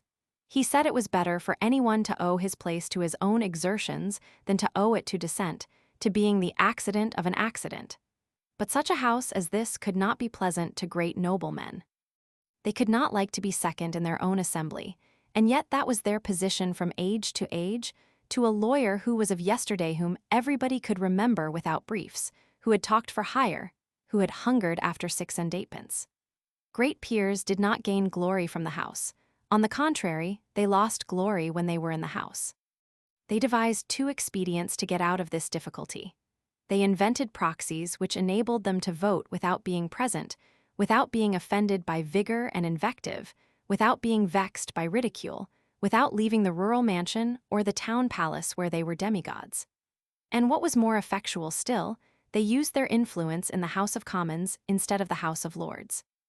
In that indirect manner, a rural potentate, who half returned 2 county members and wholly returned 2 borough members, who perhaps gave seats to members of the government, who possibly seated the leader of the opposition, became a much greater man than by sitting on his own bench, in his own house, hearing a chancellor talk.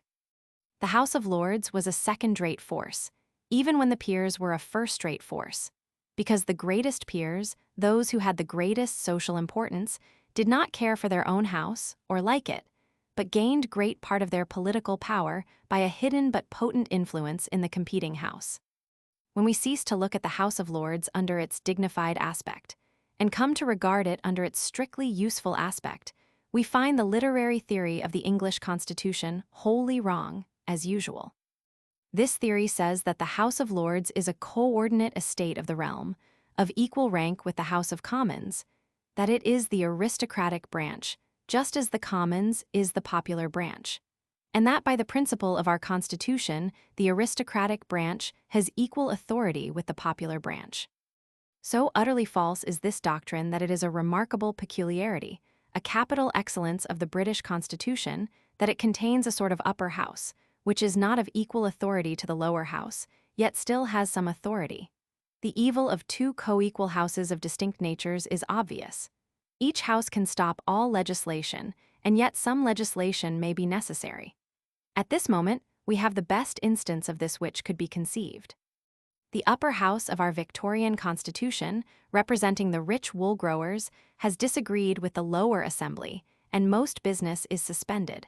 But for a most curious stratagem, the machine of government would stand still. Most constitutions have committed this blunder.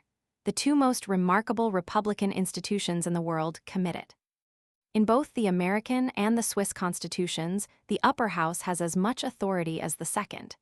It could produce the maximum of impediment the deadlock, if it liked. If it does not do so, it is owing not to the goodness of the legal constitution, but to the discreetness of the members of the chamber. In both these constitutions, this dangerous division is defended by a peculiar doctrine with which I have nothing to do now. It is said that there must be in a federal government some institution, some authority, some body possessing a veto in which the separate states composing the confederation are all equal. I confess this doctrine has to me no self-evidence, and it is assumed, but not proved. The state of Delaware is not equal in power or influence to the state of New York, and you cannot make it so by giving it an equal veto in an upper chamber. The history of such an institution is indeed most natural. A little state will like, and must like, to see some token, some memorial mark of its old independence preserved in the Constitution by which that independence is extinguished. But it is one thing for an institution to be natural, and another for it to be expedient.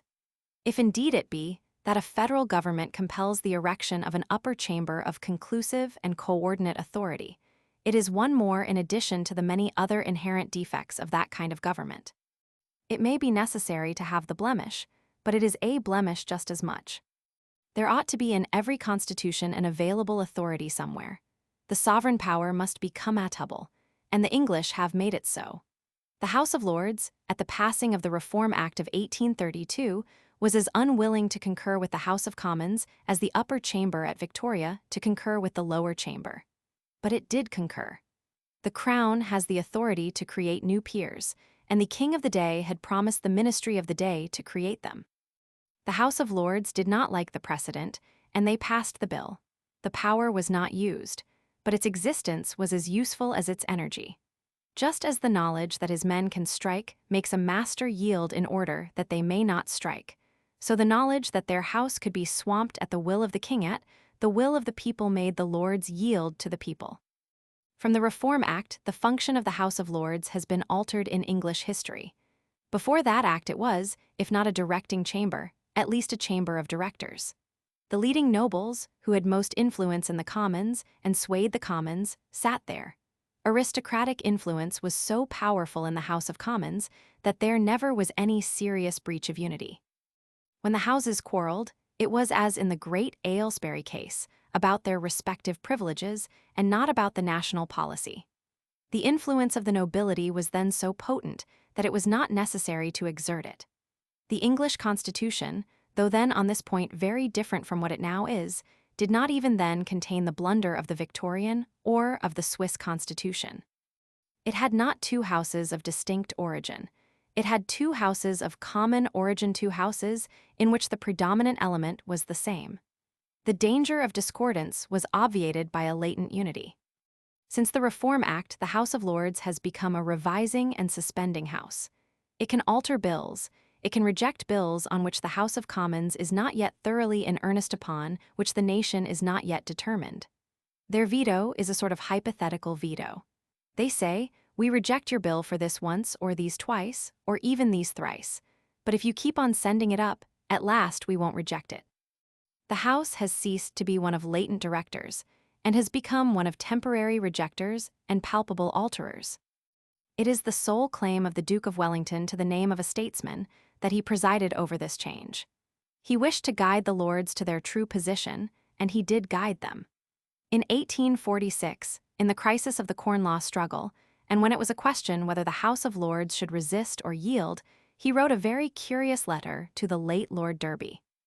For many years, indeed from the year 1830, when I retired from office, I have endeavored to manage the House of Lords upon the principle on which I conceive that the institution exists in the constitution of the country, that of conservatism. I have invariably objected to all violent and extreme measures, which is not exactly the mode of acquiring influence in a political party in England, particularly one in opposition to government. I have invariably supported government in Parliament upon important occasions, and have always exercised my personal influence to prevent the mischief of anything like a difference or division between the two houses, of which there are some remarkable instances, to which I will advert here, as they will tend to show you the nature of my management, and possibly, in some degree, account for the extraordinary power which I have for so many years exercised, without any apparent claim to it.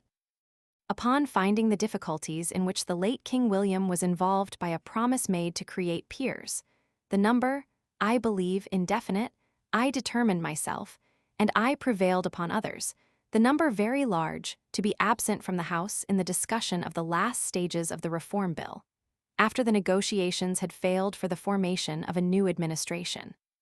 This course gave at the time great dissatisfaction to the party, notwithstanding that I believe it saved the existence of the House of Lords at the time and the constitution of the country.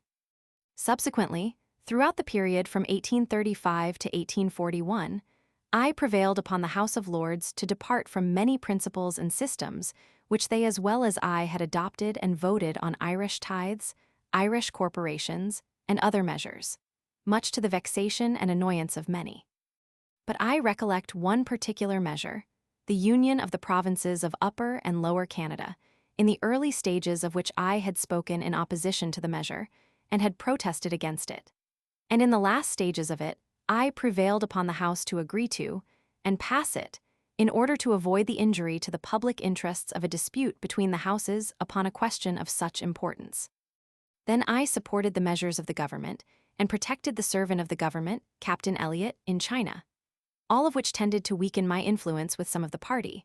Others, possibly a majority, might have approved of the course which I took. It was at the same time well known that from the commencement at least of Lord Melbourne's government, I was in constant communication with it, upon all military matters, whether occurring at home or abroad, at all events, but likewise upon many others. All this tended, of course, to diminish my influence in the Conservative Party, while it tended essentially to the ease and satisfaction of the sovereign, and to the maintenance of good order. At length came the resignation of the government by Sir Robert Peel, in the month of December last, and the Queen desiring Lord John Russell to form an administration. On the 12th of December, the Queen wrote to me the letter of which I enclose the copy, and the copy of my answer of the same date, of which it appears that you have never seen copies, although I communicated them immediately to Sir Robert Peel. It was impossible for me to act otherwise than is indicated in my letter to the Queen. I am the servant of the Crown and people. I have been paid and rewarded, and I consider myself retained, and that I can't do otherwise than serve as required, when I can do so without dishonor, that is to say, as long as I have health and strength to enable me to serve. But it is obvious that there is, and there must be, an end of all connection and counsel between party and me. I might with consistency, and some may think that I ought to have declined to belong to Sir Robert Peel's cabinet on the night of the 20th of December. But my opinion is that if I had, Sir Robert Peel's government would not have been framed, that we should have had and in office next morning. But, at all events, it is quite obvious that when that arrangement comes, which sooner or later must come, there will be an end to all influence on my part over the Conservative Party, if I should be so indiscreet as to attempt to exercise any. You will see, therefore, that the stage is quite clear for you, and that you need not apprehend the consequences of differing in opinion from me when you will enter upon it. As in truth I have, by my letter to the Queen of the 12th of December, put an end to the connection between the party and me, when the party will be in opposition to Her Majesty's government. My opinion is that the great object of all is that you should assume the station, and exercise the influence, which I have so long exercised in the House of Lords. The question is, how is that object to be attained? By guiding their opinion and decision, or by following it?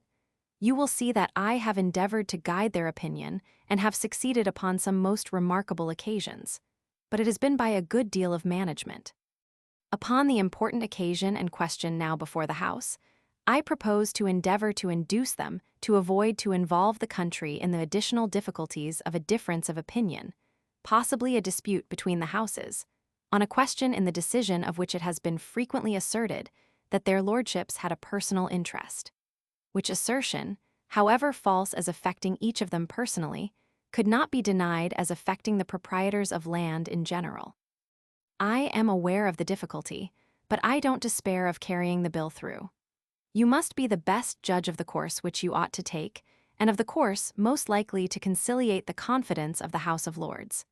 My opinion is that you should advise the House to vote that which would tend most to public order, and would be most beneficial to the immediate interests of the country. This is the mode in which the House of Lords came to be what it now is, a chamber with, in most cases, a veto of delay with, in most cases, a power of revision, but with no other rights or powers. The question we have to answer is, the House of Lords being such, what is the use of the Lords? The common notion evidently fails that it is a bulwark against imminent revolution. As the Duke's letter in every line evinces, the wisest members, the guiding members of the House, know that the House must yield to the people if the people is determined. The two cases, that of the Reform Act and the Corn Laws, were decisive cases. The great majority of the Lords thought reform revolution, free trade confiscation, and the two together ruin. If they could ever have been trusted to resist the people, they would then have resisted it. But in truth, it is idle to expect a second chamber, a chamber of notables, ever to resist a popular chamber, a nation's chamber, when that chamber is vehement and the nation vehement too. There is no strength in it for that purpose. Every class chamber, every minority chamber, so to speak, feels weak and helpless when the nation is excited. In a time of revolution, there are but two powers, the sword and the people. The executive commands the sword, the great lesson which the first Napoleon taught the Parisian populace. The contribution he made to the theory of revolutions at the 18th Brumaire is now well known. Any strong soldier at the head of the army can use the army, but a second chamber cannot use it. It is a pacific assembly composed of timid peers, aged lawyers, or, as abroad, clever littérateurs. Such a body has no force to put down the nation, and if the nation will have it do something, it must do it. The very nature, too, as has been seen, of the Lords in the English Constitution shows that it cannot stop revolution. The Constitution contains an exceptional provision to prevent it stopping it. The executive, the appointee of the popular chamber and the nation, can make new peers and so create a majority in the peers. It can say to the Lords, "Use the powers of your house as we like, or you shall not use them at all. We will find others to use them. Your virtue shall go out of you if it is not used as we like and stopped when we please." An assembly under such a threat cannot arrest, and could not be intended to arrest, a determined and insisting executive. In fact, the House of Lords, as a house, is not a bulwark that will keep out revolution, but an index that revolution is unlikely. Resting as it does upon old deference and inveterate homage, it shows that the spasm of new forces, the outbreak of new agencies, which we call revolution, is for the time simply impossible. So long as many old leaves linger on the November trees, you know that there has been little frost and no wind. Just so while the House of Lords retains much power, you may know that there is no desperate discontent in the country, no wild agency likely to cause a great demolition. There used to be a singular idea that two chambers, a revising chamber and a suggesting chamber, were essential to a free government. The first person who threw a hard stone and effectually hitting stone against the theory was one very little likely to be favorable to democratic influence, or to be blind to the use of aristocracy. It was the present Lord Grey. He had to look at the matter practically. He was the first great colonial minister of England who ever set himself to introduce representative institutions into all her capable colonies, and the difficulty stared him in the face that in those colonies there were hardly enough good people for one assembly, and not near enough good people for two assemblies.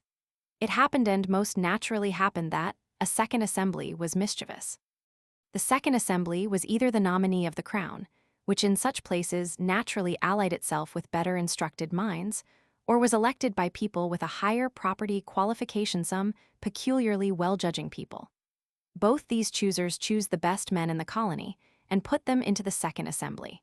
But thus the popular assembly was left without those best men. The popular assembly was denuded of those guides and those leaders who would have led and guided it best. Those superior men were put aside to talk to one another and perhaps dispute with one another. They were a concentrated instance of high but neutralized forces. They wished to do good, but they could do nothing. The lower house, with all the best people in the colony extracted, did what it liked. The democracy was strengthened rather than weakened by the isolation of its best opponents in a weak position. As soon as experience had shown this, or seemed to show it, the theory that two chambers were essential to a good and free government vanished away. With a perfect lower house, it is certain that an upper house would be scarcely of any value. If we had an ideal House of Commons perfectly representing the nation, always moderate, never passionate, abounding in men of leisure, never omitting the slow and steady forms necessary for good consideration, it is certain that we should not need a higher chamber. The work would be done so well that we should not want anyone to look over or revise it, and whatever is unnecessary in government is pernicious. Human life makes so much complexity necessary that an artificial addition is sure to do harm. You cannot tell where the needless bit of machinery will catch and clog the 100 needful wheels, but the chances are conclusive that it will impede them somewhere, so nice are they and so delicate. But though beside an ideal House of Commons the Lords would be unnecessary, and therefore pernicious, beside the actual House, a revising and leisured legislature is extremely useful, if not quite necessary. At present, the chance majorities on minor questions in the House of Commons are subject to no effectual control. The nation never attends to any but the principal matters of policy and state. Upon these, it forms that rude, rough, ruling judgment which we call public opinion. But upon other things, it does not think at all, and it would be useless for it to think. It has not the materials for forming a judgment. The detail of bills, the instrumental part of policy, the latent part of legislation, are wholly out of its way. It knows nothing about them, and could not find time or labor for the careful investigation by which alone they can be apprehended.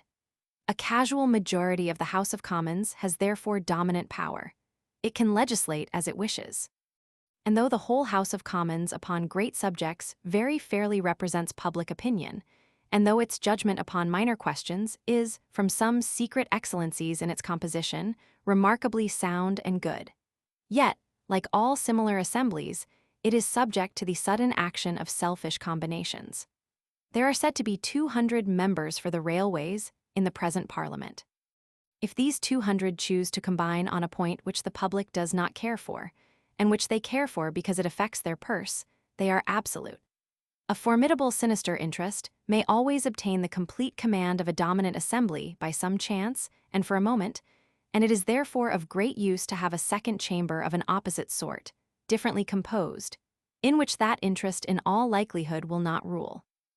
The most dangerous of all sinister interests is that of the executive government, because it is the most powerful. It is perfectly possible it has happened, and will happen again, that the cabinet, being very powerful in the Commons, may inflict minor measures on the nation which the nation did not like, but which it did not understand enough to forbid. If, therefore, a tribunal of revision can be found in which the executive, though powerful, is less powerful, the government will be the better. The retarding chamber will impede minor instances of parliamentary tyranny, though it will not prevent or much impede revolution. Every large assembly is, moreover, a fluctuating body. It is not one house, so to say, but a set of houses.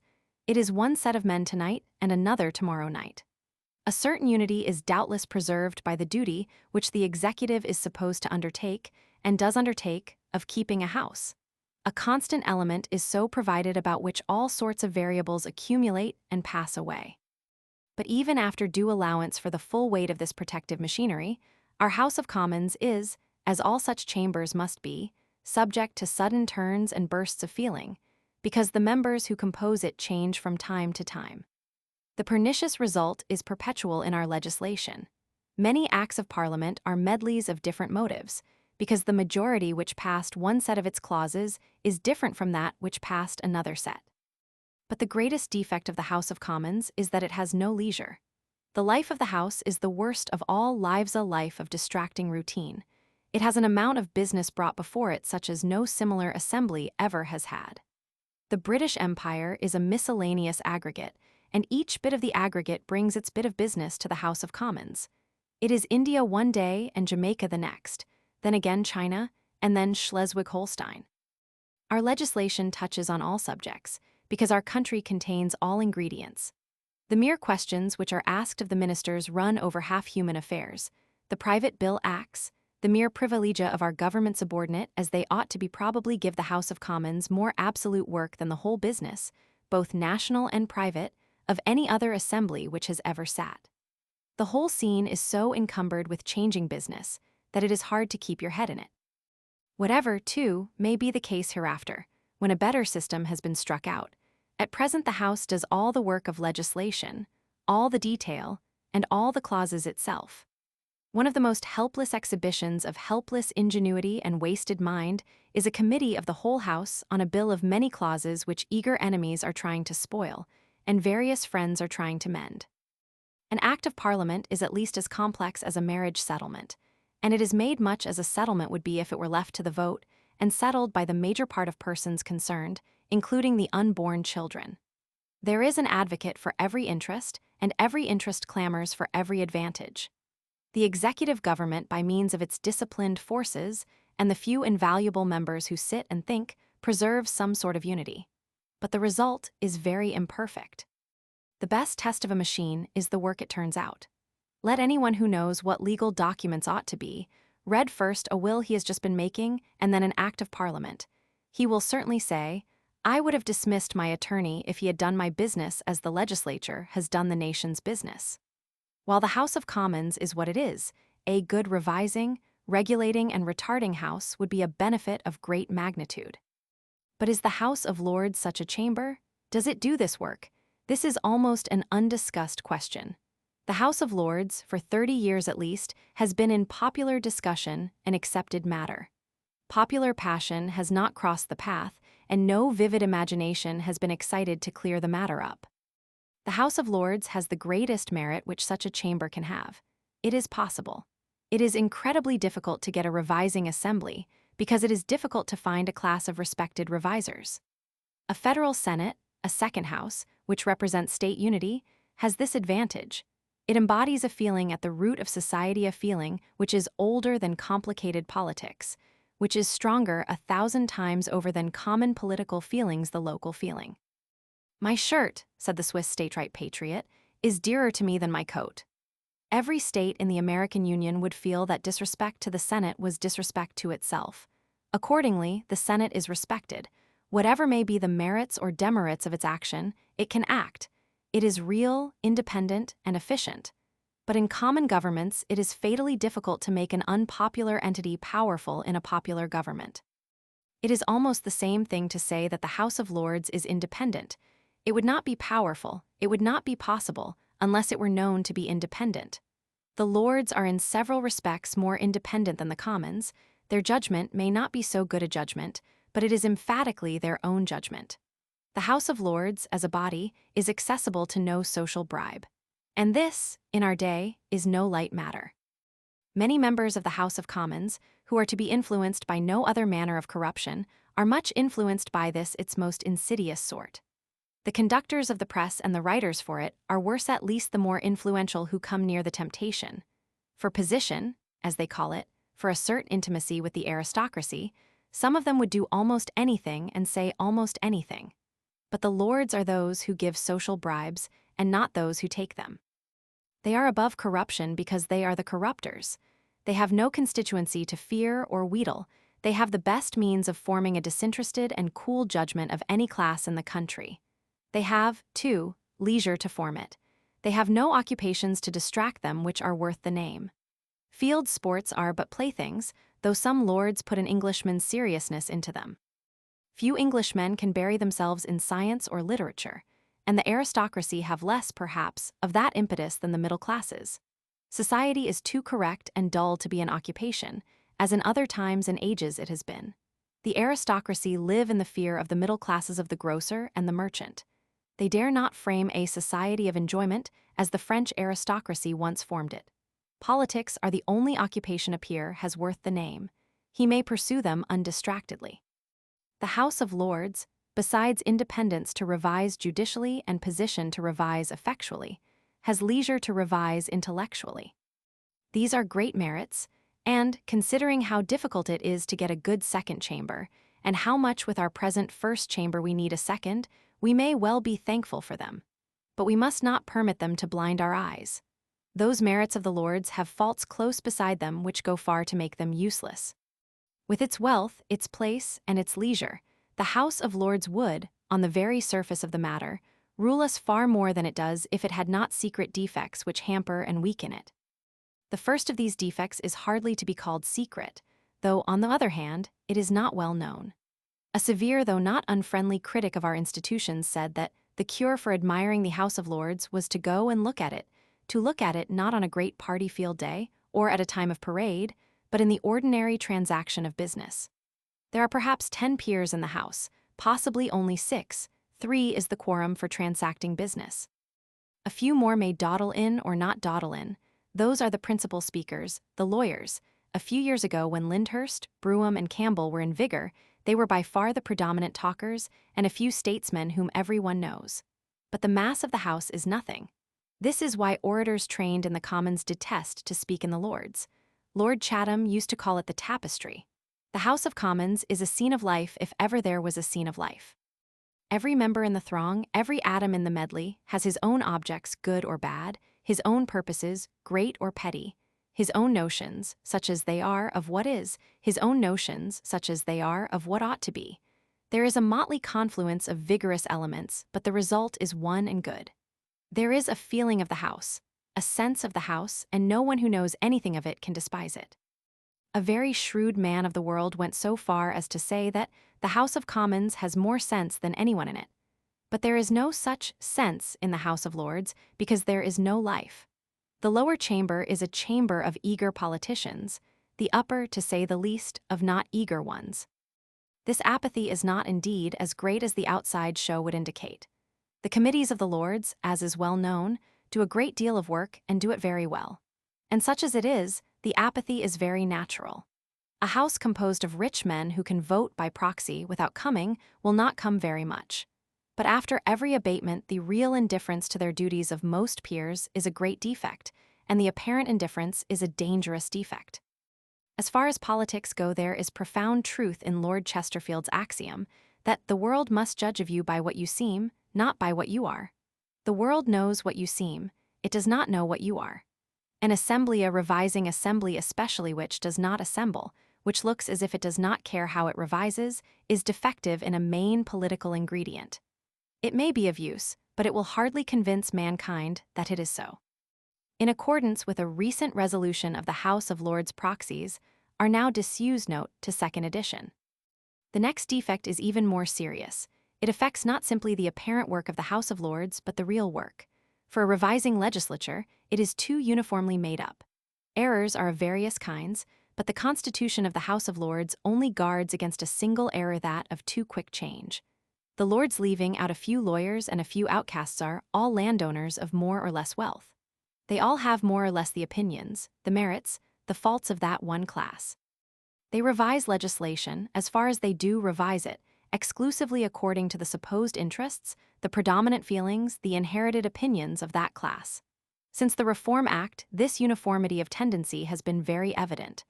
The Lords have felt it would be harsh to say hostile, but still dubious, as to the new legislation. There was a spirit in it alien to their spirit, and which when they could they have tried to cast out. That spirit is what has been termed the modern spirit. It is not easy to concentrate its essence in a phrase. It lives in our life, animates our actions, suggests our thoughts. We all know what it means, though it would take an essay to limit it and define it. To this the Lords object. Wherever it is concerned, they are not impartial revisers, but biased revisers. This singleness of composition would be no fault. It would be, or might be, even a merit, if the criticism of the House of Lords, though a suspicious criticism, were yet a criticism of great understanding. The characteristic legislation of every age must have characteristic defects. It is the outcome of a character, of necessity faulty and limited. It must mistake some kind of things, it must overlook some other. If we could get hold of a complemental critic, a critic who saw what the age did not see, and who saw rightly what the age mistook, we should have a critic of inestimable value. But is the House of Lords that critic? Can it be said that its unfriendliness to the legislation of the age is founded on a perception of what the age does not see, and a rectified perception of what the age does see? The most extreme partisan, the most warm admirer of the Lords, if of fair and tempered mind, cannot say so. The evidence is too strong. On free trade, for example, no one can doubt that the Lords' opinion in what they wished to do and would have done if they had acted on their own minds were utterly wrong. This is the clearest test of the modern spirit. It is easier here to be sure it is right than elsewhere. Commerce is like war, its result is pat. Do you make money or do you not make it? There is as little appeal from figures as from battle. Now no one can doubt that England is a great deal better off because of free trade, that it has more money, and that its money is diffused more as we should wish it diffused. In the one case in which we can unanswerably test the modern spirit, it was right, and the dubious upper house, the House which would have rejected it, if possible, was wrong. There is another reason. The House of Lords, being an hereditary chamber, cannot be of more than common ability. It may contain, it almost always has contained, it almost always will contain extraordinary men. But its average-born lawmakers cannot be extraordinary. Being a set of eldest sons picked out by chance and history, it cannot be very wise. It would be a standing miracle if such a chamber possessed a knowledge of its age superior to the other men of the age. If it possessed a superior and supplemental knowledge, if it discerned what they did not discern, and saw truly that which they saw indeed, but saw untruly. The difficulty goes deeper. The task of adequately revising the legislation of this age, is not only that which an aristocracy has no facility in doing, but one which it has a difficulty in doing. Look at the statute book for 1865, the statutes at large for the year. You will find, not pieces of literature, not nice and subtle matters, but coarse matters, crude heaps of heavy business. They deal with trade, with finance, with statute law reform, with common law reform. They deal with various sorts of business, but with business always.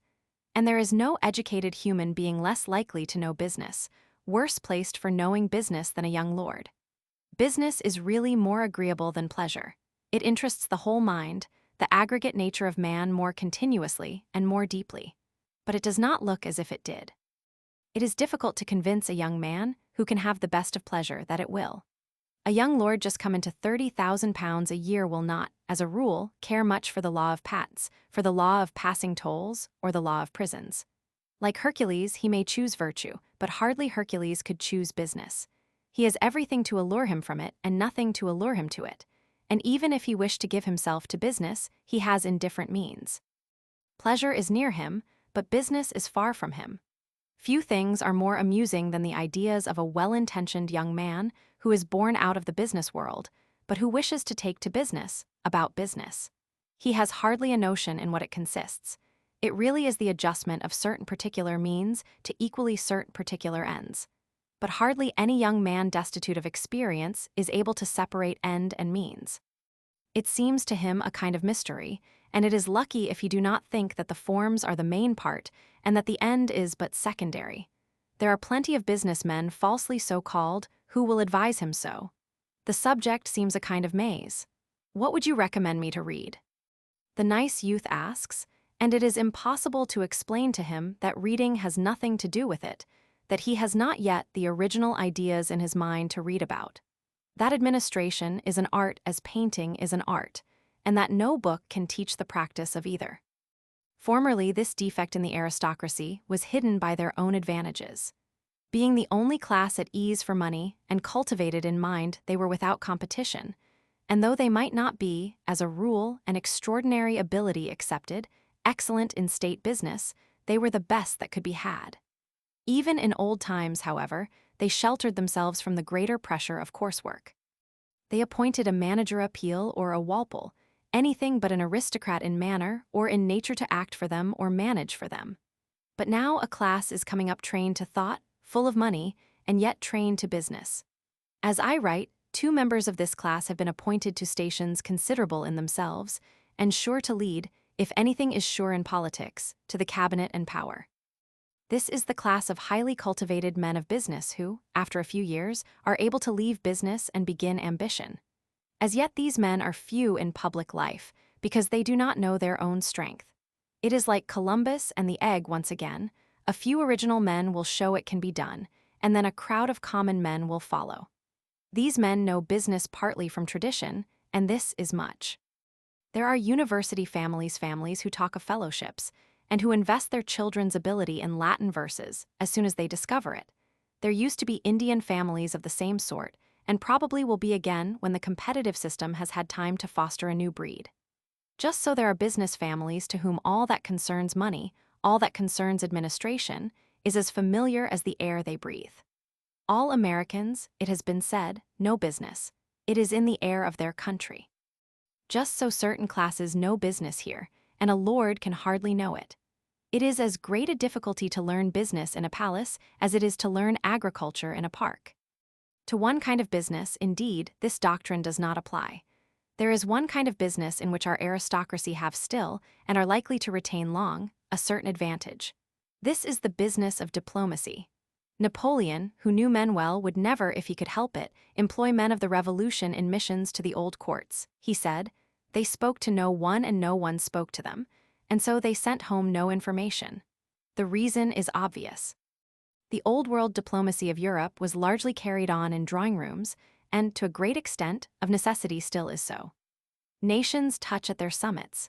It is always the highest class which travels most, knows most of foreign nations, has the least of the territorial sectarianism which calls itself patriotism, and is often thought to be so. Even here, indeed, in England the new trade class is in real merit equal to the aristocracy. Their knowledge of foreign things is as great, and their contact with them often more. But notwithstanding, the new race is not as serviceable for diplomacy as the old race. An ambassador is not simply an agent, he is also a spectacle. He is sent abroad for show as well as for substance. He is to represent the queen among foreign courts and foreign sovereigns. An aristocracy is in its nature better suited to such work. It is trained to the theatrical part of life. It is fit for that if it is fit for anything. But, with this exception, an aristocracy is necessarily inferior in business to the classes nearer business. And it is not, therefore, a suitable class, if we had our choice of classes, out of which to frame a chamber for revising matters of business. It is indeed a singular example how natural business is to the English race, that the House of Lords works as well as it does. The common appearance of the whole House is a dangerous anomaly, which Mr. Bright will sometimes use, but a great deal of substantial work is done in committees, and often very well done. The great majority of the peers do none of their appointed work, and could do none of it, but a minority never so large and never so earnest as in this age do it, and do it well. Still no one, who examines the matter without prejudice, can say that the work is done perfectly. In a country so rich in mind as England, far more intellectual power can be, and ought to be, applied to the revision of our laws. And not only does the House of Lords do its work imperfectly, but often, at least, it does it timidly. Being only a section of the nation, it is afraid of the nation. Having been used for years and years, on the greatest matters to act contrary to its own judgment, it hardly knows when to act on that judgment. The depressing languor with which it damps an earnest young peer is at times ridiculous. When the corn laws are gone, and the rotten boroughs, why tease about clause Roman 9? In the bill to regulate cotton factories, is the latent thought of many peers. A word from the leaders, from the Duke, or Lord Derby, or Lord Lyndhurst, will rouse on any matters the sleeping energies, but most lords are feeble and forlorn. These grave defects would have been at once lessened, and in the course of years nearly effaced, if the House of Lords had not resisted the proposal of Lord Palmerston's first government to create peers for life. The expedient was almost perfect. The difficulty of reforming an old institution like the House of Lords is necessarily great. Its possibility rests on continuous caste and ancient deference. And if you begin to agitate about it, to bawl at meetings about it, that deference is gone, its particular charm lost, its reserved sanctity gone. But, by an odd fatality, there was in the recesses of the Constitution an old prerogative which would have rendered agitation needless, which would have effected, without agitation, all that agitation could have effected. Lord Palmerston was now that he is dead, and his memory can be calmly viewed as firm a friend to an aristocracy, as thorough an aristocrat as any in England, yet he proposed to use that power. If the House of Lords had still been under the rule of the Duke of Wellington, perhaps they would have acquiesced. The Duke would not indeed have reflected on all the considerations which a philosophic statesman would have set out before him, but he would have been brought right by one of his peculiarities.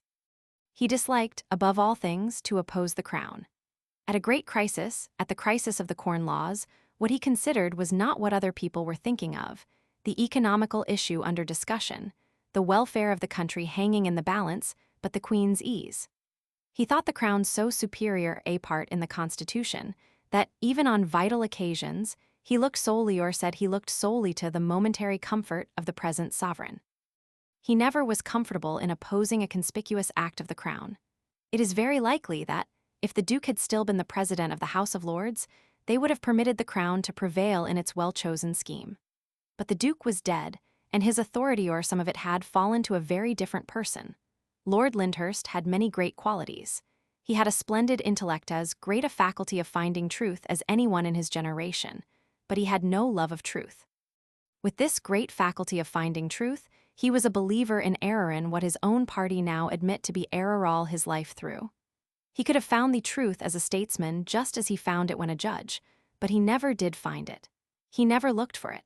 He was a great partisan, and he applied a capacity of argument, and a faculty of intellectual argument rarely equaled, to support the tenets of his party. The proposal to create life peers was proposed by the antagonistic party, was, at the moment, likely to injure his own party. To him, this was a great opportunity. The speech he delivered on that occasion lives in the memory of those who heard it. His eyes did not at that time let him read, so he repeated by memory, and quite accurately, all the black-letter authorities bearing on the question. So great an intellectual effort has rarely been seen in an English assembly, but the result was deplorable. Not by means of his black-letter authorities, but by means of his recognized authority and his vivid impression, he induced the House of Lords to reject the proposition of the government. Lord Lyndhurst said the Crown could not now create life peers, and so there are no life peers. The House of Lords rejected the inestimable, the unprecedented opportunity of being tacitly reformed. Such a chance does not come twice. The life peers who would have been then introduced would have been among the first men in the country. Lord Macaulay was to have been among the first, Lord Wensleydale the most learned, and not the least logical of our lawyers to be the very first. 30 or 40 such men, added judiciously and sparingly as years went on, would have given to the House of Lords the very element which, as a criticizing chamber, it needs so much. It would have given it critics.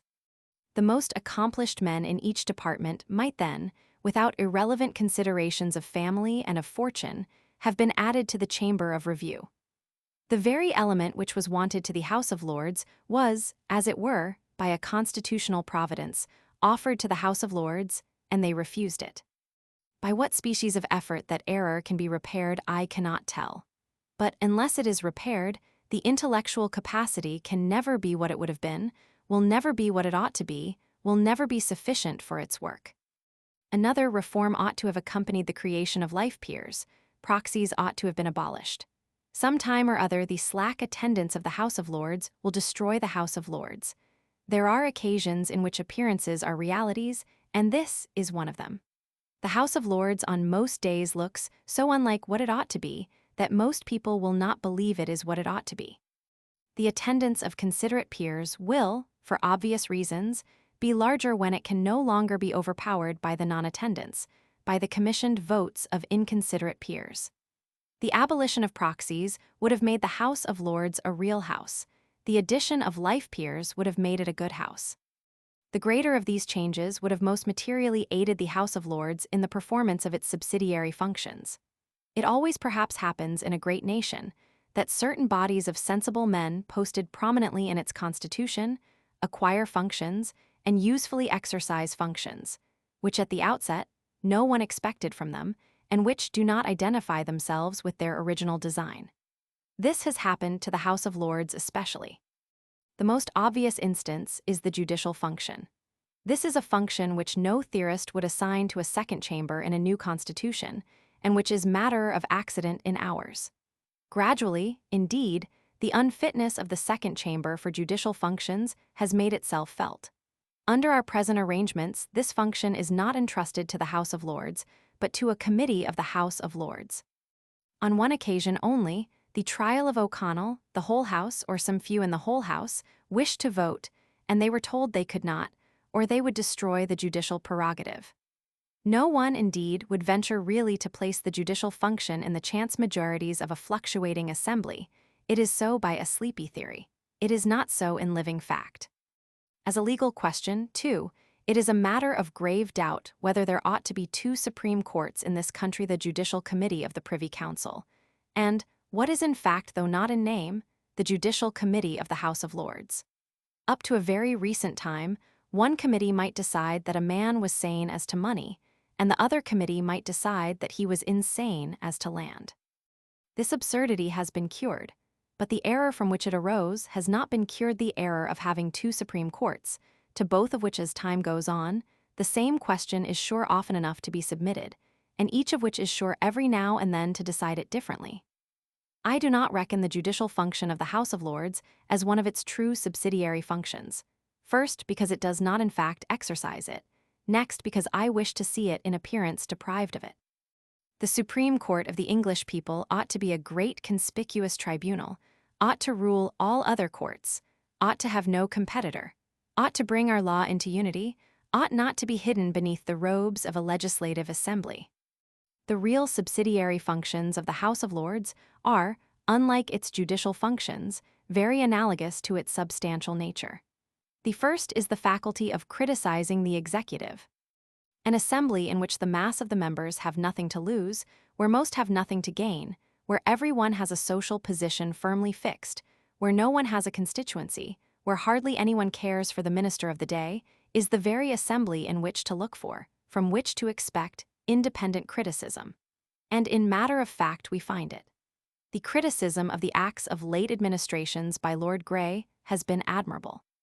But such criticism, to have its full value, should be many-sided.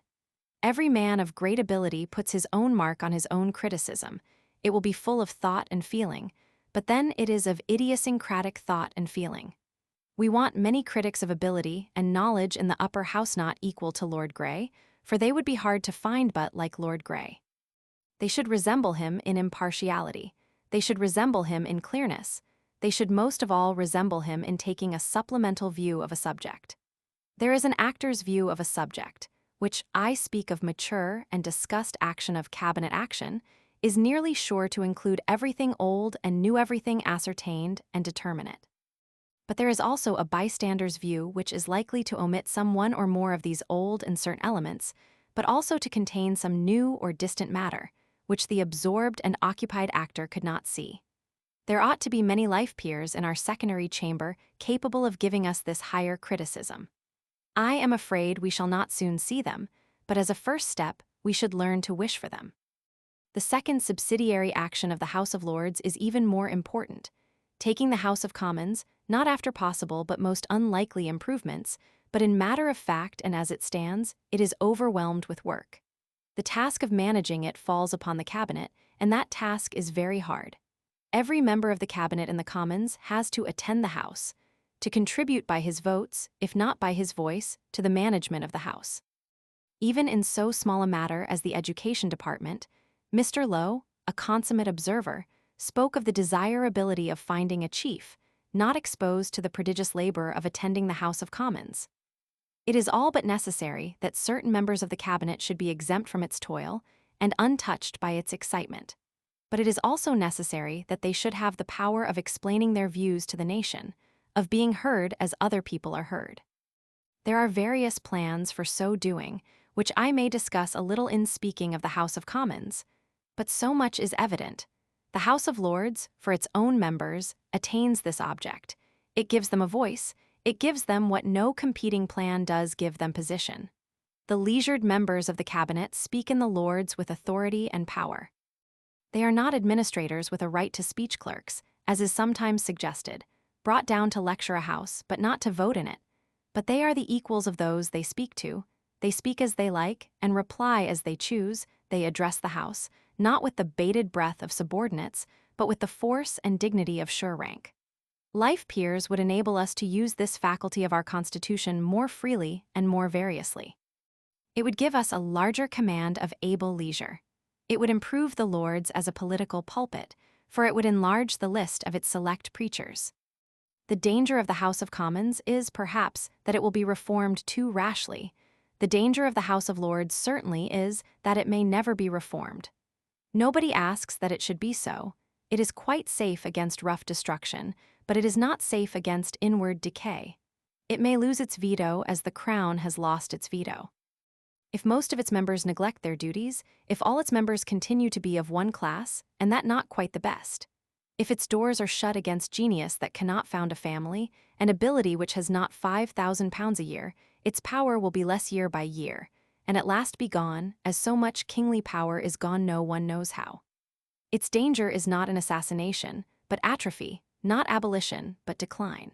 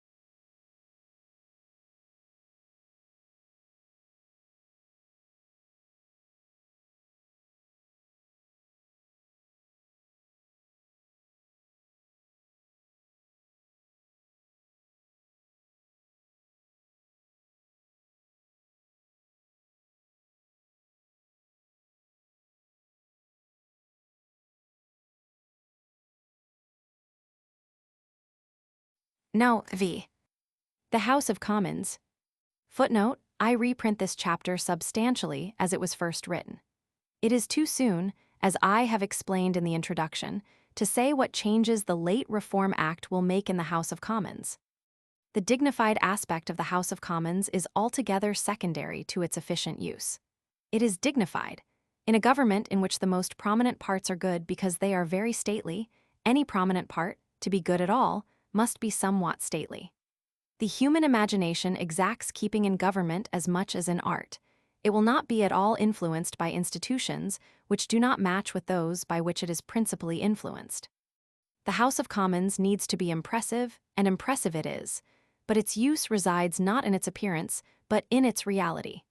Its office is not to win power by awing mankind, but to use power in governing mankind. The main function of the House of Commons is one which we know quite well, though our common constitutional speech does not recognize it. The House of Commons is an electoral chamber. It is the assembly which chooses our president. Washington and his fellow politicians contrived an electoral college to be composed, as was hoped, of the wisest people in the nation, which, after due deliberation, was to choose for president the wisest man in the nation. But that college is a sham. It has no independence and no life. No one knows or cares to know who its members are. They never discuss and never deliberate. They were chosen to vote that Mr. Lincoln be president or that Mr. Breckinridge be president. They do so vote and they go home. But our House of Commons is a real choosing body. It elects the people it likes. And it dismisses whom it likes too. No matter that a few months since it was chosen to support Lord Aberdeen or Lord Palmerston.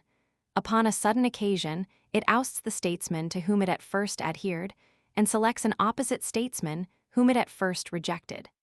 Doubtless, in such cases, there is a tacit reference to probable public opinion, but certainly also there is much free will in the judgment of the Commons. The House only goes where it thinks in the end the nation will follow, but it takes its chance of the nation following or not following. It assumes the initiative and acts upon its discretion or its caprice. When the American nation has chosen its president, its virtue goes out of it, and out of the transmissive college through which it chooses. But because the House of Commons has the power of dismissal in addition to the power of election, its relations to the Premier are incessant. They guide him and he leads them. He is to them what they are to the nation. He only goes where he believes they will go after him, but he has to take the lead. He must choose his direction and begin the journey, nor must he flinch. A good horse likes to feel the rider's bit, and a great deliberative assembly likes to feel that it is under worthy guidance. A minister who succumbs to the House, who ostentatiously seeks its pleasure, who does not try to regulate it, who will not boldly point out plain errors to it, seldom thrives. The great leaders of Parliament have varied much, but they have all had a certain firmness. A great assembly is as soon spoiled by overindulgence as a little child. The whole life of English politics is the action and reaction between the ministry and the Parliament. The appointees strive to guide, and the appointers surge under the guidance. The elective is now the most important function of the House of Commons. It is most desirable to insist and be tedious on this because our tradition ignores it. At the end of half the sessions of Parliament, you will read in the newspapers, and you will hear even from those who have looked close at the matter and should know better, Parliament has done nothing this session. Some things were promised in the Queen's speech, but they were only little things, and most of them have not passed. Lord Lyndhurst used for years to recount the small outcomings of legislative achievement, and yet those were the days of the first Whig governments, who had more to do in legislation, and did more, than any government. The true answer to such harangues as Lord Lyndhurst's by a minister should have been in the first person. He should have said firmly, Parliament has maintained me, and that was its greatest duty. Parliament has carried on what, in the language of traditional respect, we call the Queen's government. It has maintained what wisely or unwisely it deemed the best executive of the English nation. The second function of the House of Commons is what I may call an expressive function. It is its office to express the mind of the English people on all matters which come before it. Whether it does so well or ill I shall discuss presently. The third function of Parliament is what I may call preserving a sort of technicality, even in familiar matters for the sake of distinctness, the teaching function. a great and open council of considerable men cannot be placed in the middle of a society without altering that society. It ought to alter it for the better. It ought to teach the nation what it does not know. How far the House of Commons can so teach, and how far it does so teach, are matters for subsequent discussion. Fourthly, the House of Commons has what may be called an informing function, which, though in its present form quite modern, is singularly analogous to a medieval function. In old times, one office of the House of Commons was to inform the sovereign what was wrong. It laid before the Crown the grievances and complaints of particular interests. Since the publication of the parliamentary debates, a corresponding office of Parliament is to lay these same grievances, these same complaints, before the nation, which is the present sovereign. The nation needs it quite as much as the king ever needed it. A free people is indeed mostly fair. Liberty practices men in a give and take, which is the rough essence of justice. The English people, possibly even above other free nations, is fair. But a free nation rarely can be, and the English nation is not quick of apprehension. It only comprehends what is familiar to it, what comes into its own experience, what squares with its own thoughts. I never heard of such a thing in my life, the middle-class Englishman says, and he thinks he so refutes an argument. The common disputant cannot say in reply that his experience is but limited, and that the assertion may be true, though he had never met with anything at all like it. But a great debate in Parliament does bring home something of this feeling. Any notion, any creed, any feeling, any grievance which can get a decent number of English members to stand up for it, is felt by almost all Englishmen to be perhaps a false and pernicious opinion, but at any rate possible an opinion within the intellectual sphere, an opinion to be reckoned with. And it is an immense achievement. Practical diplomatists say that a free government is harder to deal with than a despotic government. You may be able to get the despot to hear the other side. His ministers, men of trained intelligence, will be sure to know what makes against them, and they may tell him. But a free nation never hears any side save its own. The newspapers only repeat the side their purchasers like. The favorable arguments are set out, elaborated, illustrated. The adverse arguments maimed, misstated, confused. The worst judge, they say, is a deaf judge. The most dull government is a free government on matters its ruling classes will not hear. I am disposed to reckon it as the second function of Parliament in point of importance, that to some extent it makes us hear what otherwise we should not. Lastly, there is the function of legislation, of which of course it would be preposterous to deny the great importance, and which I only deny to be as important as the executive management of the whole state, or the political education given by Parliament to the whole nation. There are, I allow, seasons when legislation is more important than either of these. The nation may be misfitted with its laws and need to change them. Some particular corn law may hurt all industry, and it may be worth 1,000 administrative blunders to get rid of it. But generally, the laws of a nation suit its life. Special adaptations of them are but subordinate. The administration and conduct of that life is the matter which presses most. Nevertheless, the statute book of every great nation yearly contains many important new laws, and the English statute book does so above any. An immense mass, indeed, of the legislation is not, in the proper language of jurisprudence, legislation at all. A law is a general command applicable to many cases. The special acts, which crowd the statute book and weary parliamentary committees, are applicable to one case only. They do not lay down rules according to which railways shall be made. They enact that such a railway shall be made from this place to that place, and they have no bearing upon any other transaction. But after every deduction and abatement, the annual legislation of Parliament is a result of singular importance. Were it not so, it could not be, as it often is considered, the sole result of its annual assembling. Some persons will perhaps think that I ought to enumerate a sixth function of the House of Commons, a financial function. But I do not consider that, upon broad principle and omitting legal technicalities, the House of Commons has any special function with regard to financial, different from its functions with respect to other legislation. It is to rule in both, and to rule in both through the Cabinet. Financial legislation is of necessity a yearly recurring legislation, but frequency of occurrence does not indicate a diversity of nature or compel an antagonism of treatment. In truth, The principal peculiarity of the House of Commons in financial affairs is nowadays not a special privilege, but an exceptional disability. On common subjects, any member can propose anything, but not on money. The minister only can propose to tax the people. This principle is commonly involved in medieval metaphysics as to the prerogative of the crown, but it is as useful in the 19th century as in the 14th, and rests on as sure a principle. The House of Commons, now that it is the true sovereign and appoints the real executive, has long ceased to be the checking, sparing, economical body it once was. It now is more apt to spend money than the minister of the day. I have heard a very experienced financier say, if you want to raise a certain cheer in the House of Commons, make a general panegyric on economy. If you want to invite a sure defeat, propose a particular saving. The process is simple.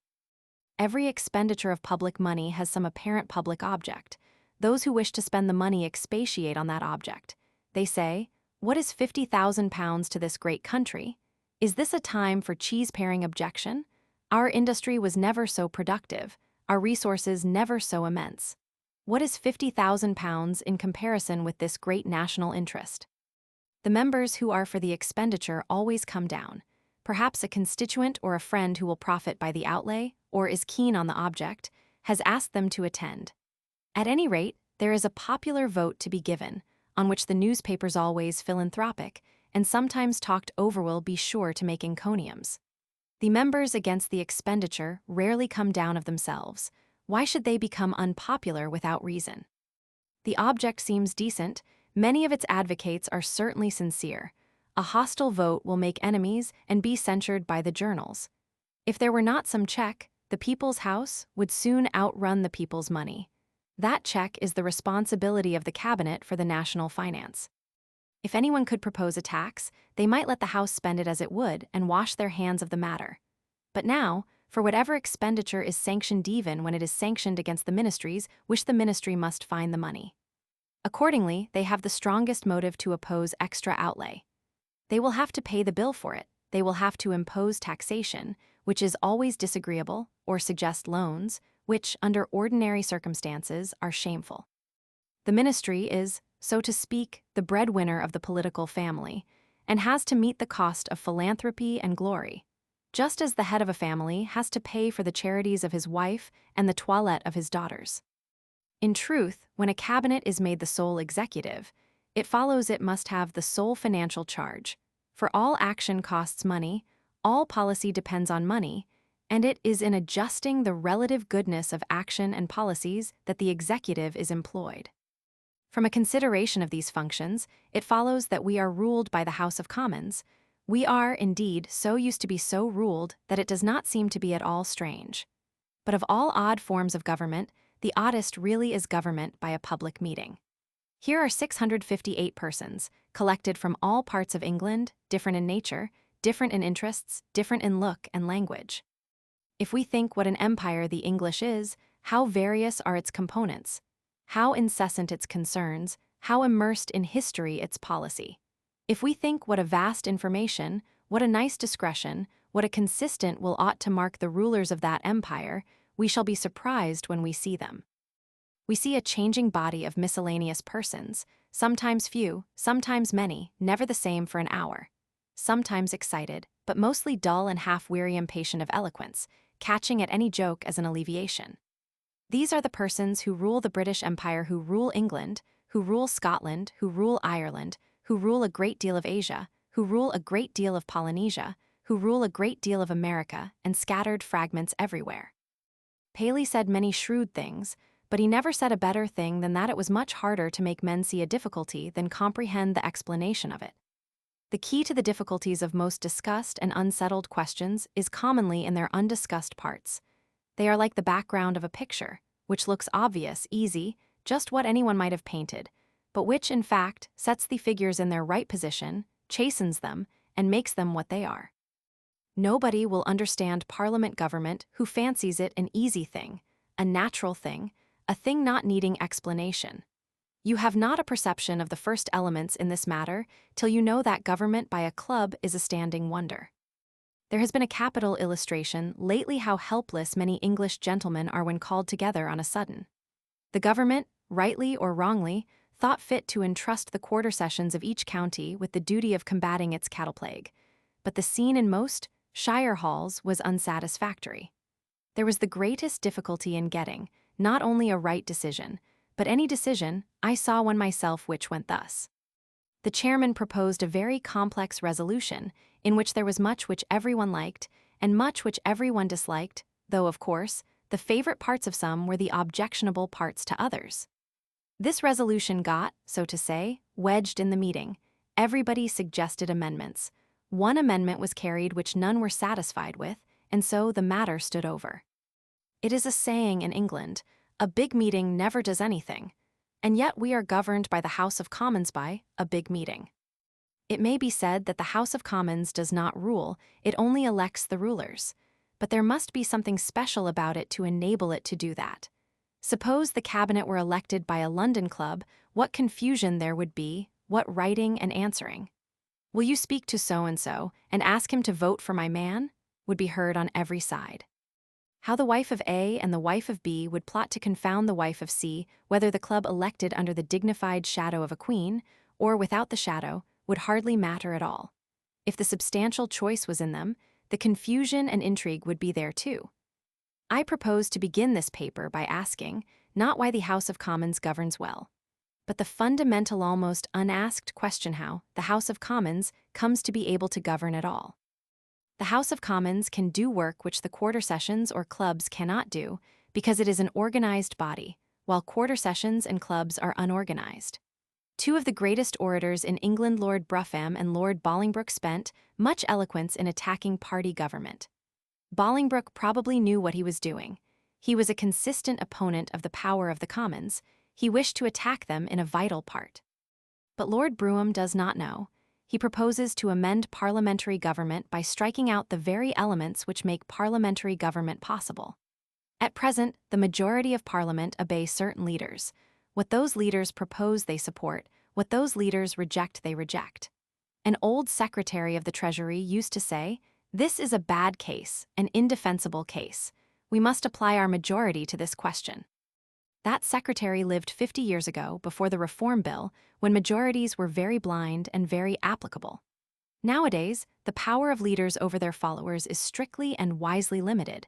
They can take their followers but a little way, and that only in certain directions. Yet still, there are leaders and followers. On the conservative side of the House, there are vestiges of the despotic leadership even now. A cynical politician is said to have watched the long row of county members, so fresh and respectable-looking, and muttered, "By Jove, they are the finest brute votes in Europe." But all satire apart, the principle of Parliament is obedience to leaders.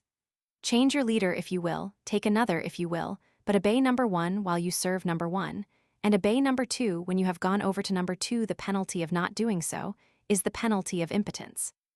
It is not that you will not be able to do any good, but you will not be able to do anything at all. If everybody does what he thinks right, there will be 657 amendments to every motion, and none of them will be carried, or the motion either. The moment, indeed, that we distinctly conceive that the House of Commons is mainly and above all things an elective assembly, we at once perceive that party is of its essence. There never was an election without a party. You cannot get a child into an asylum without a combination. At such places you may see "Vote for Orphan A" upon a placard, and "Vote for Orphan B, also an idiot," upon a banner, and the party of each is busy about its placard and banner. What is true at such minor and momentary elections must be much more true in a great and constant election of rulers. The House of Commons lives in a state of perpetual potential choice. At any moment it can choose a ruler and dismiss a ruler. And therefore party is inherent in it, is bone of its bone, and breath of its breath. Secondly, though the leaders of party no longer have the vast patronage of the last century with which to bribe, they can coerce by a threat far more potent than any allurement they can dissolve. This is the secret which keeps parties together. Mr. Cobden most justly said. He had never been able to discover what was the proper moment, according to members of Parliament, for a dissolution. He had heard them say they were ready to vote for everything else, but he had never heard them say they were ready to vote for that. Efficiency in an assembly requires a solid mass of steady votes, and these are collected by a deferential attachment to particular men or by a belief in the principles those men represent, and they are maintained by fear of those men, by the fear that if you vote against them, you may yourself soon not have a vote at all. Thirdly, it may seem odd to say so, just after inculcating that party organization is the vital principle of representative government, but that organization is permanently efficient because it is not composed of warm partisans. The body is eager, but the atoms are cool. If it were otherwise, parliamentary government would become the worst of governments, a sectarian government. The party in power would go all the lengths their orators proposed, all that their formulae enjoined, as far as they had ever said they would go. But the partisans of the English Parliament are not of such a temper. They are Whigs or Radicals or Tories, but they are much else too. They are common Englishmen, and, as Father Newman complains, hard to be worked up to the dogmatic level. They are not eager to press the tenets of their party to impossible conclusions. On the contrary, the way to lead them the best and acknowledged way is to effect a studied and a logical moderation. You may hear men say, without committing myself to the tenet that 3 + 2 make 5, though I am free to admit that the honorable member for Bradford has advanced very grave arguments in behalf of it, I think I may, with the permission of the committee, assume that 2 + 3 do not make 4, which will be a sufficient basis for the important propositions which I shall venture to submit on the present occasion. This language is very suitable to the greater part of the House of Commons. Most men of business love a sort of twilight. They have lived all their lives in an atmosphere of probabilities and of doubt, where nothing is very clear, where there are some chances for many events, where there is much to be said for several courses, where nevertheless one course must be determinedly chosen and fixedly adhered to. They like to hear arguments suited to this intellectual haze. So far from caution or hesitation in the statement of the argument striking them as an indication of imbecility, it seems to them a sign of practicality. They got rich themselves by transactions of which they could not have stated the argumentative ground, and all they ask for is a distinct though moderate conclusion, that they can repeat when asked, something which they feel not to be abstract argument, but abstract argument diluted and dissolved in real life. There seemed to me, an impatient young man once said, to be no stay in Peel's arguments. And that was why Sir Robert Peel was the best leader of the Commons in our time. We like to have the rigidity taken out of an argument and the substance left. Nor indeed, under our system of government, are the leaders themselves of the House of Commons, for the most part, eager to carry party conclusions too far. They are in contact with reality. An opposition, on coming into power, is often like a speculative merchant whose bills become due. Ministers have to make good their promises, and they find a difficulty in so doing. They have said the state of things is so, and if you give us the power, we will do thus and thus. But when they come to handle the official documents, to converse with the permanent undersecretary familiar with disagreeable facts, and though in manner most respectful, yet most imperturbable in opinion, very soon doubts intervene. Of course, something must be done. The speculative merchant cannot forget his bills. The late opposition cannot, in office, forget those sentences which terrible admirers in the country still quote. But just as the merchant asks his debtor, "Could you not take a bill at 4 months?" so the new minister says to the permanent undersecretary, "Could you not suggest a middle course?" I am, of course, not bound by mere sentences used in debate. I have never been accused of letting a false ambition of consistency warp my conduct. But, etc., and the end always is that a middle course is devised which looks as much as possible like what was suggested in opposition, but which is as much as possible what patent facts which seem to live in the office, so teasing and unceasing are they prove ought to be done. Of all modes of enforcing moderation on a party, the best is to contrive that the members of that party shall be intrinsically moderate, careful, and almost shrinking men, and the next best to contrive that the leaders of the party, who have protested most in its behalf, shall be placed in the closest contact with the actual world. Our English system contains both contrivances. It makes party government permanent and possible in the sole way in which it can be so, by making it mild. But these expedients, though they sufficiently remove the defects which make a common club or quarter sessions impotent, would not enable the House of Commons to govern England. A representative public meeting is subject to a defect over and above those of other public meetings. It may not be independent. The constituencies may not let it alone. But if they do not, all the checks which have been enumerated upon the evils of a party organization would be futile. The feeling of a constituency is the feeling of a dominant party, and that feeling is elicited, stimulated, sometimes even manufactured by the local political agent. Such an opinion could not be moderate, could not be subject to effectual discussion, could not be in close contact with pressing facts, could not be framed under a chastening sense of near responsibility, could not be formed as those form their opinions who have to act upon them. Constituency government is the precise opposite of parliamentary government. It is the government of immoderate persons far from the scene of action, instead of the government of moderate persons close to the scene of action. It is the judgment of persons judging in the last resort and without a penalty, in lieu of persons judging in fear of a dissolution, and ever conscious that they are subject to an appeal. Most persons would admit these conditions of parliamentary government when they read them, but two at least of the most prominent ideas in the public mind are inconsistent with them. The scheme to which the arguments of our demagogues distinctly tend, and the scheme to which the predilections of some most eminent philosophers cleave, are both so. They would not only make parliamentary government work ill, but they would prevent its working at all. They would not render it bad, for they would make it impossible. The first of these is the ultra-democratic theory. This theory demands that every man of 21 years of age, if not every woman too, should have an equal vote in electing parliament. Suppose that last year there were 12 million adult males in England. Upon this theory, each man is to have 1/12,000,000th share in electing a parliament.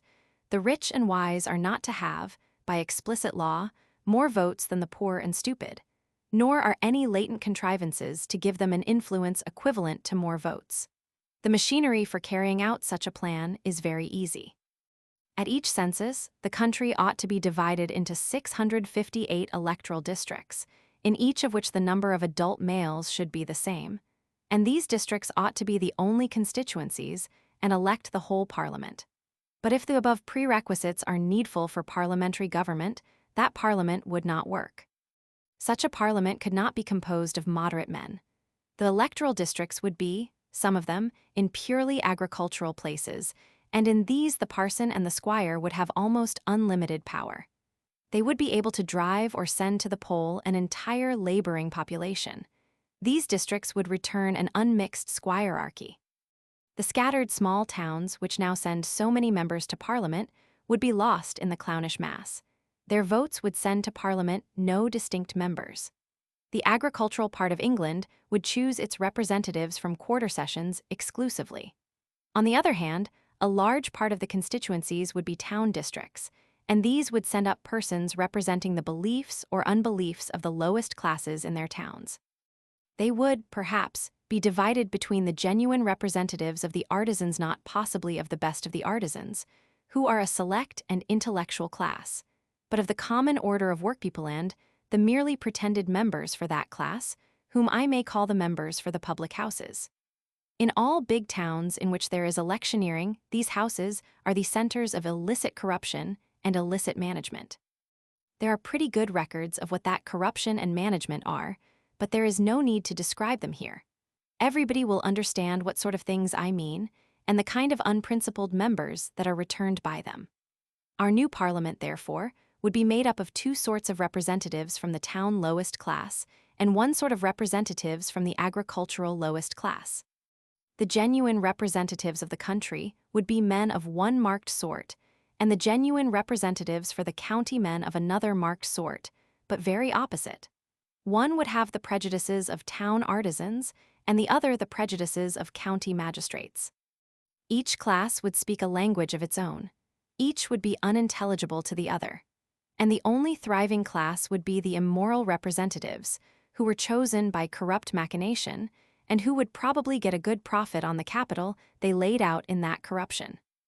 If it be true that a parliamentary government is possible only when the overwhelming majority of the representatives are men essentially moderate, of no marked varieties, free from class prejudices, this ultra-democratic parliament could not maintain that government, for its members would be remarkable for two sorts of moral violence and one sort of immoral.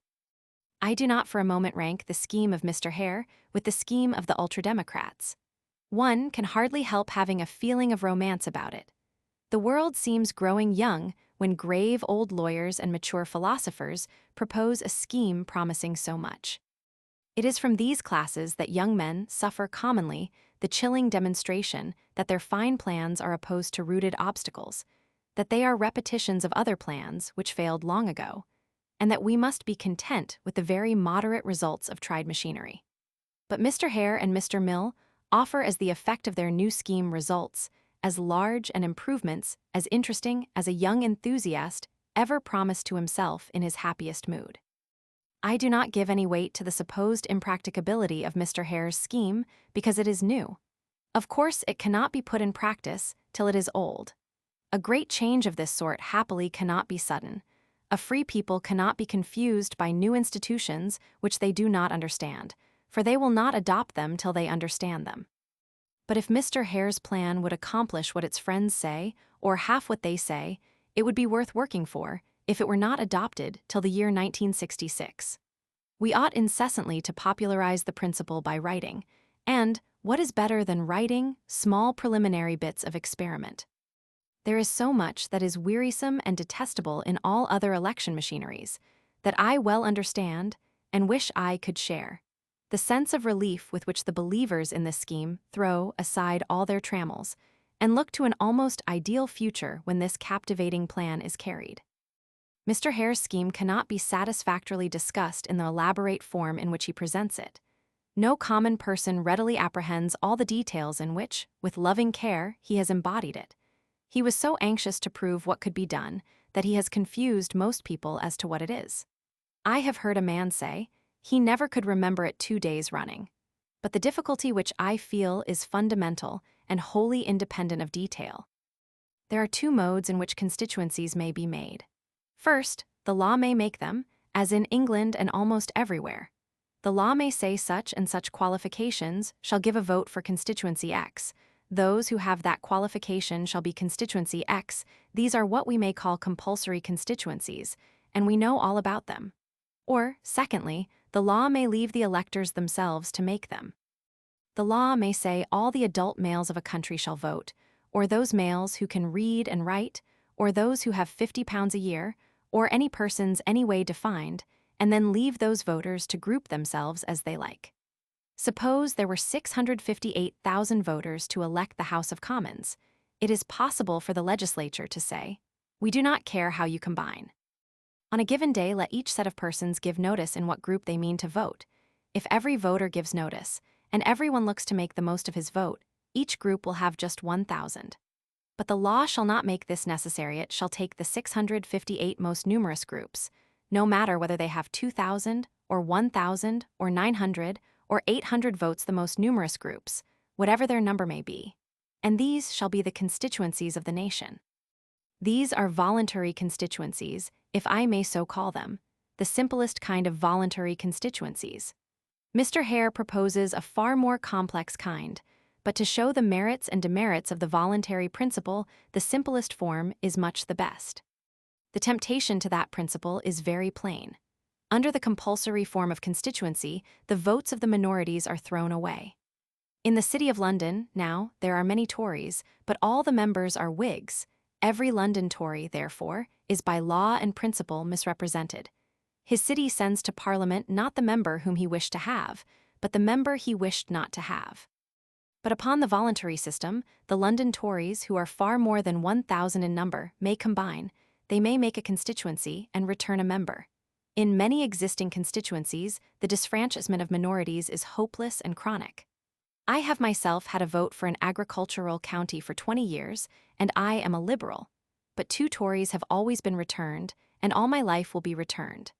As matters now stand, my vote is of no use. But if I could combine with 1,000 other Liberals in that and other Conservative counties, we might choose a Liberal member. Again, this plan gets rid of all our difficulties as to the size of constituencies. It is said to be unreasonable that Liverpool should return only the same number of members as King's Lynn or Lyme Regis, but upon the voluntary plan, Liverpool could come down to King's Lynn. The Liberal minority in King's Lynn could communicate with the Liberal minority in Liverpool and make up 1,000, and so everywhere. The numbers of popular places would gain what is called their legitimate advantage. They would, when constituencies are voluntarily made, be able to make and be willing to make the greatest number of constituencies. Again, the admirers of a great man could make a worthy constituency for him. As it is, Mr. Mill was returned by the electors of Westminster, and they have never, since they had members, done themselves so great an honor.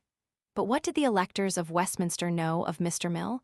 What fraction of his mind could be imagined by any percentage of their minds? A great deal of his genius most of them would not like.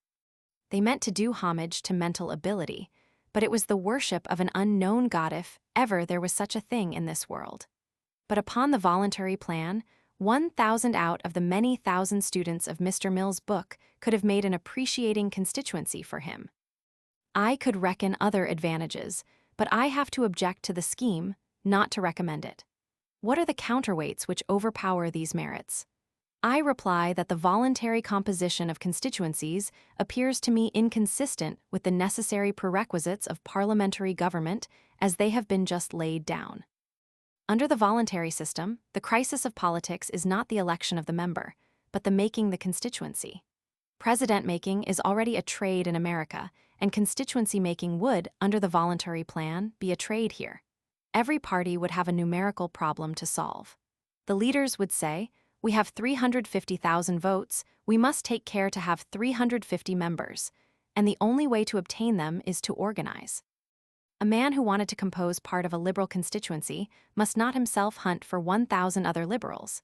If he did, after writing 10,000 letters, he would probably find he was making part of a constituency of 100, all whose votes would be thrown away, the constituency being too small to be reckoned. Such a liberal must write to the Great Registration Association in Parliament Street. He must communicate with its able managers, and they would soon use his vote for him.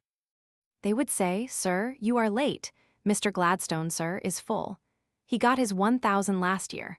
Most of the gentlemen you read of in the papers are full. As soon as a gentleman makes a nice speech, we get a heap of letters to say, 'Make us into that gentleman's constituency.' But we cannot do that. Here is our list. If you do not want to throw your vote away, you must be guided by us. Here are 3 very satisfactory gentlemen, and 1 is an honorable.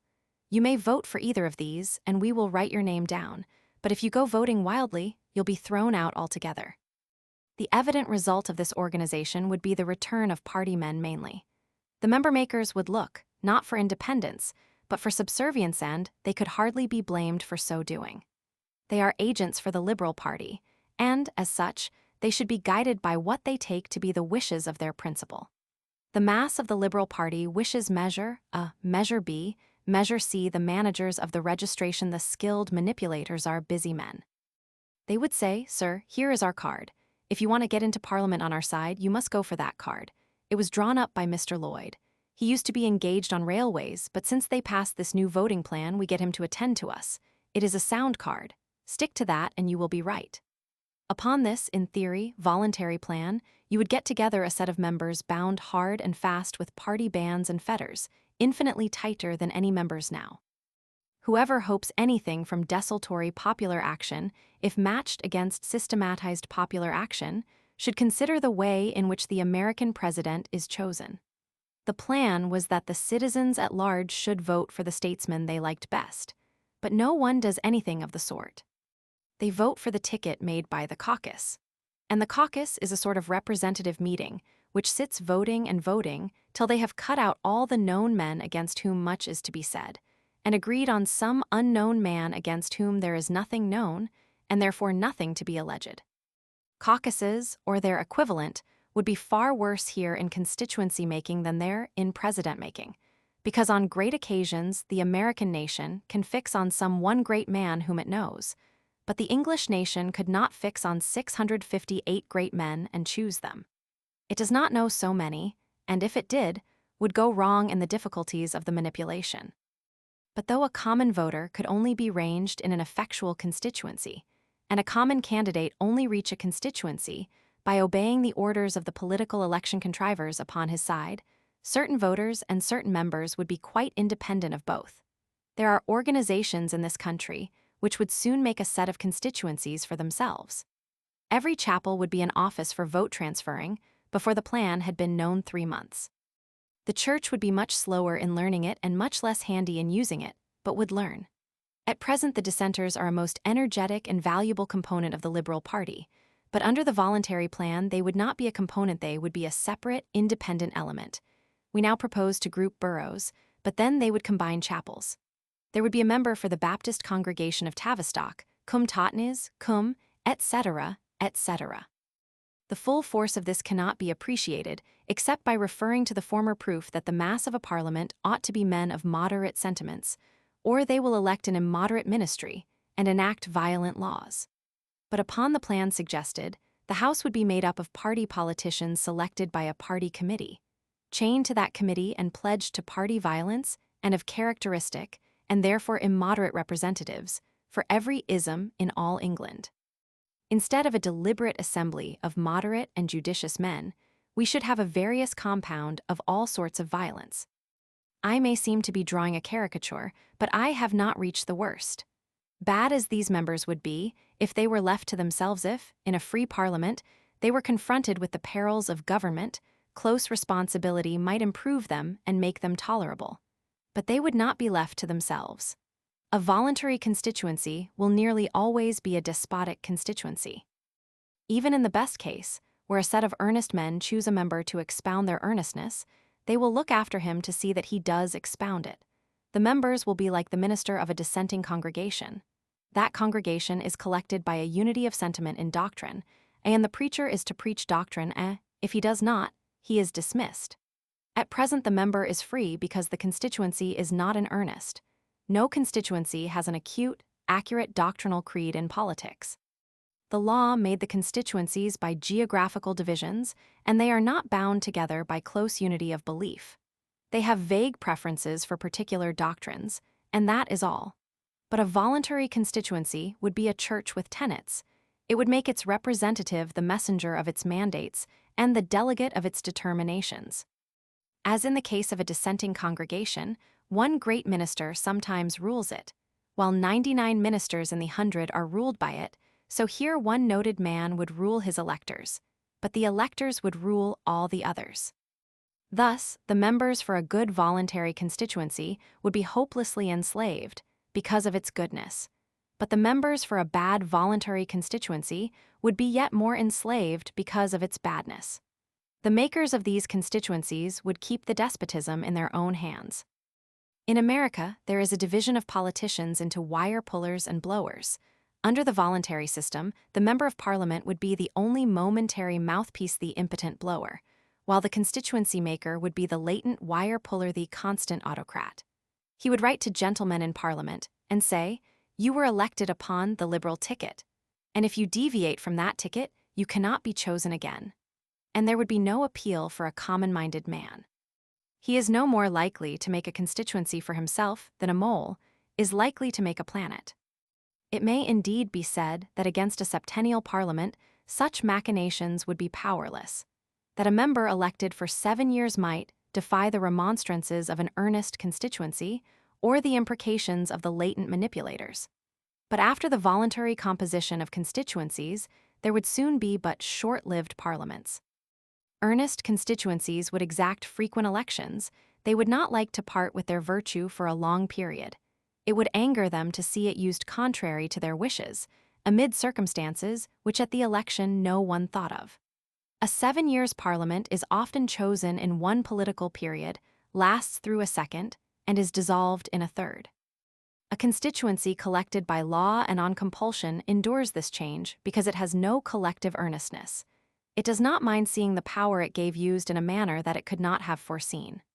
But a self-formed constituency of eager opinions, a missionary constituency, so to speak, would object. It would think it its bounden duty to object. And the crafty manipulators, though they said nothing, in silence would object still more. The two together would enjoin annual elections and would rule their members unflinchingly.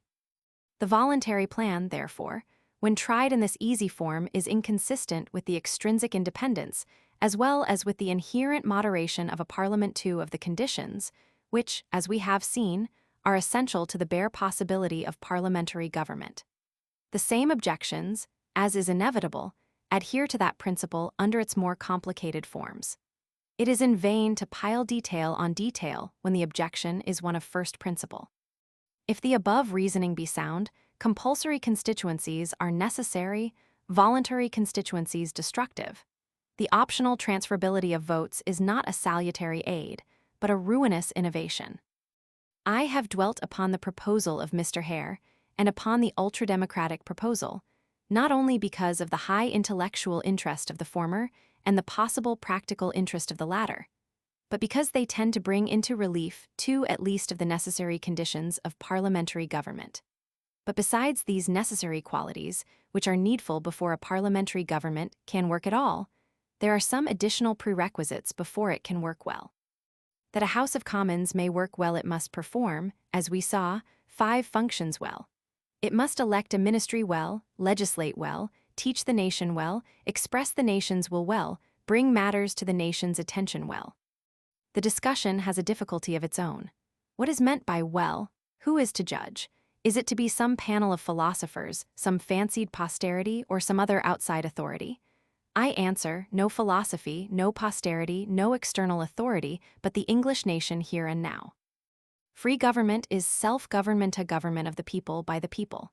The best government of this sort is that which the people think best. An imposed government, a government like that of the English in India, may very possibly be better. It may represent the views of a higher race than the governed race, but it is not therefore a free government.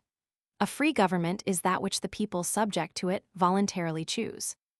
In a casual collection of loose people, the only possible free government is a democratic government, where no one knows, or cares for, or respects anyone else. All must rank equal. No one's opinion can be more potent than that of another. But, as has been explained, a deferential nation has a structure of its own. Certain persons are by common consent agreed to be wiser than others, and their opinion is, by consent, to rank for much more than its numerical value. We may in these happy nations weigh votes as well as count them, though in less favored countries we can count only. But in free nations, the votes so weighed or so counted must decide. A perfect free government is one which decides perfectly according to those votes, an imperfect, one which so decides imperfectly, a bad, one which does not so decide at all. Public opinion is the test of this polity, the best opinion which, with its existing habits of deference, the nation will accept. If the free government goes by that opinion, it is a good government of its species. If it contravenes that opinion, it is a bad one. Tried by this rule, the House of Commons does its appointing business well. It chooses rulers as we wish rulers to be chosen. If it did not, in a speaking and writing age, we should soon know. I have heard a great liberal statesman say, the time was coming when we must advertise for a grievance. What a good grievance it would be were the ministry appointed and retained by the Parliament, a ministry detested by the nation. An anti-present government league would be instantly created, and it would be more instantly powerful and more instantly successful than the anti-Corn Law League. This was said in 1858. It has, indeed, been objected that the choosing business of Parliament is done ill, because it does not choose strong governments. And it is certain that when public opinion does not definitely decide upon a marked policy, and when in consequence parties in the Parliament are nearly even, individual cupidity and changeability may make Parliament change its appointees too often, may induce them never enough to trust any of them, may make it keep all of them under a suspended sentence of coming dismissal. But the experience of Lord Palmerston's second government proves, I think, that these fears are exaggerated. When the choice of a nation is really fixed on a statesman, Parliament will fix upon him too. The parties in the Parliament of 1859 were as nearly divided as in any probable Parliament. A great many Liberals did not much like Lord Palmerston, and they would have gladly co-operated in an attempt to dethrone him. But the same influence acted on Parliament within which acted on the nation without. The moderate men of both parties were satisfied that Lord Palmerston's was the best government, and they therefore preserved it though it was hated by the immoderate on both sides. We have then found by a critical instance that a government supported by what I may call the common element, by the like-minded men of unlike parties will be retained in power, though parties are even, and though, as Treasury counting reckons, the majority is imperceptible. If happily, by its intelligence and attractiveness, a cabinet can gain a hold upon the great middle part of Parliament, it will continue to exist notwithstanding the hatching of small plots and the machinations of mean factions. On the whole, I think it indisputable that the selecting task of Parliament is performed as well as public opinion wishes it to be performed, and if we want to improve that standard, we must first improve the English nation, which imposes that standard. Of the substantial part of its legislative task, the same, too, may, I think, be said. The manner of our legislation is indeed detestable, and the machinery for settling that manner odious. A committee of the whole House, dealing, or attempting to deal with the elaborate clauses of a long bill, is a wretched specimen of severe but misplaced labor. It is sure to wedge some clause into the act, such as that which the judge said seemed to have fallen by itself, perhaps, from heaven, into the mind of the legislature. So little had it to do with anything on either side or around it. At such times, government by a public meeting displays its inherent defects and is little restrained by its necessary checks. But the essence of our legislature may be separated from its accidents. Subject to two considerable defects, I think Parliament passes laws as the nation wishes to have them passed. 30 years ago this was not so. The nation had outgrown its institutions and was cramped by them. It was a man in the clothes of a boy, every limb wanted more room, and every garment to be fresh made. "D'amend me," said Lord Eldon in the dialect of his age, "if I had to begin life again, I would begin as an agitator." The shrewd old man saw that the best life was that of a miscellaneous objector to the old world, though he loved that world, believed in it, could imagine no other. But he would not say so now. There is no worse trade than agitation at this time. A man can hardly get an audience if he wishes to complain of anything. Nowadays, not only does the mind and policy of Parliament, subject to the exceptions before named, possess the common sort of moderation essential to the possibility of parliamentary government, but also that exact gradation, that precise species of moderation, most agreeable to the nation at large. Not only does the nation endure a parliamentary government, which it would not do if Parliament were immoderate, but it likes parliamentary government.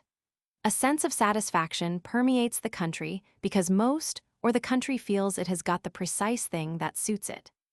The exceptions are two. First, that Parliament leans too much to the opinions of the landed interest. The Cattle Plague Act is a conspicuous instance of this defect. The details of that bill may be good or bad, and its policy wise or foolish. But the manner in which it was hurried through the House savored of despotism. The cotton trade or the wine trade could not, in their maximum of peril, have obtained such aid in such a manner. The House of Commons would hear of no pause and would heed no arguments. The greatest number of them feared for their incomes. The land of England returns many members annually for the counties. These members the Constitution gave them. But what is curious is that the landed interest gives no seats to other classes, but takes plenty of seats from other classes. Half the boroughs in England are represented by considerable landowners, and when rent is in question, as in the cattle case, they think more of themselves than of those who sent them. In number, the landed gentry in the House far surpass any other class. They have, too, a more intimate connection with one another. They were educated at the same schools, know one another's family name from boyhood, form a society, are the same kind of men, marry the same kind of women. The merchants and manufacturers in Parliament are a motley race, one educated here, another there, a third not educated at all.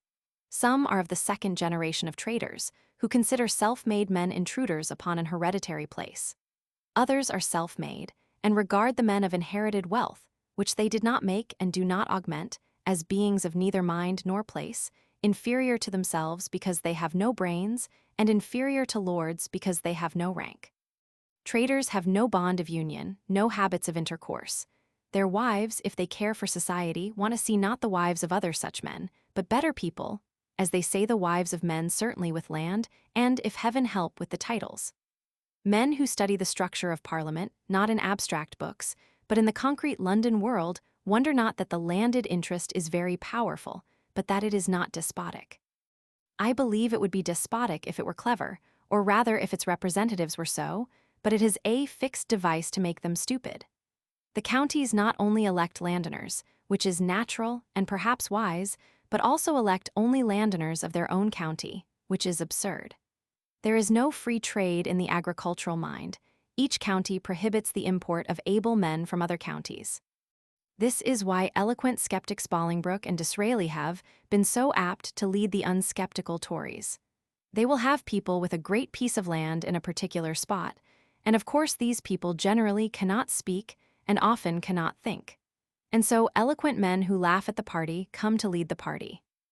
The landed interest has much more influence than it should have, but it wastes that influence so much that the excess is, except on singular occurrences, like the cattle plague, of secondary moment. It is almost another side of the same matter to say that the structure of Parliament gives too little weight to the growing districts of the country and too much to the stationary. In old times, the south of England was not only the pleasantest, but the greatest part of England. Devonshire was a great maritime county when the foundations of our representation were fixed. Somersetshire and Wiltshire great manufacturing counties. The harsher climate of the northern counties was associated with a ruder, a stern, and a sparser people. The immense preponderance which our Parliament gave before 1832, and though pruned and mitigated, still gives to England south of the Trent, then corresponded to a real preponderance in wealth and mind. How opposite the present contrast is we all know. And the case gets worse every day. The nature of modern trade is to give to those who have much and take from those who have little. Manufacture goes where manufacture is, because there and there alone it finds attendant and auxiliary manufacture. Every railway takes trade from the little town to the big town because it enables the customer to buy in the big town.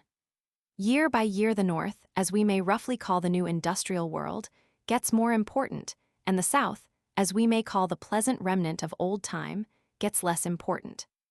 It is a grave objection to our existing parliamentary constitution that it gives much power to regions of past greatness, and refuses equal power to regions of present greatness.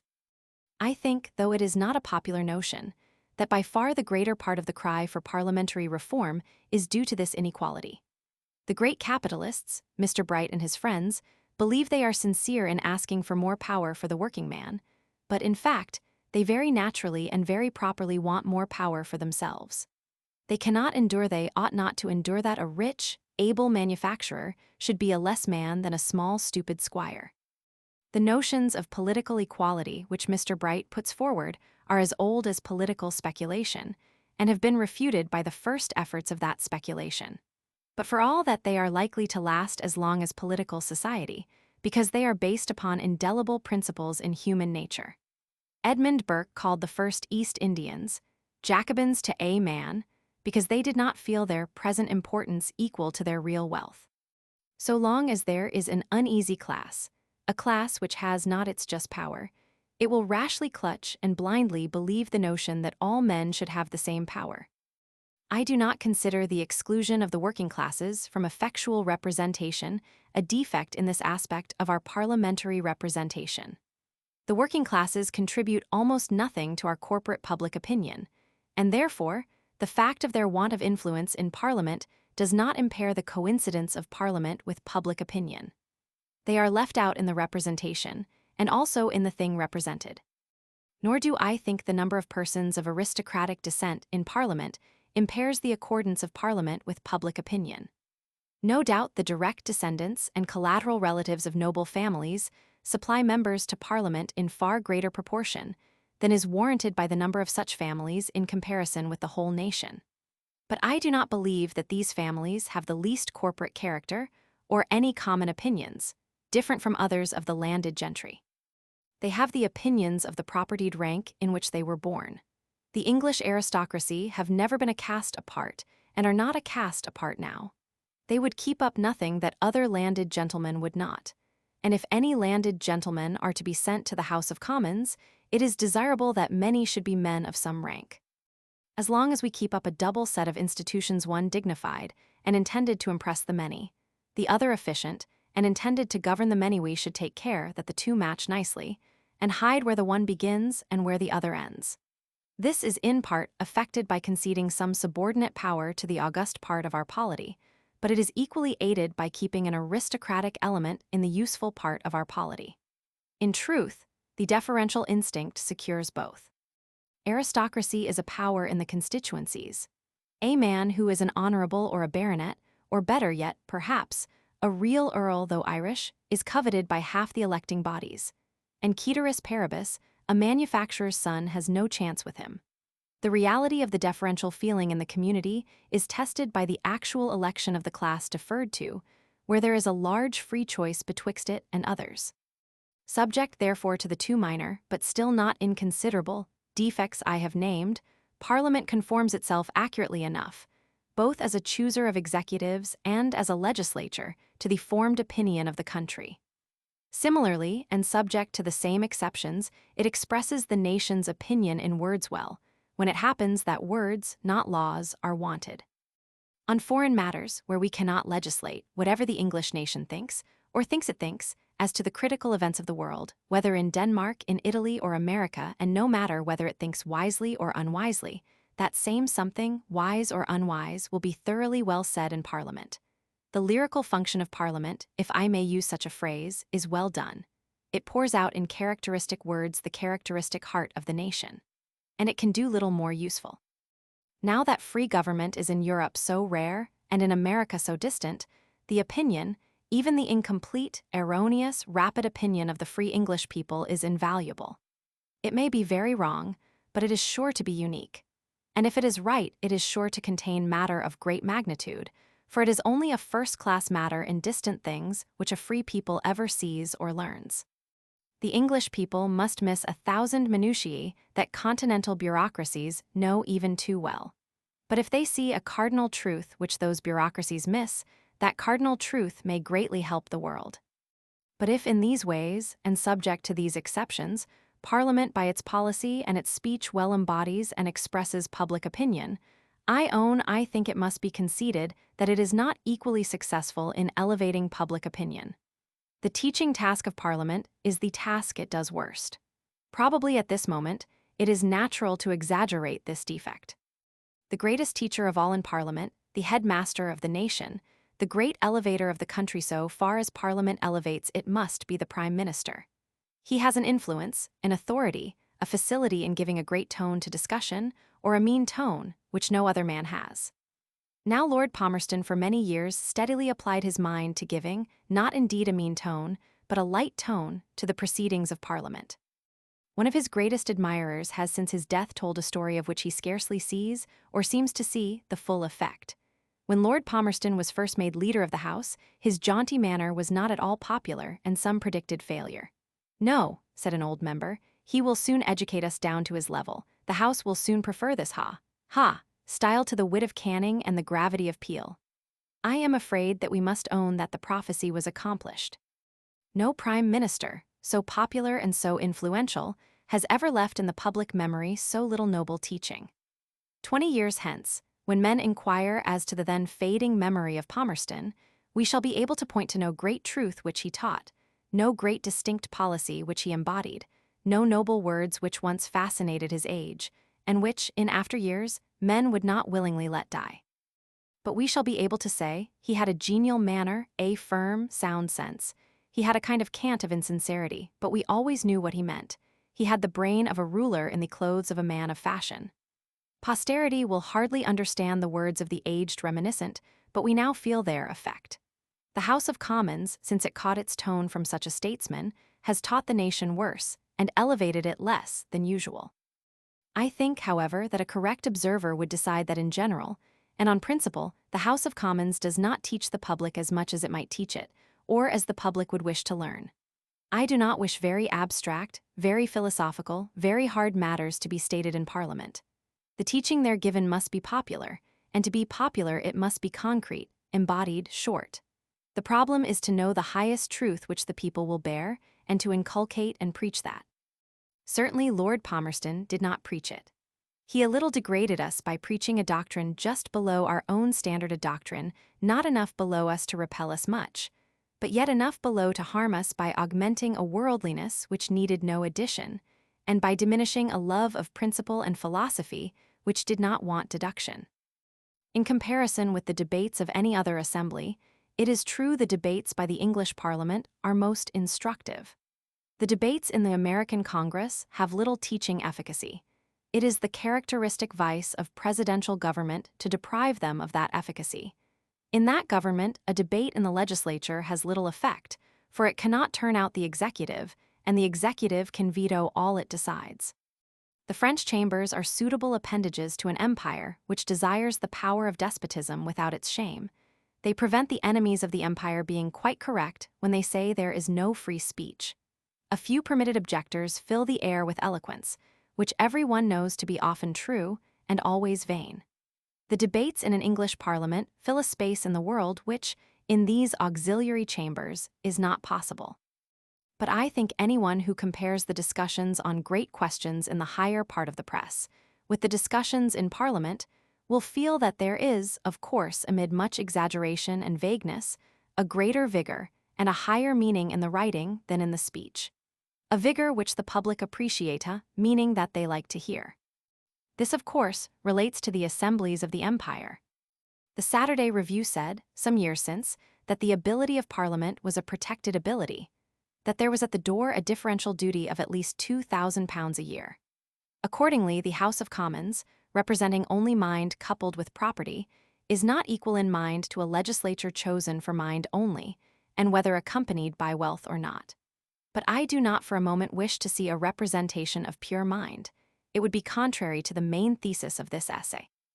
I maintain that Parliament ought to embody the public opinion of the English nation, and certainly, that opinion is much more fixed by its property than by its mind. The too clever by half people who live in Bohemia ought to have no more influence in Parliament than they have in England, and they can scarcely have less.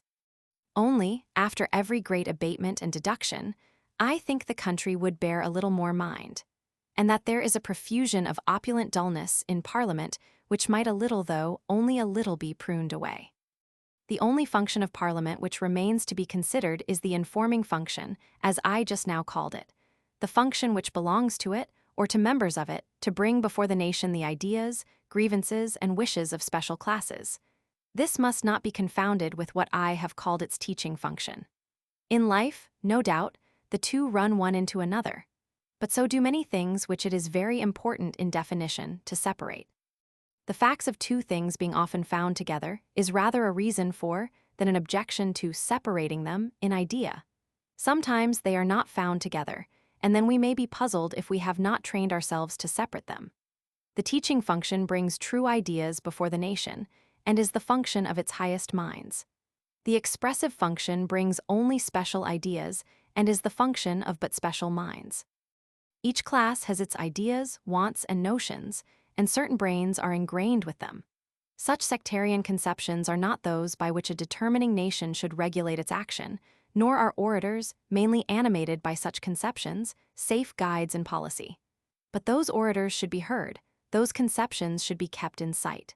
The great maxim of modern thought is not only the toleration of everything, but the examination of everything. It is by examining very bare, very dull, very unpromising things that modern science has come to be what it is.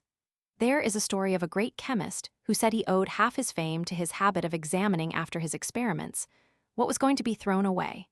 Everybody knew the result of the experiment itself, but in the refuse matter, there were many little facts and unknown changes, which suggested the discoveries of a famous life to a person capable of looking for them.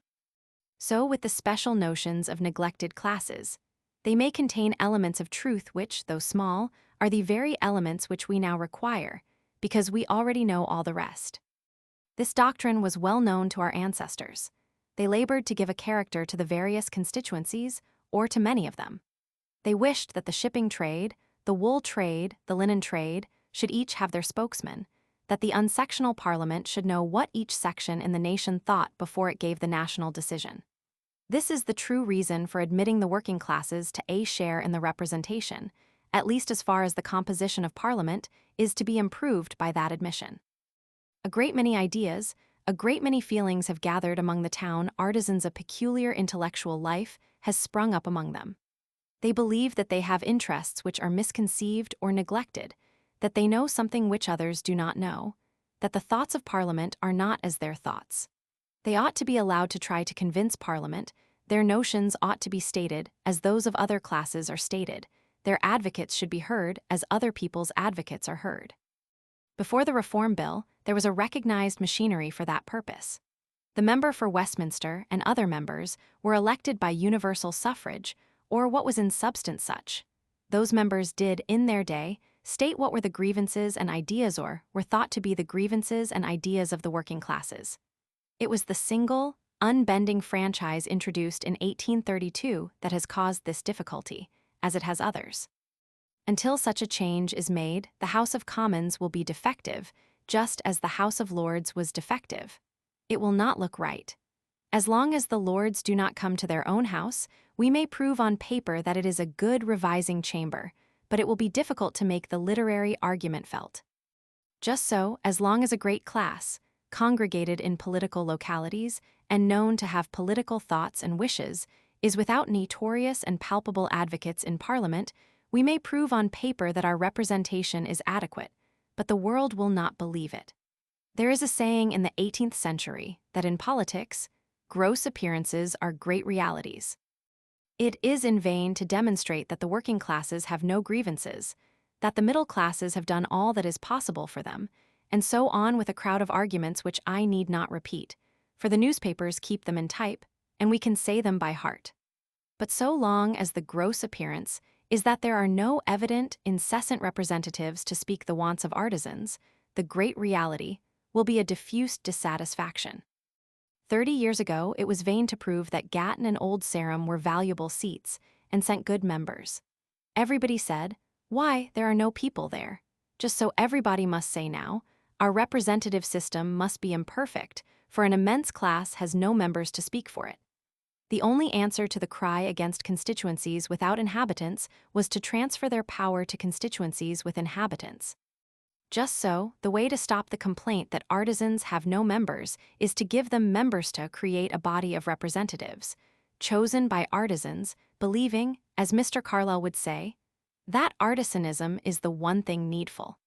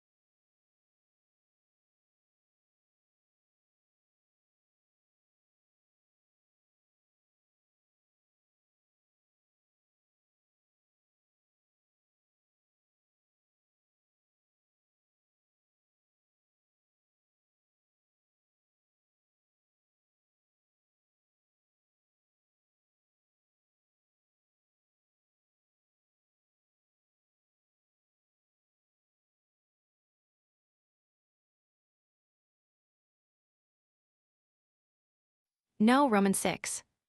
On changes of ministry. There is one error as to the English Constitution which crops up periodically. Circumstances which often, though irregularly, occur naturally suggests that error, and as surely as they happen it revives. The relation of Parliament, and especially of the House of Commons, to the executive government is the specific peculiarity of our Constitution, and an event which frequently happens much puzzles some people as to it. That event is a change of ministry. All our administrators go out together. The whole executive government changes at least, all the heads of it change in a body, and at every such change some speculators are sure to exclaim that such a habit is foolish. They say, no doubt Mr. Gladstone and Lord Russell may have been wrong about reform. No doubt Mr. Gladstone may have been cross in the House of Commons. But why should either or both of these events change all the heads of all our practical departments? What could be more absurd than what happened in 1858? Lord Palmerston was for once in his life overbuoyant. He gave rude answers to stupid inquiries. He brought into the cabinet a nobleman concerned in an ugly trial about a woman. He, or his foreign secretary, did not answer a French dispatch by a dispatch, but told our ambassador to reply orally. And because of these trifles, or at any rate these isolated unadministrative mistakes, all our administration had fresh heads. The Poor Law Board had a new chief, the Home Department a new chief, the Public Works a new chief. Surely this was absurd. Now, is this objection good or bad? Speaking generally, is it wise so to change all our rulers? The practice produces three great evils.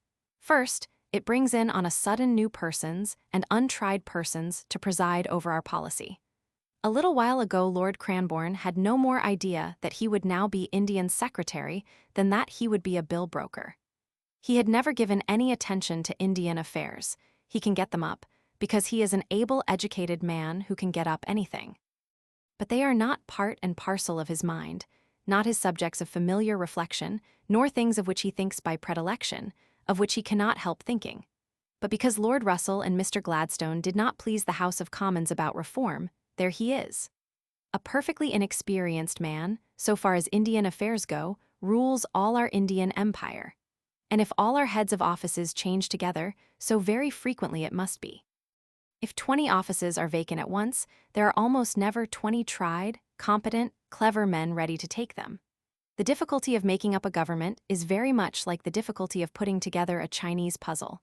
The spaces do not suit what you have to put into them. And the difficulty of matching a ministry is more than that of fitting a puzzle, because the ministers to be put in can object, though the bits of a puzzle cannot. One objector can throw out the combination. In 1847, Lord Grey would not join Lord John Russell's projected government if Lord Palmerston was to be Foreign Secretary. Lord Palmerston would be Foreign Secretary, and so the government was not formed. The cases in which a single refusal prevents a government are rare, and there must be many concurrent circumstances to make it effectual. But the cases in which refusals impair or spoil a government are very common.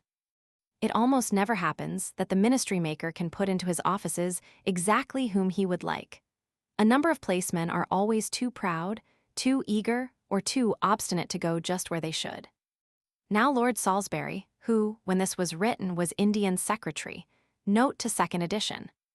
Again, this system not only makes new ministers ignorant, but keeps present ministers indifferent.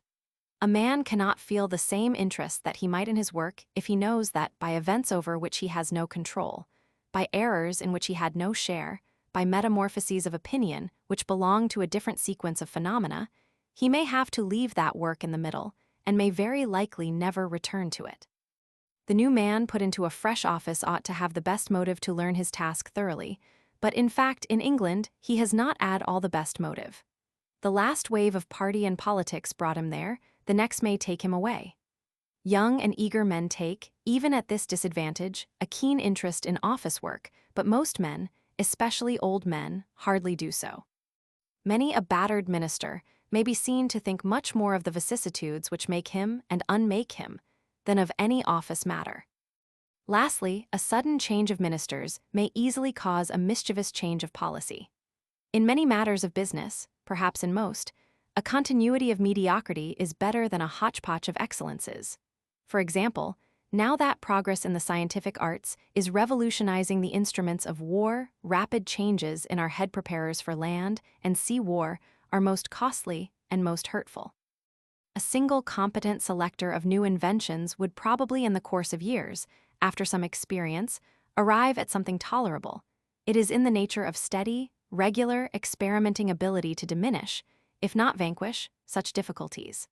But a quick succession of chiefs has no similar facility. They do not learn from each other's experience. You might as well expect the new head boy at a public school to learn from the experience of the last head boy. The most valuable result of many years is a nicely balanced mind, instinctively heedful of various errors. But such a mind is the incommunicable gift of individual experience, and an outgoing minister can no more leave it to his successor than an elder brother can pass it on to a younger. Thus a desultory and incalculable policy may follow from a rapid change of ministers. These are formidable arguments, but 4 things may, I think, be said in reply to or mitigation of them.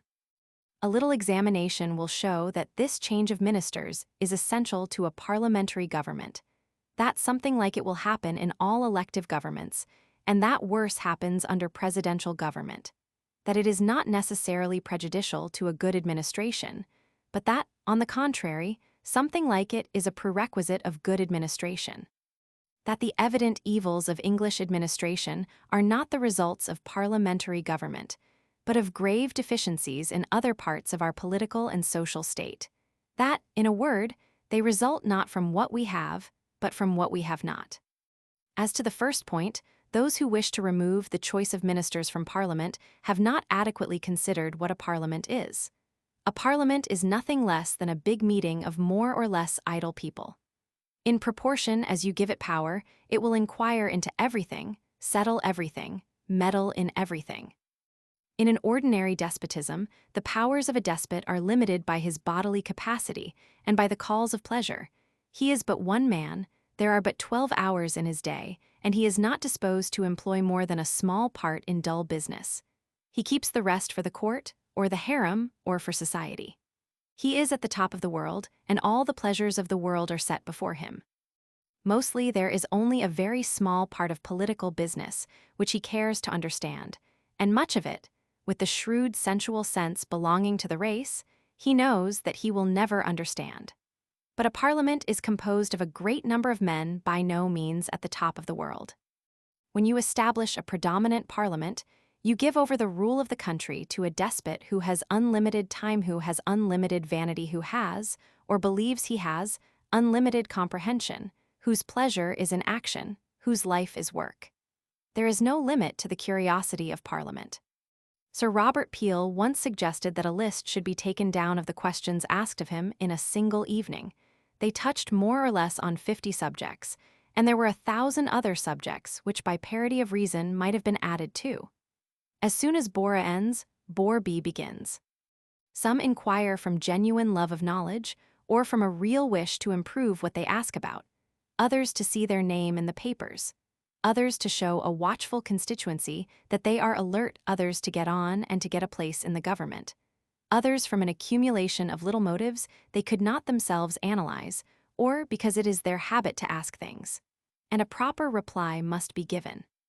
It was said that Darby Griffith destroyed Lord Palmerston's first government, and undoubtedly the cheerful impertinence with which, in the conceit of victory, that minister answered grave men much hurt his parliamentary power.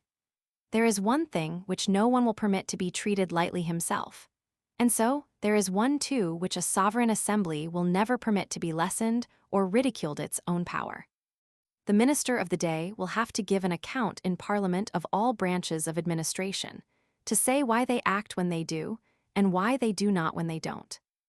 Nor is chance inquiry all a public department has most to fear. 50 members of Parliament may be zealous for a particular policy affecting the department, and 50 others for another policy, and between them they may divide its action, spoil its favored aims, and prevent its consistently working out either of their own aims. The process is very simple. Every department at times looks as if it was in a scrape. Some apparent blunder, perhaps some real blunder, catches the public eye. At once the antagonist parliamentary sections, which want to act on the department, seize the opportunity. They make speeches, they move for documents, they amass statistics. They declare that in no other country is such a policy possible as that which the department is pursuing, that it is medieval, that it costs money, that it wastes life, that America does the contrary, that Prussia does the contrary. The newspapers follow according to their nature. These bits of administrative scandal amuse the public. Articles on them are very easy to write, easy to read, easy to talk about. They please the vanity of mankind. We think as we read, "Thank God, I am not as that man. I did not send green coffee to the Crimea. I did not send pat cartridge to the common guns and common cartridge to the breech loaders. I make money. That miserable public functionary only wastes money." As for the defense of the department, no one cares for it or reads it. Naturally, at first hearing, it does not sound true. The opposition have the unrestricted selection of the point of attack, and they seldom choose a case in which the department, upon the surface of the matter, seems to be right. The case of first impression will always be that something shameful has happened, that such and such men did die, that this and that gun would not go off, that this or that ship will not sail. All the pretty reading is unfavorable, and all the praise is very dull. Nothing is more helpless than such a department in Parliament if it has no authorized official defender. The wasps of the house fasten on it, here they perceive as something easy to sting, and safe, for it cannot sting in return. The small grain of foundation for complaint germinates, till it becomes a whole crop. At once the minister of the day is appealed to, he is at the head of the administration, and he must put the errors right, if such they are. The opposition leader says, "I put it to the right honorable gentleman, the First Lord of the Treasury. He is a man of business. I do not agree with him in his choice of ends, but he is an almost perfect master of methods and means. What he wishes to do he does do. Now I appeal to him whether such gratuitous errors, such fatuous incapacity, are to be permitted in the public service. Perhaps the right honorable gentleman will grant me his attention while I show from the very documents of the departments, etc., etc. What is the minister to do? He never heard of this matter. He does not care about the matter. Several of the supporters of the government are interested in the opposition to the department. A grave man, supposed to be wise, mutters, 'This is too bad.' The secretary of the Treasury tells him, 'The House is uneasy. A good many men are shaky.' A.B. said yesterday he had been dragged through the dirt 4 nights following. Indeed, I am disposed to think myself that the department has been somewhat lax.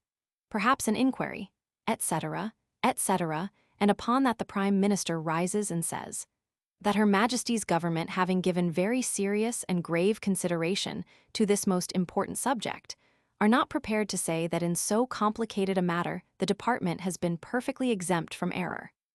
He does not indeed concur in all the statements which have been made. It is obvious that several of the charges advanced are inconsistent with one another. If A had really died from eating green coffee on the Tuesday, it is plain he could not have suffered from insufficient medical attendance on the following Thursday. However, on so complex a subject, and one so foreign to common experience, he will not give a judgment.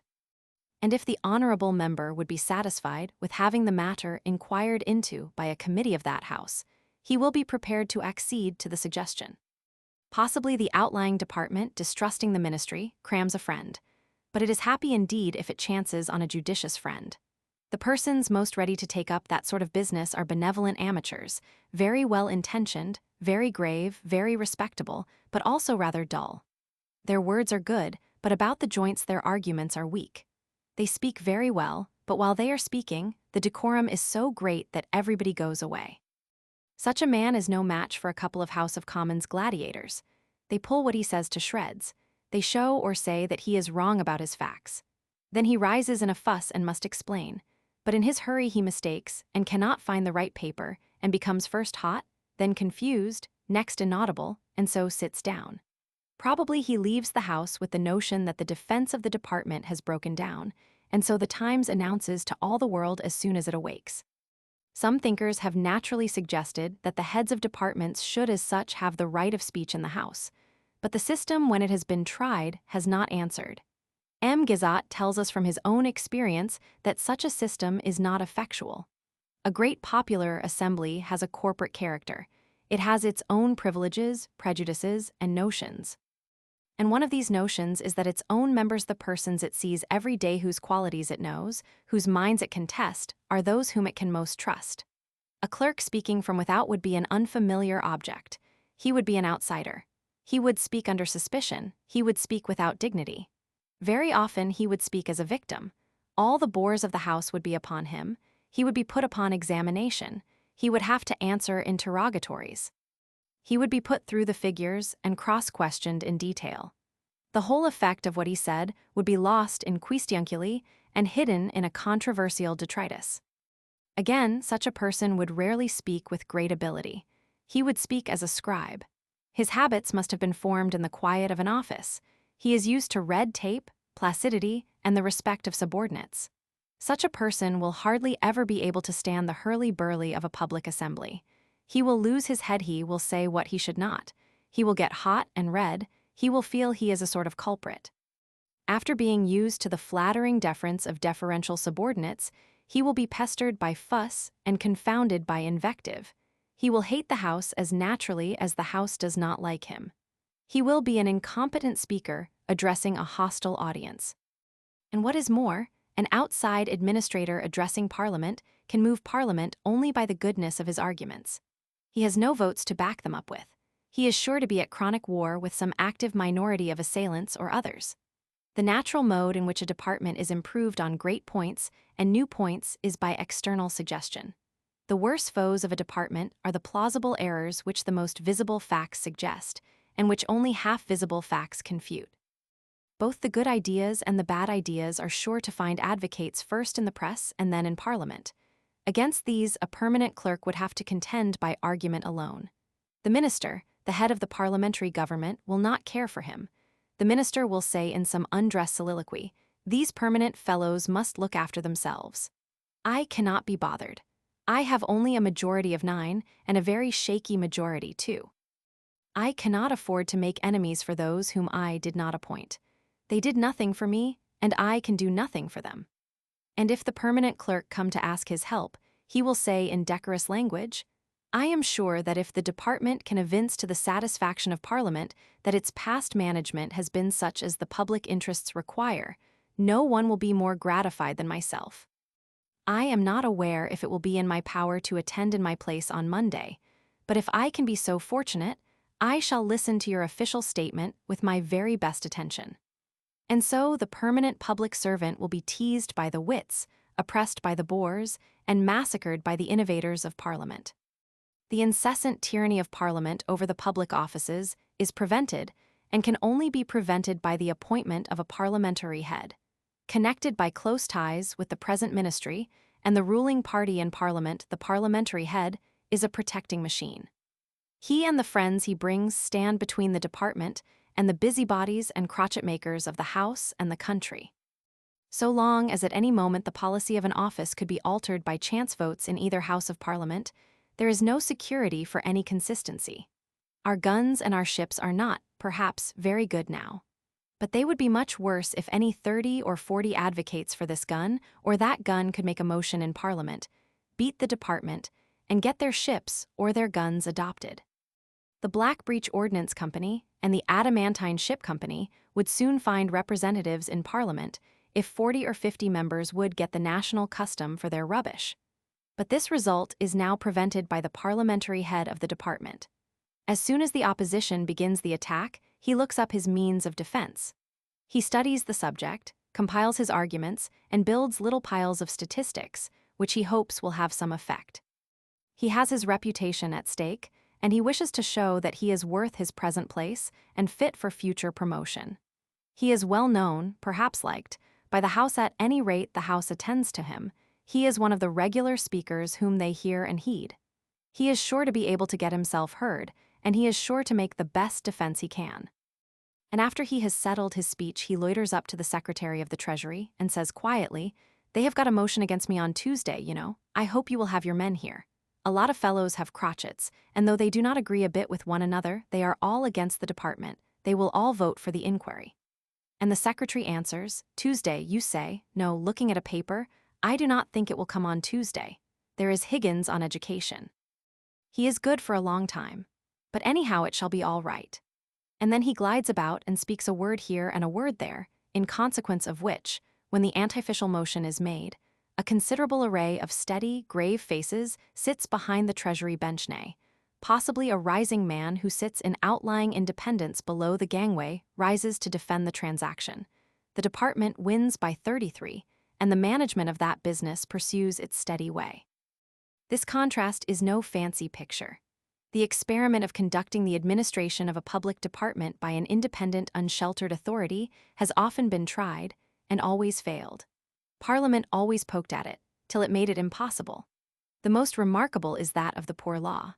The administration of that law is not now very good, but it is not too much to say that almost the whole of its goodness has been preserved by its having an official and party protector in the House of Commons.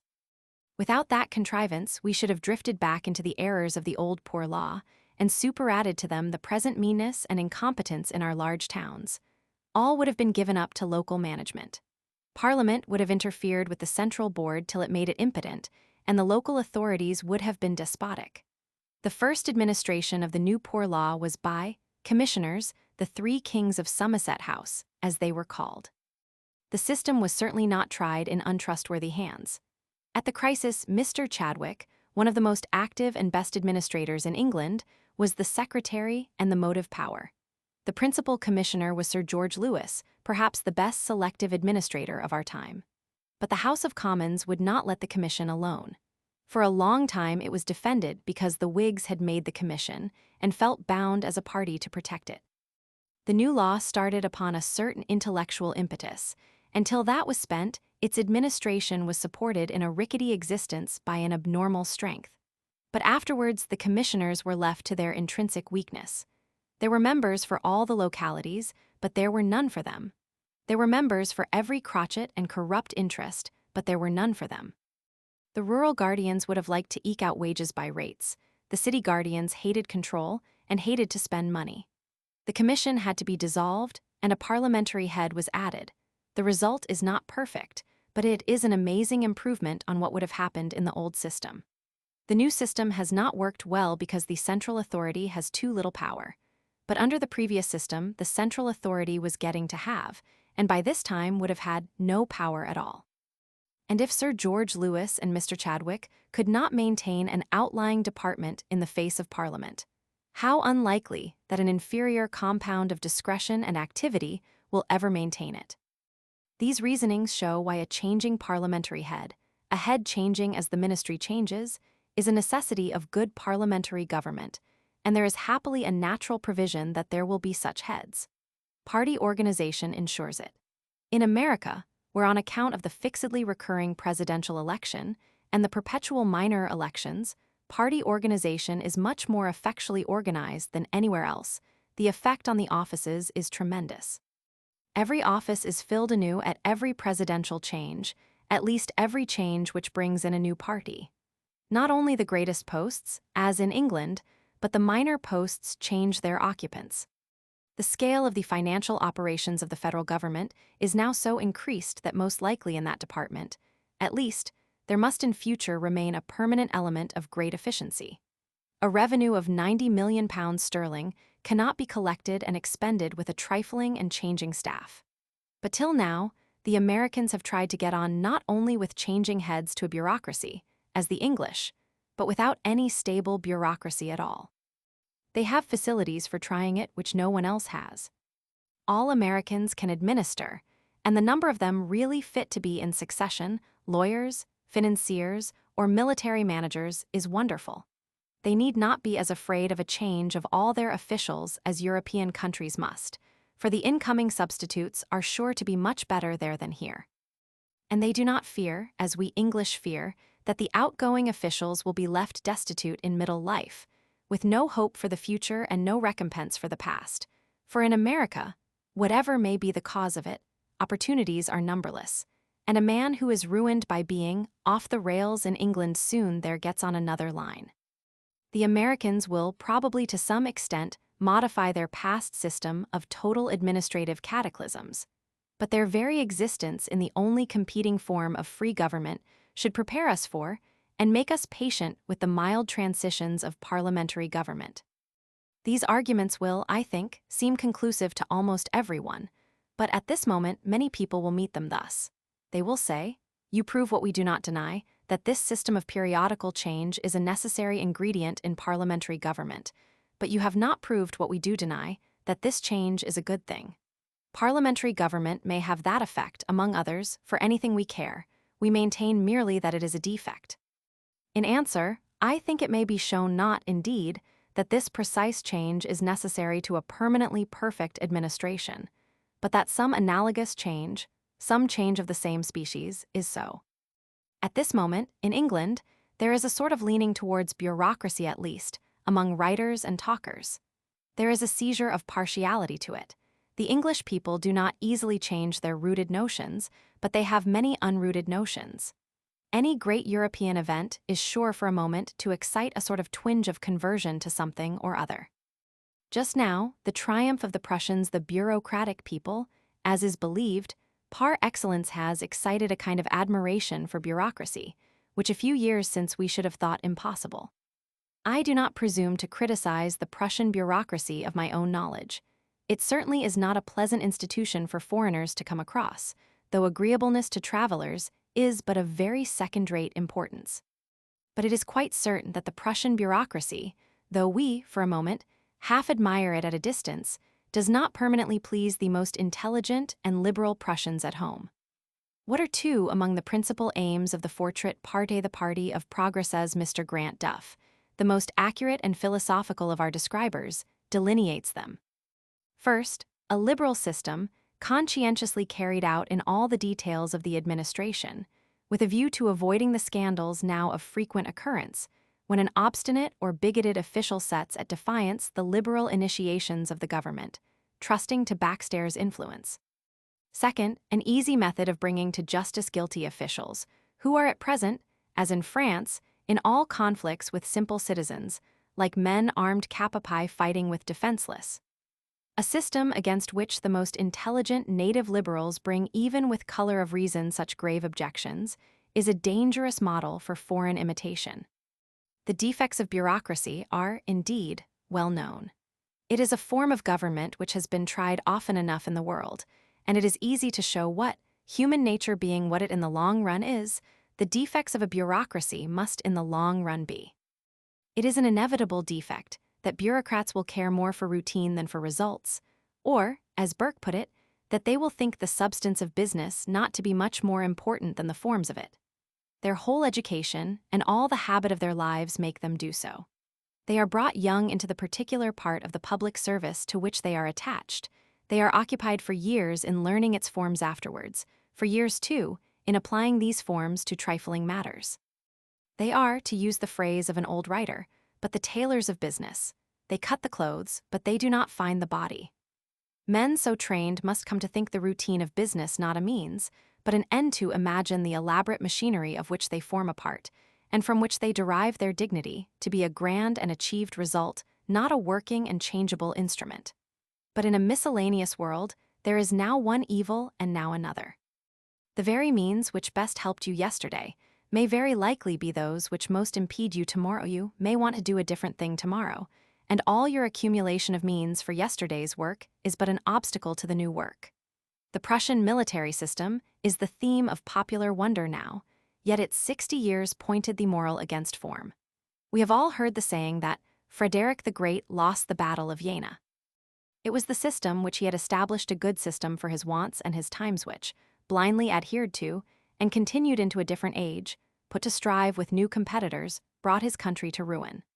The dead and formal Prussian system was then contrasted with the living French system, the sudden outcome of the new explosive democracy. The system which now exists is the product of the reaction, and the history of its predecessor is a warning what its future history may be too. It is not more celebrated for its day than Frederick's for his, and principle teaches that a bureaucracy, elated by sudden success and marveling at its own merit, is the most unimproving and shallow of governments. Not only does a bureaucracy thus tend to undergovernment in point of quality, it tends to overgovernment in point of quantity. The trained official hates the rude, untrained public. He thinks that they are stupid, ignorant, reckless, that they cannot tell their own interest, that they should have the leave of the office before they do anything. Protection is the natural inborn creed of every official body. Free trade is an extrinsic idea alien to its notions, and hardly to be assimilated with life. And it is easy to see how an accomplished critic, used to a free and active life, could thus describe the official. Every imaginable and real social interest, says Mr. Lang, religion, education, law, police, every branch of public or private business, personal liberty to move from place to place, even from parish to parish within the same jurisdiction. Liberty to engage in any branch of trade or industry, on a small or large scale, all the objects, in short, in which body, mind, and capital can be employed in civilized society, were gradually laid hold of for the employment and support of functionaries, were centralized in bureau, were superintended, licensed, inspected, reported upon, and interfered with by a host of officials scattered over the land, and maintained at the public expense, yet with no conceivable utility in their duties. They are not, however, gentlemen at large, enjoying salary without service. They are under a semi-military discipline. In Bavaria, for instance, the superior civil functionary can place his inferior functionary under house arrest for neglect of duty or other offense against civil functionary discipline. In Württemberg, the functionary cannot marry without leave from his superior. Voltaire says, somewhere, that the art of government is to make 2/3 of a nation pay all it possibly can pay for the benefit of the other third. This is realized in Germany by the functionary system. The functionaries are not there for the benefit of the people, but the people for the benefit of the functionaries. All this machinery of functionarism, with its numerous ranks and gradations in every district, filled with a staff of clerks and expectants in every department looking for employment appointments or promotions, was intended to be a new support of the throne in the new social state of the continent. A third class, in connection with the people by their various official duties of interference in all public or private affairs, yet attached by their interests to the kingly power. The Beamtenstand, or functionary class, was to be the equivalent to the class of nobility, gentry, capitalists, and men of larger landed property than the peasant proprietors, and was to make up in numbers for the want of individual weight and influence. In France, at the expulsion of Louis Philippe, the civil functionaries were stated to amount to 807,030 individuals. This civil army was more than double of the military. In Germany, this class is necessarily more numerous in proportion to the population. The Landwehr system, imposing many more restrictions than the conscription on the free action of the people, and requiring more officials to manage it, and the semi-feudal jurisdictions and forms of law requiring much more writing and intricate forms of procedure before the courts than the Code Napoleon. A bureaucracy is sure to think that its duty is to augment official power, official business, or official members, rather than to leave free the energies of mankind. It overdoes the quantity of government, as well as impairs its quality. The truth is that a skilled bureaucracy trained from early life to its special avocation is, though it boasts of an appearance of science, quite inconsistent with the true principles of the art of business. That art has not yet been condensed into precepts, but a great many experiments have been made, and a vast floating vapor of knowledge floats through society. One of the most sure principles is that success depends on a due mixture of special and non-special minds of minds which attend to the means, and of minds which attend to the end. The success of the great joint stock banks of London, the most remarkable achievement of recent business, has been an example of the use of this mixture. These banks are managed by a board of persons mostly not trained to the business, supplemented by, and annexed to, a body of specially trained officers who have been bred to banking all their lives. These mixed banks have quite beaten the old banks, composed exclusively of pure bankers. It is found that the board of directors has greater and more flexible knowledge, more insight into the wants of a commercial community, knows when to lend, and when not to lend, better than the old bankers, who had never looked at life, except out of the bank windows. Just so the most successful railways in Europe have been conducted not by engineers or traffic managers but by capitalists, by men of a certain business culture, if of no other. These capitalists buy and use the services of skilled managers, as the unlearned attorney buys and uses the services of the skilled barrister, and manage far better than any of the different sorts of special men under them. They combine these different specialities, make it clear where the realm of one ends and that of the other begins, and add to it a wide knowledge of large affairs, which no special man can have, and which is only gained by diversified action. But this utility of leading minds used to generalize and acting upon various materials is entirely dependent upon their position. They must not be at the bottom, they must not even be halfway up, they must be at the top. A merchant's clerk would be a child at a bank counter, but the merchant himself could, very likely, give good, clear, and useful advice in a bank court. The merchant's clerk would be equally at sea in a railway office, but the merchant himself could give good advice, very likely, at a board of directors. The summits, if I may so say, of the various kinds of business are, like the tops of mountains, much more alike than the parts below. The bare principles are much the same. It is only the rich variegated details of the lower strata that so contrast with one another. But it needs traveling to know that the summits are the same. Those who live on one mountain believe that their mountain is wholly unlike all others. The application of this principle to parliamentary government is very plain. It shows at once that the intrusion from without upon an office of an exterior head of the office is not an evil, but that, on the contrary, it is essential to the perfection of that office. If it is left to itself, the office will become technical, self-absorbed, self-multiplying. It will be likely to overlook the end in the means, it will fail from narrowness of mind, it will be eager in seeming to do, it will be idle in real doing. An extrinsic chief is the fit corrector of such errors. He can say to the permanent chief, skilled in the forms and pompous with the memories of his office, "Will you, sir, explain to me how this regulation conduces to the end in view, according to the natural view of things? The applicant should state the whole of his wishes to one clerk on one paper. You make him say it to 5 clerks on 5 papers." Or, again, "Does it not appear to you, sir, that the reason of this formality is extinct? When we were building wood ships, it was quite right to have such precautions against fire, but now that we are building iron ships, etc., etc., if a junior clerk asked these questions, he would be pooh-poohed. It is only the head of an office that can get them answered. It is he, and he only, that brings the rubbish of office to the burning glass of sense. The immense importance of such a fresh mind is greatest in a country where business changes most. A dead, inactive, agricultural country may be governed by an unalterable bureau for years and years, and no harm come of it.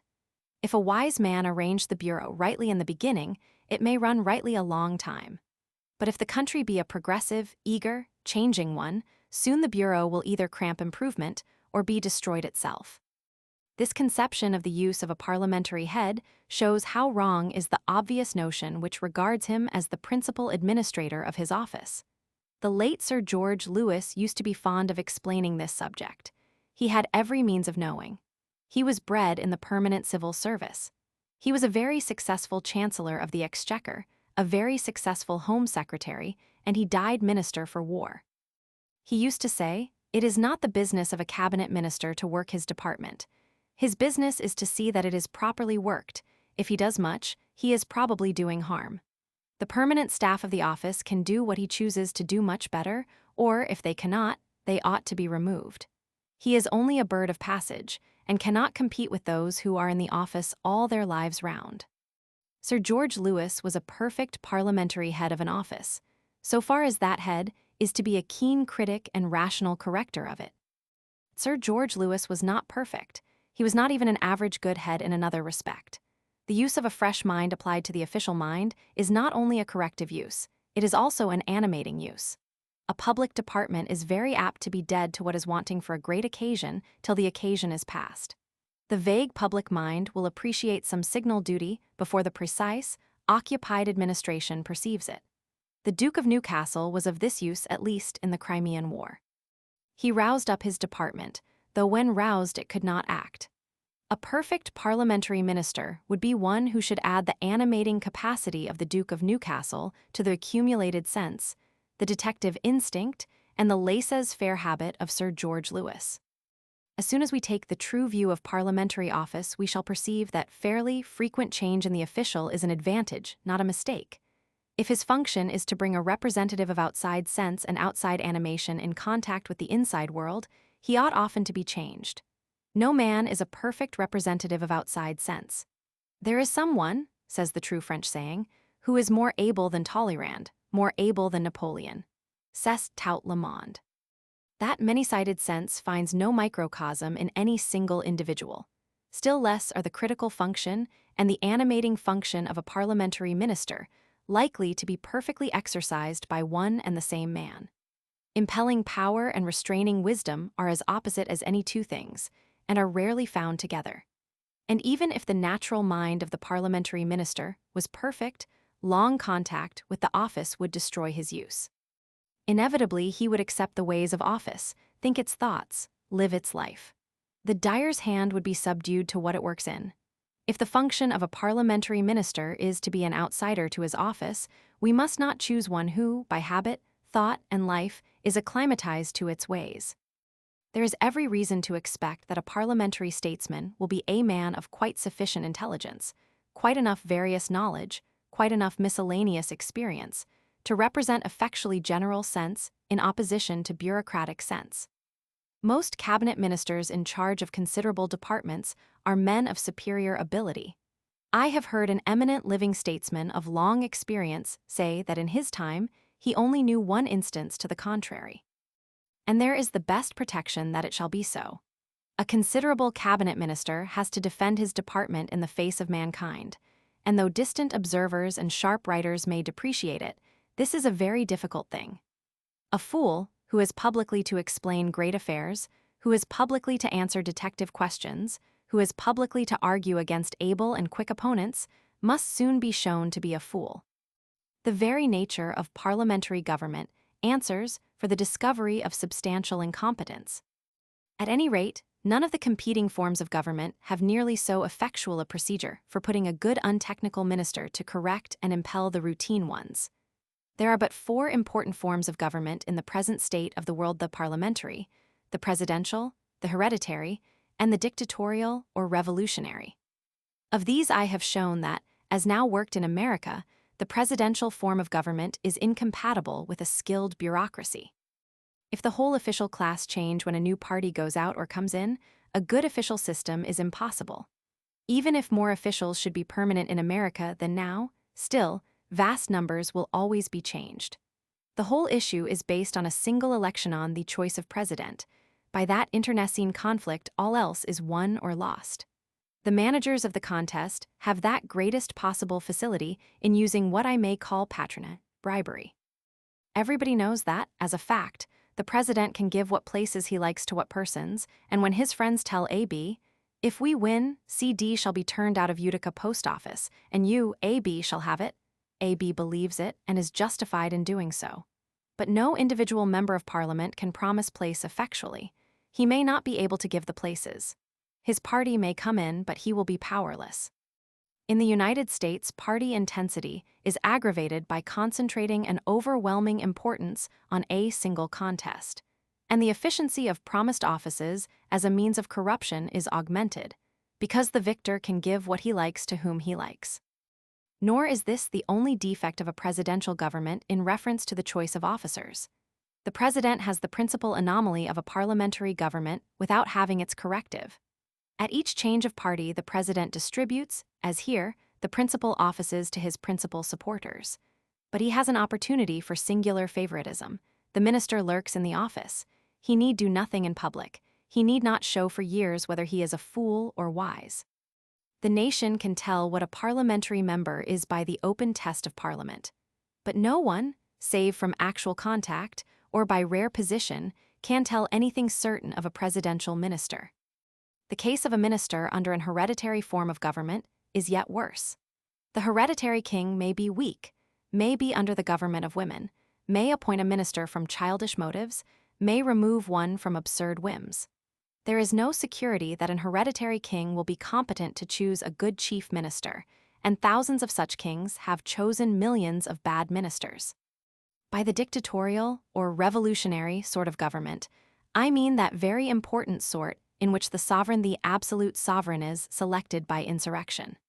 In theory, one would certainly have hoped that by this time such a crude elective machinery would have been reduced to a secondary part. But in fact, the greatest nation, or perhaps, after the exploits of Bismarck, I should say one of the 2 greatest nations of the continent, vacillates between the revolutionary and the parliamentary, and now is governed under the revolutionary form. France elects its ruler in the streets of Paris. Flatterers may suggest that the democratic empire will become hereditary, but close observers know that it cannot. The idea of the government is that the emperor represents the people in capacity, in judgment, in instinct, but no family through generations can have sufficient or half sufficient mind to do so. The representative despot must be chosen by fighting, as Napoleon I and Napoleon Roman III were chosen. And such a government is likely, whatever be its other defects, to have a far better and abler administration than any other government. The head of the government must be a man of the most consummate ability. He cannot keep his place, he can hardly keep his life unless he is. He is sure to be active, because he knows that his power, and perhaps his head, may be lost if he be negligent. The whole frame of his state is strained to keep down revolution. The most difficult of all political problems is to be solved. The people are to be at once thoroughly restrained and thoroughly pleased. The executive must be like a steel shirt of the Middle Ages, extremely hard and extremely flexible. It must give way to attractive novelties which do not hurt, It must resist such as are dangerous. It must maintain old things which are good and fitting. It must alter such as cramp and give pain. The dictator dare not appoint a bad minister if he would. I admit that such a despot is a better selector of administrators than a parliament, that he will know how to mix fresh minds and used minds better, that he is under a stronger motive to combine them well. That here is to be seen the best of all choosers with the keenest motives to choose. But I need not prove in England that the revolutionary selection of rulers obtains administrative efficiency at a price altogether transcending its value, that it shocks credit by its catastrophes, that for intervals it does not protect property or life, that it maintains an undergrowth of fear through all prosperity, that it may take years to find the true capable despot, that the interregna of the incapable are full of all evil, that the fit despot may die as soon as found, that the good administration and all else hang by the thread of his life. But if, with the exception of this terrible revolutionary government, a parliamentary government upon principle surpasses all its competitors in administrative efficiency, why is it that our English government, which is beyond comparison the best of parliamentary governments, is not celebrated through the world for administrative efficiency? It is noted for many things. Why is it not noted for that? Why, according to popular belief, is it rather characterized by the very contrary? One great reason of the diffused impression is that the English government attempts so much. Our military system is that which is most attacked. Objectors say we spend much more on our army than the great military monarchies, and yet with an inferior result. But then, what we attempt is incalculably more difficult. The continental monarchies have only to defend compact European territories by the many soldiers whom they force to fight. The English try to defend without any compulsion only, by such soldiers as they persuade to serve territories far surpassing all Europe in magnitude, and situated all over the habitable globe. Our horse guards and war office may not be at all perfect, I believe they are not. But if they had sufficient recruits selected by force of law, if they had, as in Prussia, the absolute command of each man's time for a few years, and the right to call him out afterwards when they liked, we should be much surprised at the sudden ease and quickness with which they did things. I have no doubt, too, that any accomplished soldier of the continent would reject as impossible what we after a fashion effect. He would not attempt to defend a vast scattered empire, with many islands, a long frontier line in every continent, and a very tempting bit of plunder at the center, by mere volunteer recruits, who mostly come from the worst class of the people whom the great Duke called the scum of the earth, who come in uncertain numbers year by year, who, by some political accident, may not come in adequate numbers, or at all, in the year we need them most. Our War Office attempts what foreign war offices, perhaps rightly, would not try at. Their officers have means of incalculable force denied to ours, though ours is set to harder tasks. Again, the English Navy undertakes to defend a line of coast and a set of dependencies far surpassing those of any continental power. And the extent of our operations is a singular difficulty just now. It requires us to keep a large stock of ships and arms, but on the other hand, there are most important reasons why we should not keep much. The naval art and the military art are both in a state of transition. The last discovery of today is out of date, and superseded by an antagonistic discovery tomorrow. Any large accumulation of vessels or guns is sure to contain much that will be useless, unfitting, antediluvian, when it comes to be tried. There are two cries against the Admiralty which go on side by side. One says, "We have not ships enough, no relief ships, no navy to tell the truth." The other cry says, "We have all the wrong ships, all the wrong guns, and nothing but the wrong." In their foolish constructive mania, the Admiralty have been building when they ought to have been waiting. They have heaped a curious museum of exploded inventions, but they have given us nothing serviceable. The two cries for opposite policies go on together, and blacken our executive together, though each is a defense of the executive against the other. Again, the Home Department in England struggles with difficulties of which abroad they have long got rid. We love independent, local authorities, little centers of outlying authority. When the metropolitan executive most wishes to act, it cannot act effectually because these lesser bodies hesitate, deliberate, or even disobey. But local independence has no necessary connection with parliamentary government. The degree of local freedom desirable in a country varies according to many circumstances, and a parliamentary government may consist with any degree of it. We certainly ought not to debit parliamentary government as a general and applicable polity with the particular vices of the guardians of the poor in England, though it is so debited every day. Again, as our administration has in England this peculiar difficulty, so on the other hand, foreign competing administrations have a peculiar advantage. Abroad, a man under government is a superior being. He is higher than the rest of the world. He is envied by almost all of it. This gives the government the easy pick of the elite of the nation. All clever people are eager to be under government and are hardly to be satisfied elsewhere. But in England, there is no such superiority, and the English have no such feeling. We do not respect a stamp office clerk or an exciseman's assistant. A pursy grocer considers he is much above either. Our government cannot buy for minor clerks the best ability of the nation in the cheap currency of pure honor, and no government is rich enough to buy very much of it in money. Our mercantile opportunities allure away the most ambitious minds. The Foreign Bureau are filled with a selection from the ablest men of the nation, but only a very few of the best men approach the English offices. But these are neither the only nor even the principal reasons why our public administration is not so good as, according to principle and to the unimpeded effects of parliamentary government, it should be. There are two great causes at work, which in their consequences run out into many details, but which in their fundamental nature may be briefly described. The first of these causes is our ignorance. No polity can get out of a nation more than there is in the nation. A free government is essentially a government by persuasion, and as are the people to be persuaded, and as are the persuaders, so will that government be. On many parts of our administration, the effect of our extreme ignorance is at once plain. The foreign policy of England has for many years been according to the judgment now in vogue, inconsequent, fruitless casual, aiming at no distinct pre-imagined end, based on no steadily preconceived principle.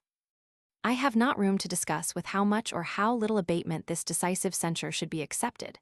However, I entirely concede that our recent foreign policy has been open to very grave and serious blame. But would it not have been a miracle if the English people, directing their own policy and being what they are, had directed a good policy? Are they not above all nations divided from the rest of the world, insular both in situation and in mind, both for good and for evil? Are they not out of the current of common European causes and affairs? Are they not a race contemptuous of others? Are they not a race with no special education or culture as to the modern world, and too often despising such culture? Who could expect such a people to comprehend the new and strange events of foreign places? So far from wondering that the English Parliament has been inefficient in foreign policy, I think it is wonderful, and another sign of the rude, vague imagination that is at the bottom of our people, that we have done so well as we have. Again, the very conception of the English Constitution, as distinguished from a purely parliamentary constitution, is that it contains dignified parts, that is, retained, not for intrinsic use, but from their imaginative attraction upon an uncultured and rude population. All such elements tend to diminish simple efficiency. They are like the additional and solely ornamental wheels introduced into the clocks of the Middle Ages, which tell the then age of the moon or the supreme constellation, which make little men or birds come out and in theatrically. All such ornamental work is a source of friction and error. It prevents the time being marked accurately. Each new wheel is a new source of imperfection. So if authority is given to a person, not on account of his working fitness, but on account of his imaginative efficiency, he will commonly impair good administration. He may do something better than good work of detail, but will spoil good work of detail. The English aristocracy is often of this sort. It has an influence over the people of vast value still, and of infinite value formerly. But no man would select the cadets of an aristocratic house as desirable administrators. They have peculiar disadvantages in the acquisition of business knowledge, business training, and business habits, and they have no peculiar advantages. Our middle class, too, is very unfit to give us the administrators we ought to have. I cannot now discuss whether all that is said against our education is well grounded. It is called by an excellent judge pretentious, insufficient, and unsound. but I will say that it does not fit men to be men of business as it ought to fit them. Till lately, the very simple attainments and habits necessary for a banker's clerk had a scarcity value. The sort of education which fits a man for the higher posts of practical life is still very rare. There is not even a good agreement as to what it is. Our public officers cannot be as good as the corresponding officers of some foreign nations till our business education is as good as theirs. I am happy to state that this evil is much diminishing. The improvement of school education of the middle class in the last 25 years is marvelous. But strong as is our ignorance in deteriorating our administration, another cause is stronger still.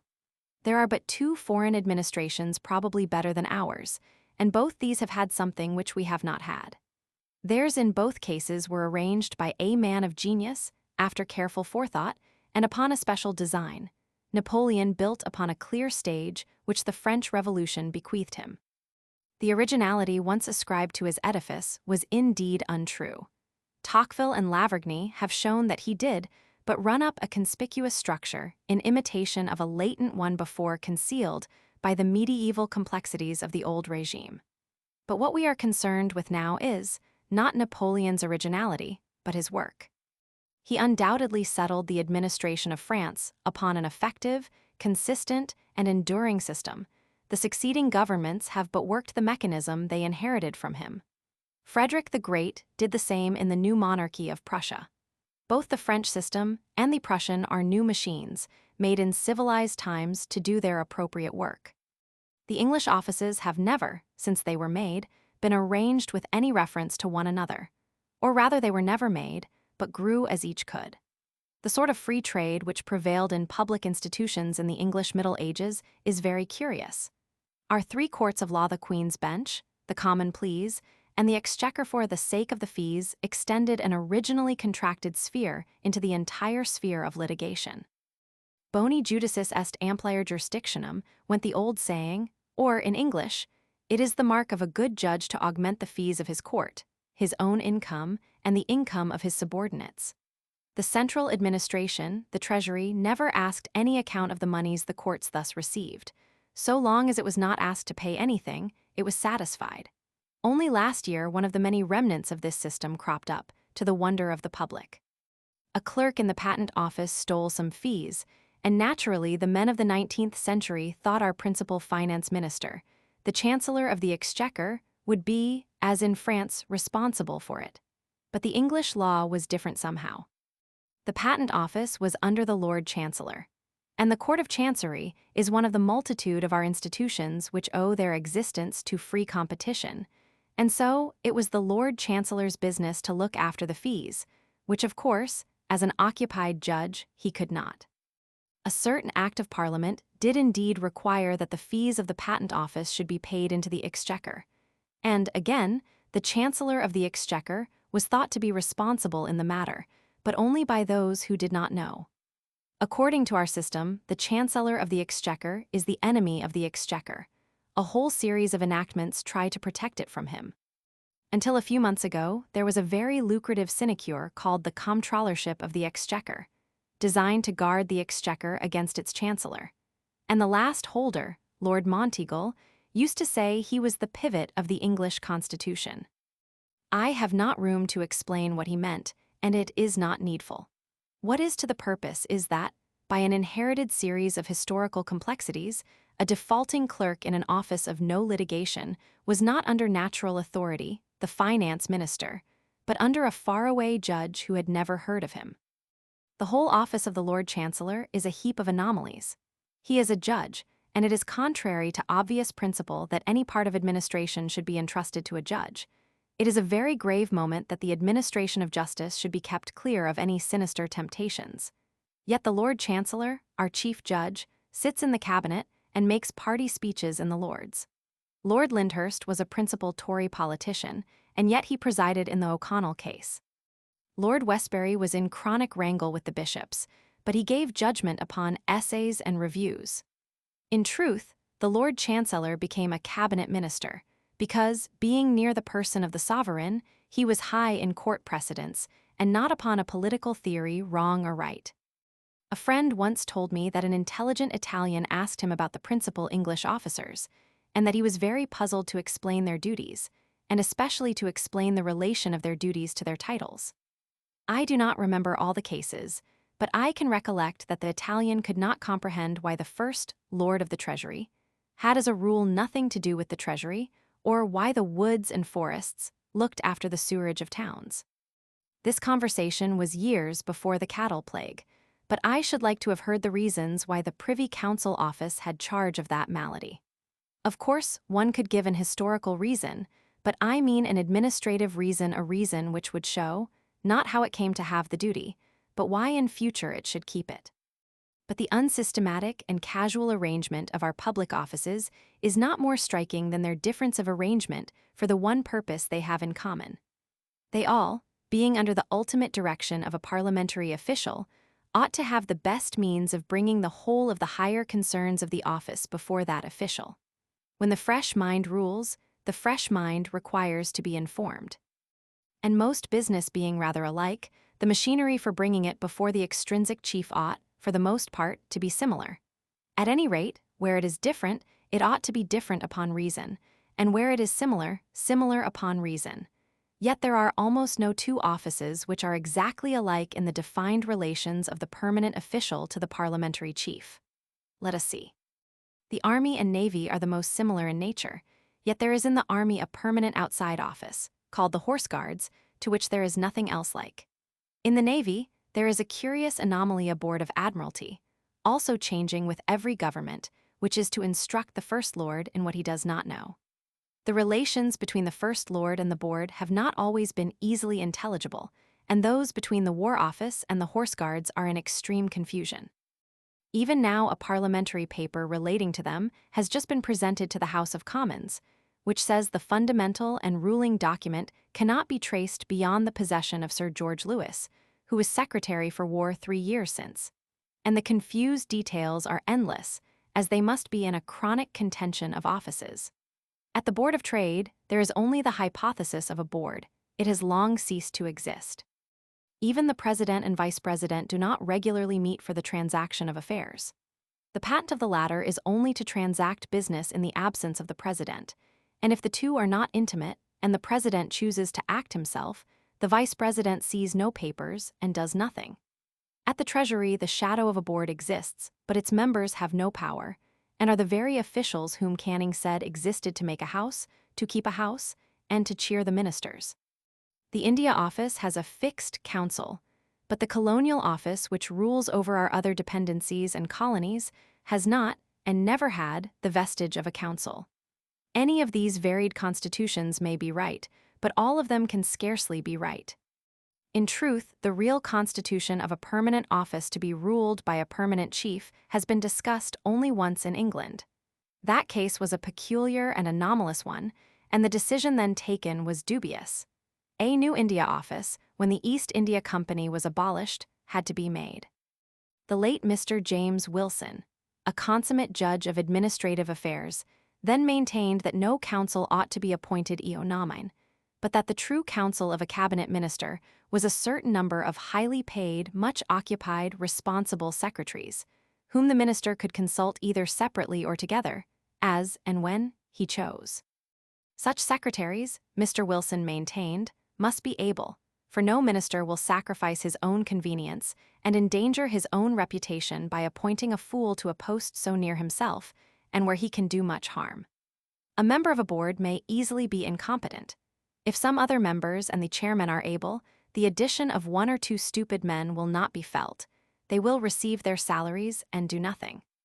But a permanent undersecretary, charged with a real control over much important business, must be able, or his superior will be blamed, and there will be a scrape in Parliament. I cannot here discuss, nor am I competent to discuss, the best mode of composing public offices and of adjusting them to a parliamentary head. There ought to be on record skilled evidence on the subject before a person without any specific experience can to any purpose think about it. But I may observe that the plan which Mr. Wilson suggested is that followed in the most successful part of our administration, the Ways and Means part. When the Chancellor of the Exchequer prepares a budget, he requires from the responsible heads of the Revenue Department their estimates of the public revenue upon the preliminary hypothesis that no change is made, but that last year's taxes will continue. If, afterwards, he thinks of making an alteration, he requires a report on that too. If he has to renew exchequer bills, or operate anyhow in the city, he takes the opinion, oral or written, of the ablest and most responsible person at the National Debt Office, and the ablest and most responsible at the Treasury. Mr. Gladstone, by far the greatest Chancellor of the Exchequer of this generation, one of the very greatest of any generation, has often gone out of his way to express his obligation to these responsible, skilled advisers. The more a man knows himself, the more habituated he is to action in general, the more sure he is to take and to value responsible counsel emanating from ability and suggested by experience. That this principle brings good fruit is certain. We have, by unequivocal admission, the best budget in the world. Why should not the rest of our administration be as good if we did but apply the same method to it? I leave this to stand as it was originally written, since it does not profess to rest on my own knowledge, and only offers a suggestion on good authority. Recent experience seems, however, to show that in all great administrative departments there ought to be some one permanent responsible head through whom the changing parliamentary chief always acts, from whom he learns everything, and to whom he communicates everything. The daily work of the Exchequer is a trifle compared with that of the Admiralty or the Home Office, and therefore a single principal head is not there so necessary. But the preponderance of evidence at present is that in all offices of very great work some one such head is essential.